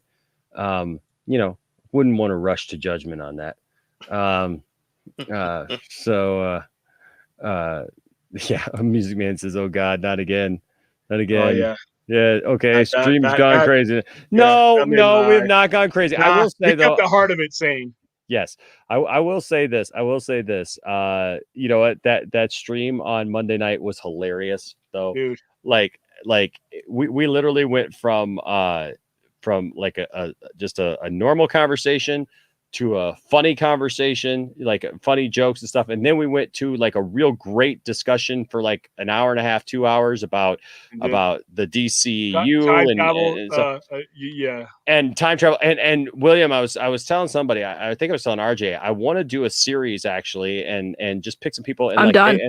And maybe just maybe just have like even maybe a pre-recorded video or something like that, or make sure we're planned out in advance and talk and like pick different TV shows, series, movies, whatever that deal with time travel in different ways, and then just like dissect those and talk about the end game. One will be about 3 hours. By the way, I'm telling you right now, if both of those plunger parts start fighting, I'm officially not coming back to the point next job. Hey, don't do that. Don't say that. Don't say that. Don't say that because she wants them to fight. That's what she's wanting. She knows what she's doing. Saggy ain't fooling nobody. Saggy wants to see plunger sticks fight. Yes, especially Matt Jarbo's. Wait. I said that was bad. I'm that was leaving that bad. alone. Yeah. That is a picture that you do not need. With or without Benadryl. Did you just say that you want Matt Jarbo to stick fight? She wants sword fighting, Enosh. That's what she said. She wants crossing swords. Nobody clip that, please. Thank you. Please clip that. And that accent with it is perfect. Do not clip that. That was just a. That's I awesome. didn't think Dude, that You could set aside an hour or two. I mean, I'm not going to judge you. You know, you're into whatever you're into. I mean, hey, everybody's got their thing. Just make sure that it's a smooth wood surface. Okay. Good night, everybody. Well, everybody does have their thing. Like it's a massive thing, and so I want to see his thing. He hates you for that. Is he okay with that? Because when you played that one time when he was on there. His eyes bulge out of his head. I thought he was going to like come to Detroit or something, or Michigan, where you're at. Plunger duel of the fates. Oh Lord, Matt Jarbo's still wide awake. Oh yeah, you're not going to sleep, dude. Depending on what you took, you're probably riding a plunger stick right now. They gave him the good stuff. They gave him the good codeine. Andrew Christie, I do not have a crush on Matt Jarbo. He is a happily married man. He has kids. Yeah, he's got kids. He got a whole. He's got a whole family. Shakira's happily married too. I got a question. So hold on. So we got Matt Jarbo, obviously, but then we got Jat Marbo.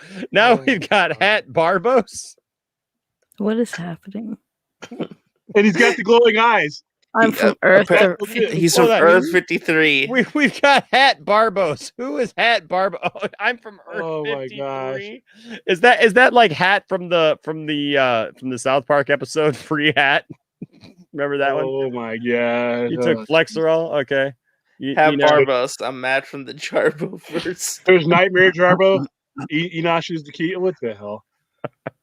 Wow. Jarbo Mania is running wild. Oh, this is great. Oh my gosh. Good way to take the edge off of that, because like I said, that was a serious topic, but like I said, it is just something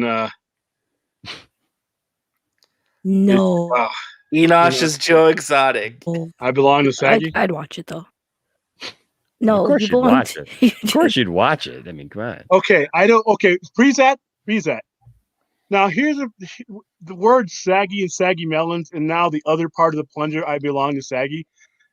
Those words can't be together. Because now we're gonna have multiple plungers. Oh, but they're together. But they're now together. Oh, now I'm Saggy Jarbo. Oh my god. What is happening? Is that like the official ship name all for Say and Matt? all the Jarbos are coming together from the multiverse. It's they're gonna attack the real guy. You know what it's like? It's like is it the Jarboverse? It's the dark universe, William. It's what's his name? The Batman who laughs. It's the Jarbo who laughs. Man. That'll be the next one. The Jarbo who laughs is bringing all the evil Jarbos from all over the multiverse, the dark multiverse. So there you go. I don't know why, but this whole thing reminded me of the episode of The Simpsons where Homer keeps getting cloned. These are all the Matt Jarbo clones. There you go. Where is the Jarbo life equation? Jarbo life is it a life equation? H Barth with the $2 super chat says Tet Carbo Yet Zarbo and Zur and R Jarbo. That sounds like what Ash says at the end of Evil Dead. By the way, I know where the Matt Jarbo life equation is. There is a reason why those plungers are broken. That should give you a hint. It's in the toilet. It's stuck in the pipes. It's stuck in the pipes. Dude, you gotta smoke a lot of pot to be the Kevin Smith. I'm the Kevin Smith of YouTube. Poindexter Lounge Multiverse. It's Jarboception. This is a great way to end this all. We will stop at nothing to obtain the Jarbo. I knew that was coming. It's in the toilet, guys. I've seen it. It exists. It's called the plumber. You'll get it out. Hey, you know what? Stella is right. In all seriousness, what the fudge, dude? I'm sorry. Why? I'm sorry. Why? I'm trying to be serious here because Stella actually says, Matt, if you don't know what this is, I don't know if you have one, but get a TENS unit, dude. TENS unit. A TENS unit will help. It's actually really good. I've got a TENS unit. It's awesome. I've had a bad back for a long time, so it really helps. Cat Jarbo here says, "Me wow." Joe's back. Tiger King is in the chat. Why is Joe Exotic here now? Finally got out of jail. Steppin' Jarbo's about ready to get his head cut off. Joe Exotic with Yeehaw. DeJarbo. Well, hey, no matter what we're talking about, it ends that way. I'm exotic for Jarbos. Wait, where's Carol Baskin? You know what I want to see? Dude. Lord. You know what I want to see? I want to see artist renditions of all these Jarbos. That's what I want to see. They're all going to have glowing eyes. It's hilarious. Just get like an Alex Ross painting of all the different Matt Jarbos. And a toilet plunger. They're all holding the same toilet plunger. Oh, they all have their hands on the toilet plunger. Carol Baskin killed her husband. Whacked him. Rat Jarbo. Oh, what the heck, dude? Rat Jarbo and Cat Jarbo, like the Tom and Jerry of the Jarboverse. I don't know why she swallowed them. Okay, so for the record, we can confirm that's the same person because if you notice, they have an N in their profile. Yeah. And they found a way to change their thing back and forth. It doesn't change. The N. Yeah. Well, where's the member? Where's the Elvis that was a member? That cracked the hell out of me. Oh, that was like, well, you know what though we did discover though was one of them was a member. Yeah, the Elvis one was a member. You tried to narrow it down, but you have enough members now to where it's, yeah. The mystery is unraveling. The mystery is over. We know. Who's the power broker? Just saying. It's almost one of those mysteries you didn't want to know. Right? Where's that Jarbo? Saggy, don't try to analyze it. It'll only hurt your brain. Yeah, there you go. That's fair. Oh my God, there it is. I didn't kill him. This has got a picture. So it's not all one person though, I don't think, because if it was all one person, like, I don't know. It can't be. Nicotina's mom's. Yeah. No, because right here's Carol Baskins, and then like right here below is Nicotina's mom. So Nicotina's mom is a certain person, and I hunt Jarbos. Oh, you fixed it. Okay. I hunt Jarbos. Dog the Jarbo hunter. Oh, there comes another one. Mary Wilcox says, "Well, I haven't had any alcohol tonight, so I know I'm not hallucinating." Nah, you don't need it. You will question your illusions when you come into one. I didn't kill him. The tiger did. I'm waiting for Matt Jarbo's back to show up. He broke me like he did the plunger. Oh my god. Oh man. He can have an effect on the stream and not even be on the damn stream. I have That's a turned legend right Charbos there. to dust in search of those who robbed me of the Uber Eats. That's what he's really in search of. It's not the When this anti-life world is equation. scorched. I will have the Uber Eats equation. Oh, off topic. Off topic. Mm-hmm. I always get the question of how did Darkseid get to Earth, find the anti-life equation, and forget about it? Have you got that question? No, but I got an answer for you. Matt Jarbo's back is Bane. Is there a picture? There's no picture. No picture. No. If it's not, Metron. By the way, I think What? Metron made him. I think Metron wiped that entire crew's memory, his entire armada, because if Metron's kind of like the balancing act of the multiverse, and he has the power to do that. To make it so that he would bring unbalance to the multiverse by having the anti-life equation. He plays both sides in the comics, so he has the ability to wipe minds, but not that anybody. Justin Bieber here. That was random. That was really random. Like, well, he was like baby. Enosh, my Canadian brother. Canadian brother. I'm not Canadian. You're from Michigan, aren't you? I'm from Michigan, not upper Michigan. No, not the UP. I'm not from the UP now. No. With the moose, you're not kissing the moose. No, although look, dude, I live just outside of Flint. Okay, literally on the expressway here in the city. A black bear was hit by a car the other night. Like we are literally, there are no black bears in this area. They're up north, but not anywhere near here, dude. Nowhere. Like that doesn't make any sense at all. Like, so like Tiffany's like, we're not letting the dogs out without a leash, like after dark now. And cause like it was literally like 2 miles away. They won't harm your dogs. Your dogs are fine. They won't harm your dog. Now, coyotes, we got them out here in Vegas. They will harm your dog. Oh, we got coyotes. Oh, yeah. We will eat your dog. Yeah, coyotes. People are like, scary. oh, we got coyotes out here. It's the desert. Haven't you ever watched the cartoons where they're rolling through the desert? You know, Iron Maiden, Bruce Dickinson. Come on, man. Dude, who else we want? Where's Phil Collin at? Can we get Bruce Dickinson? Can we get a song about Matt Jarbo's back? Oh, dude. Matt Jarbo's back. I miss Tupac. Tupac is like, I see Tupac in the chat. Good thing he's not dead. I want OJ. Yeah. Is OJ coming? Oh dear God! If OJ, then I'm out. I won't be coming back to the lounge anymore. The club's getting fit. If OJ's watching, there's 70 people watching, and like 80 of them are fake accounts. Pain him back. Pain him back. Oh, did you get that joke? There's 70 people watching, and 80 of them are fake accounts. That's not false. But hey, a viewer is a viewer. Just as long as they put the like button and they subscribe, they can be anybody they want. I agree, H Parts. We need Enosh versus Jarbo verse. My money is on Enosh. We all lose. No, I'm just kidding. Well, you know it's wise because I got one channel. Jarbo's got like 8. Matt's all like, they took my channel away. I can't stream, but I'll be streaming on his other channel tonight. Hey. Yeah, I didn't know which channels he had, and so I was on one. I'm like, hey, Matt doesn't remember what channels he has either, William. I know. It's okay. I know. He's like, I only know the fuck one. He's like, yeah, you're on that one right now. Hey, there's Mark with a 2-pound super chat. Thank you so much, Mark. Says we cannot outrun them in this gypsy truck. Oh my God, Pat's Gaming Apostol. Okay, that's probably a real person. It is. Yes, says well. Hey guys, make sure always when you stop by the Point Extra Lounge, make sure to give us that thumbs up, give us that like. So OJ, he's free.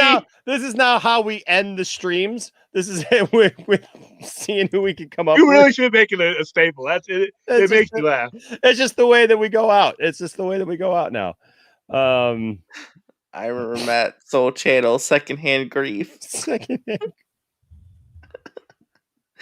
The PlayStation Club Plus. didn't fit. I told you they had to quit. Oh my. Yep, goodness. it's a thing now. Yeah, well now it should. The glove didn't fit. Well now it should be Johnny Cochran. Say I got the right thing. The Chewbacca defense. This is Chewbacca. Chewbacca lives on the planet Kashyyyk. Johnny Cochran could have got Satan off. Here comes Fat Jarbo. Wait, hold on. Isn't that the Jarbo He's we already have there. now? We're like that's we already got that Jarbo. We already got that Fat Jarbo. Rat Jarbo, Fat Jarbo. Oh, It I is Matt said Jarbo. the That's a pattern. real guy. I said Where's the pattern. Where's Badger? I think I'm going to eat a taco. A taco. I think I'm going to eat this taco. This taco. Speaking of Chewbacca, you guys remember the freaking holiday special, right? Oh yeah. You know, they should bring back Itchy, Lumpy. What was the mom's name? Bring them back, you know? Oh wow, dude. We need $1. We need $1 theater because $2 theater was a thing. Actual Matt Jarbos is lots of Jarbos. It's like a family reunion for you, Matt. Like all the Jarbos. I don't know. Can we be sure that's the real cannot Matt be on a Jarbo screen anymore? and affect it like that. That is hilarious. Oh He's my doped up goodness. on his couch and he's still affecting your stream. He's been off here for about an hour. That's hilarious. Waiting for Barry Jarbo to show up. Barry, I'm waiting like, for what William. did you do, Barry?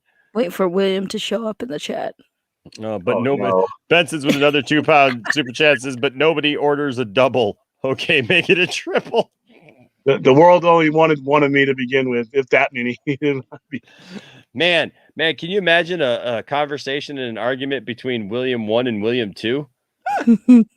Two pesos theater. What? Two pesos. That's racist. No, I'm just kidding. That's hilarious. Aguilar number 4. That's hilarious. Matt I'm says, sitting in bed playing Hitman and listening. Dude, that must be one hell of a Hitman game. He must not have taken the drugs. Take the drugs, Jarbo. Did it? I'm Jarbo Skywalker. Jarbo the Hitman hit your back. That's why it's all messed up. Jarbo Crisis on Infinite Jarbos. Jarbo Crisis on Infinite. Jarbo Point. I'm sorry, Jarbo Point. Oh, Lord. Oh man. Oh, that's awesome. That is awesome. Oh my god. Jarbo Binks. Oh, my biggie hurt. Yes. I can't do it. I'm tired. Misa being controversial is me. Here we go. Okay day. Okay day. We need an animation of Enosh doing that. Remember when that movie Jarbo came out, Binks. everybody thought it was making fun of Jamaicans? Oh my gosh. It was like, that's right. The Citadel of Jarbos. Me. Condor Man, Vulture of the Western world. I can't even do it. I can't even He do it. made Condor Man made it into the stream. Misa controversial. Misa make people angry. And he casts a boat that destroys the galaxy. Misa get my channel struck. Misa bad. Misa liking to be playing with the boulders, but you then come one back day, on the okay, stream- there's a oopsies, oh no! If you come back on the stream with a Jar Jar Binks hat, dude, okay. Oh no. That hat with the flaps on it. I know you got This that. with another £2 super chat says Condor Man, Vulture of the Western world. Misa like Condor Man. Misa liking the Condor Man. Me, Jar Jar Binks and Misa liking it. Oh, Misa $2 theater, $3 theater. Oh Lord! But then Misa slipping. Okay, days. Oh no! Willio confused. What is that picture? So William They took it just now.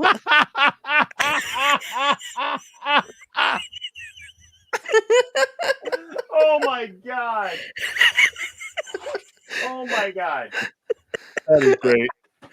You know, has your turn. Literally took a freaking screenshot of William. That is hilarious. Wow. Now I've made it. Imagine Yep. Jar Jar. I think y'all should come down to the Tiger Park and, You look like the guy off of Pee Wee Herman's Playhouse. The Lawrence Fishburne character. I look like Lawrence Fishburne now? Remember the character he played, Cowboy Bob or Cowboy Ralph or Rick or whatever? You know, Can you remember that? imagine? Yeah. Can you imagine Jar Jar Binks reading Shakespeare? Misa be or Misa not to be? Misa don't know.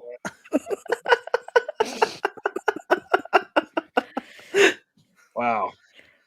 Are we entering the William verse? William verse. We're gonna have confused William, angry William, sad William. All in one day. Enosh Fishburne. Yeah, here you go. You should do a split screen of that character I'm talking about. He wore the good old outfit and everything, man. It was We'll just come on the stream instead of like Enosh and Saggy and me. It'll just be like 4 different Williams. Quick, somebody scream William versus Enosh like this. William versus William. Dawn of William. Just that conversation. Oh, that conversation makes my head Goth just the thought of me Enosh. talking to myself. Hey guys, It's supposed to be make a Had a rough day. Enosh exotic. Enosh. I don't have a exotic. cool name like Jarbo though. You can't really Enosh exotic L. right now. Enosh L. Jackson. Enosh exotic. I put a Take the blonde picture. wig and a cowboy hat, and somehow I look like Lawrence Fishburne. Yes, you Enosh, do. though. You look just like his character. Pull up that character. What was his character's name? Yeah, it was like cowboy. Was it cowboy something or another?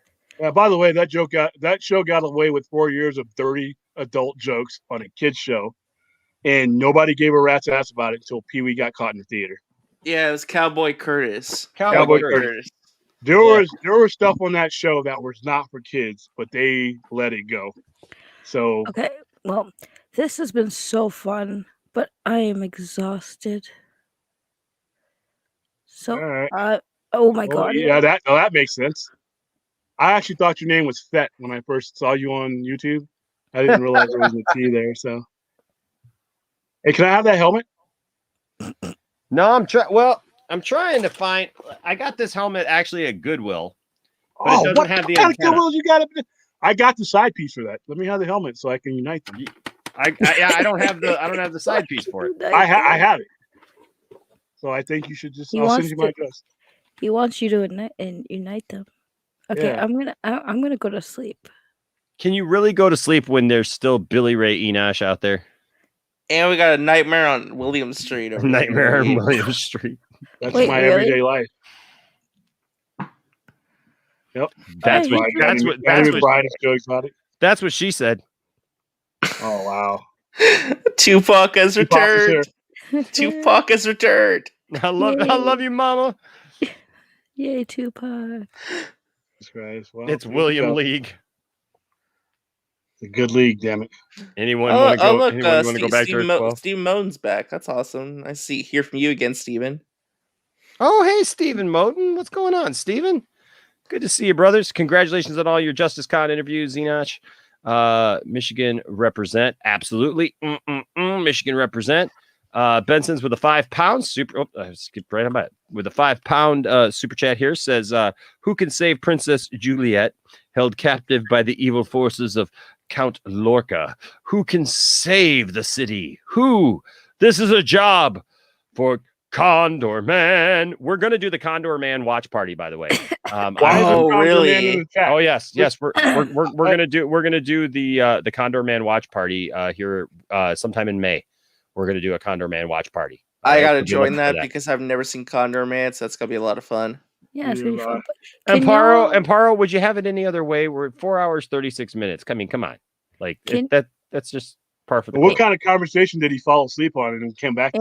That's true. Andrew, can you stop trying to ship me with a married man, please? Thank you. That's your fault, Saggy. You're the one instigating it. Matt is not married.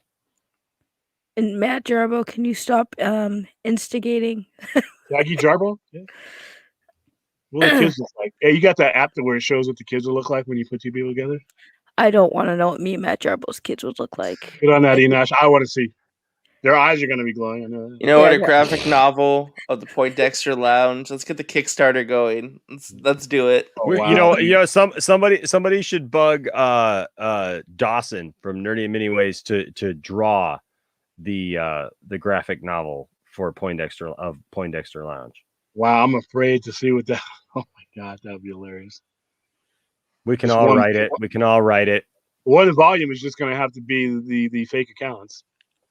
I don't know, Stephen. Stephen asked, do you think we'll be able to bring items to be signed at the Snyder event in October? I'm not sure. That's still Where taking is that going to form. be? What is that? I don't know. I mean, that's what they're talking about. Is that SnyderCon could be in October? I haven't seen an Vegas. exact. It'd be Vegas. nice. That's where Poindexter Lounge Con is going to be. Remember, that's where we're doing all cons. Listen, we're all That's cons. true.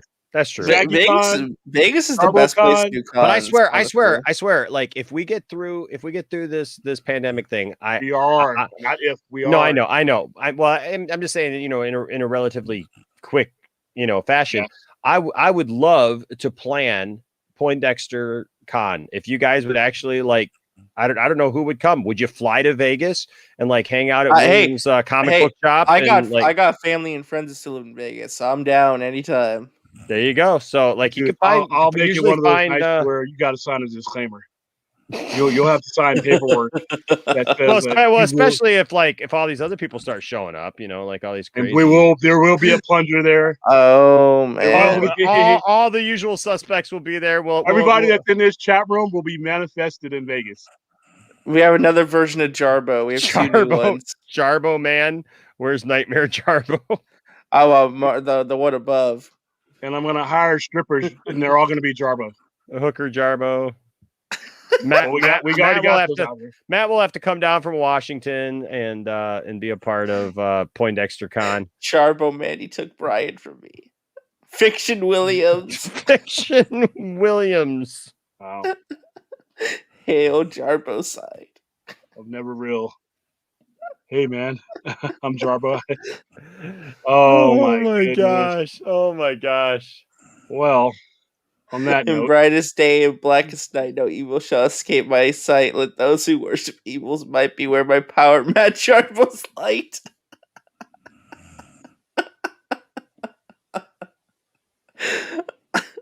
It's the red eyes, man. Matt Jarbo's light. No one can escape it. When I meet him in person and he doesn't have glowing red eyes, I'm gonna be very disappointed. It's Tam Obraj.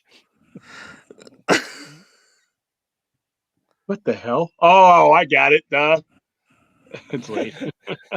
Illa. Mike, what the hell? Illa. It's backwards, Jarbo. It's backwards, Jarbo. All hi. Hi, all.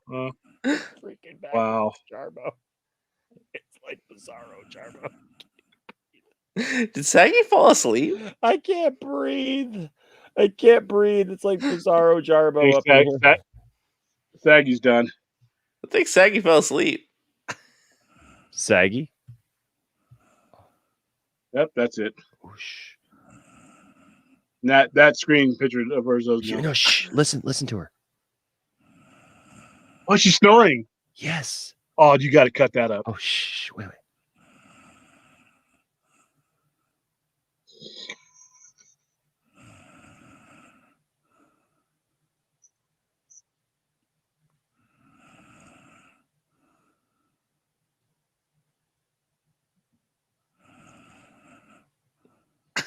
Lumber, dude.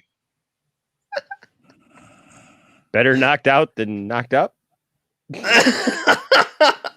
She wasn't Sleepy Melons. That's hilarious. Sleepy Melons.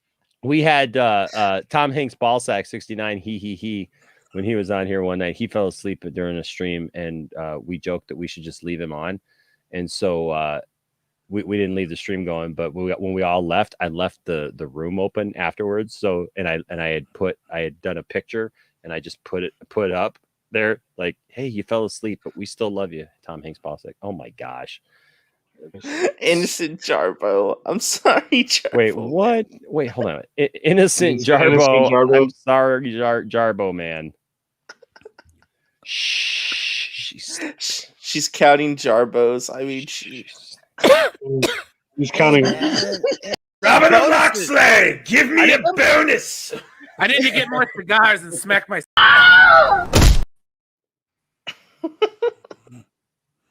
He's still asleep? Yeah. Either she's asleep or she's one of the best sleeping fakers I've ever heard in my entire life. That is so hilarious. All right, well, yeah, it is too. So, hey. Drugs!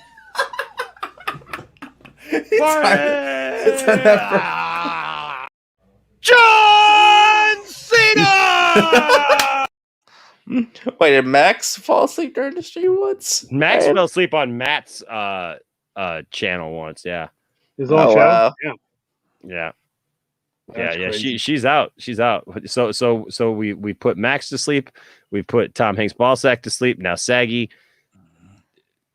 So what you're saying is we got the Max Saggy Tom Hanks Ballsack combo. Save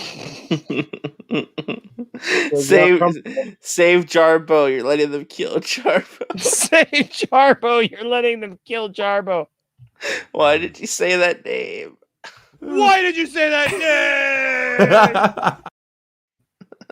Oh my gosh, that's hilarious. Well, we love you all. Hey guys, I'm glad that we got to end this sleep. We got yeah. No, I'm glad that we got to Eastbound and Poindexter Lounge. You know, people tell me that I look a little bit like him. What's his name? Oh God. Nor Scott Enosh. Hello, my brethren. Enosh is going to replace Chris Hemsworth. Do I look like Thor? It's got you look like 80s Thor. They would have made a Thor movie in the 80s. They did for TV. It was horrible. Oh, that's right. I forgot about that. Yeah, absolutely dreadful. You're not brave. Jarbo's brave, but which one? That's the question. Night, Matt. All right. So, hey. Guys, I'm glad that we got to end this stream in an upbeat God of Enosh. Yes, 80s Thor with a perm, absolutely. But hey, I'm glad we got to end on a lighter note. Tonight was a great discussion. I want to thank Matt, I'm the real Matt Damon. I'm the real Matt. Oh man. But yeah. I feel like Neo in Matrix Reloaded with all these Jarbos. Thank you, Caleb. I appreciate that. Yeah, you know what? We Jarbo Affleck. Look, we talked about a lot of great things tonight, and I think that we had a really good discussion, and that everybody conducted themselves in such a great way. Thank you, William, for being here. For sure, and for your thoughts, man. Hey, thank you, RJ, for your thoughts tonight. It's always a pleasure to be on here, man. Thank you for having me on. Thank you to Q, who was here, Brian, who was here, Saggy, who was here. Thank you to Prime, who was here. I think I think it's one of the great things about the lounge is we always have a fun time no matter what, and we always have an informative time, and I think that by the time we leave, we always feel like we've accomplished something here. Sometimes it's just having fun. Sometimes it's really hitting an issue hard, and sometimes it's just putting Saggy to sleep. Because I fell asleep. You did. But we love you. I heard RJ's voice. It woke me up. Well, we blew you up, and we listened to you snore for a minute. Oh shoot! I was snoring. Y'all heard it. Oh yeah, you were going for like a full 30 seconds. Oh no! Keanu Reeves dodging Jarbos. Oh. I can't handle all these Jarbos or that wig. It's all right, Saggy. We love you. Okay, I love you guys too. Good night. All righty. See you later. Get some sleep. Bye-bye. All right. Hey, you guys are absolutely welcome. Thank you guys for making the Poindexter Lounge. This isn't much different, is it? It's just dark. It's just not as long. Gonna go the cover of the Eraserhead remake. Right? Just do this. That 70s show me.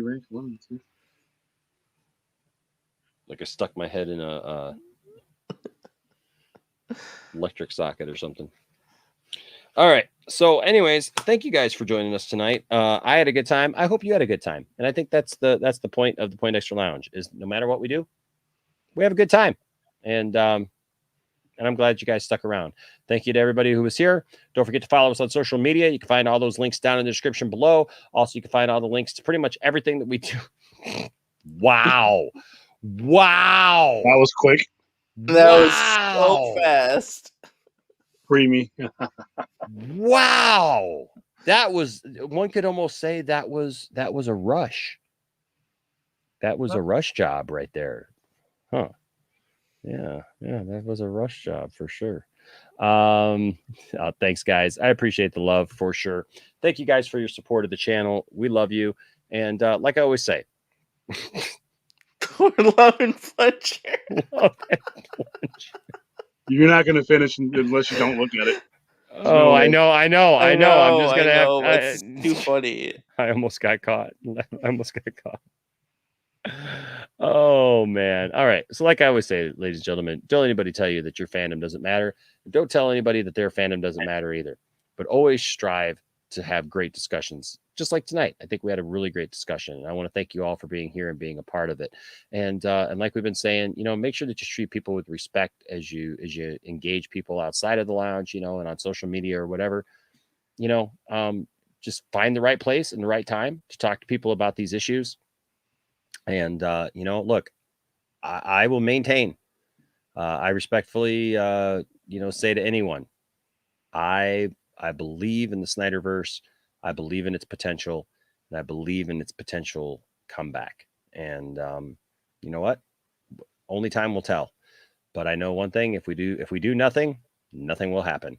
And so I plan on doing something, and I plan on being here, and I hope you do too. So until next time, my name is Enosh. Just saying, you guys are great, and I appreciate each and every one of you. Have a great night, everybody, and I look forward to the future with you. Maybe one day we'll all meet up over at the Sci-Fi Center out in Vegas at Williams Place, when all of the multiverse Jarbos and Williams and Enoshes, and I'm surprised we didn't get any extra resident justices here. No extra RJs here apparently, but oh, don't worry. They'll next time I pop up, that'll happen. I'm sure it will. But yeah, the Ashman, you're absolutely right. Us united. That's what it's going to take, folks, is us united. And so thank you guys. Thank you guys for the love. I see your love here. And I really, really appreciate it. You guys are fantastic. And you guys make the lounge what it is. You guys make the lounge one of the best places to be. And so I wouldn't trade you guys for anything. So thank you guys so much. Congratulations once again to H. Bartz on winning the poster. Remember, I got 2 more of these. We'll give another one away next Wednesday. And that's about it. So until next time, stay nerdy. Bye-bye.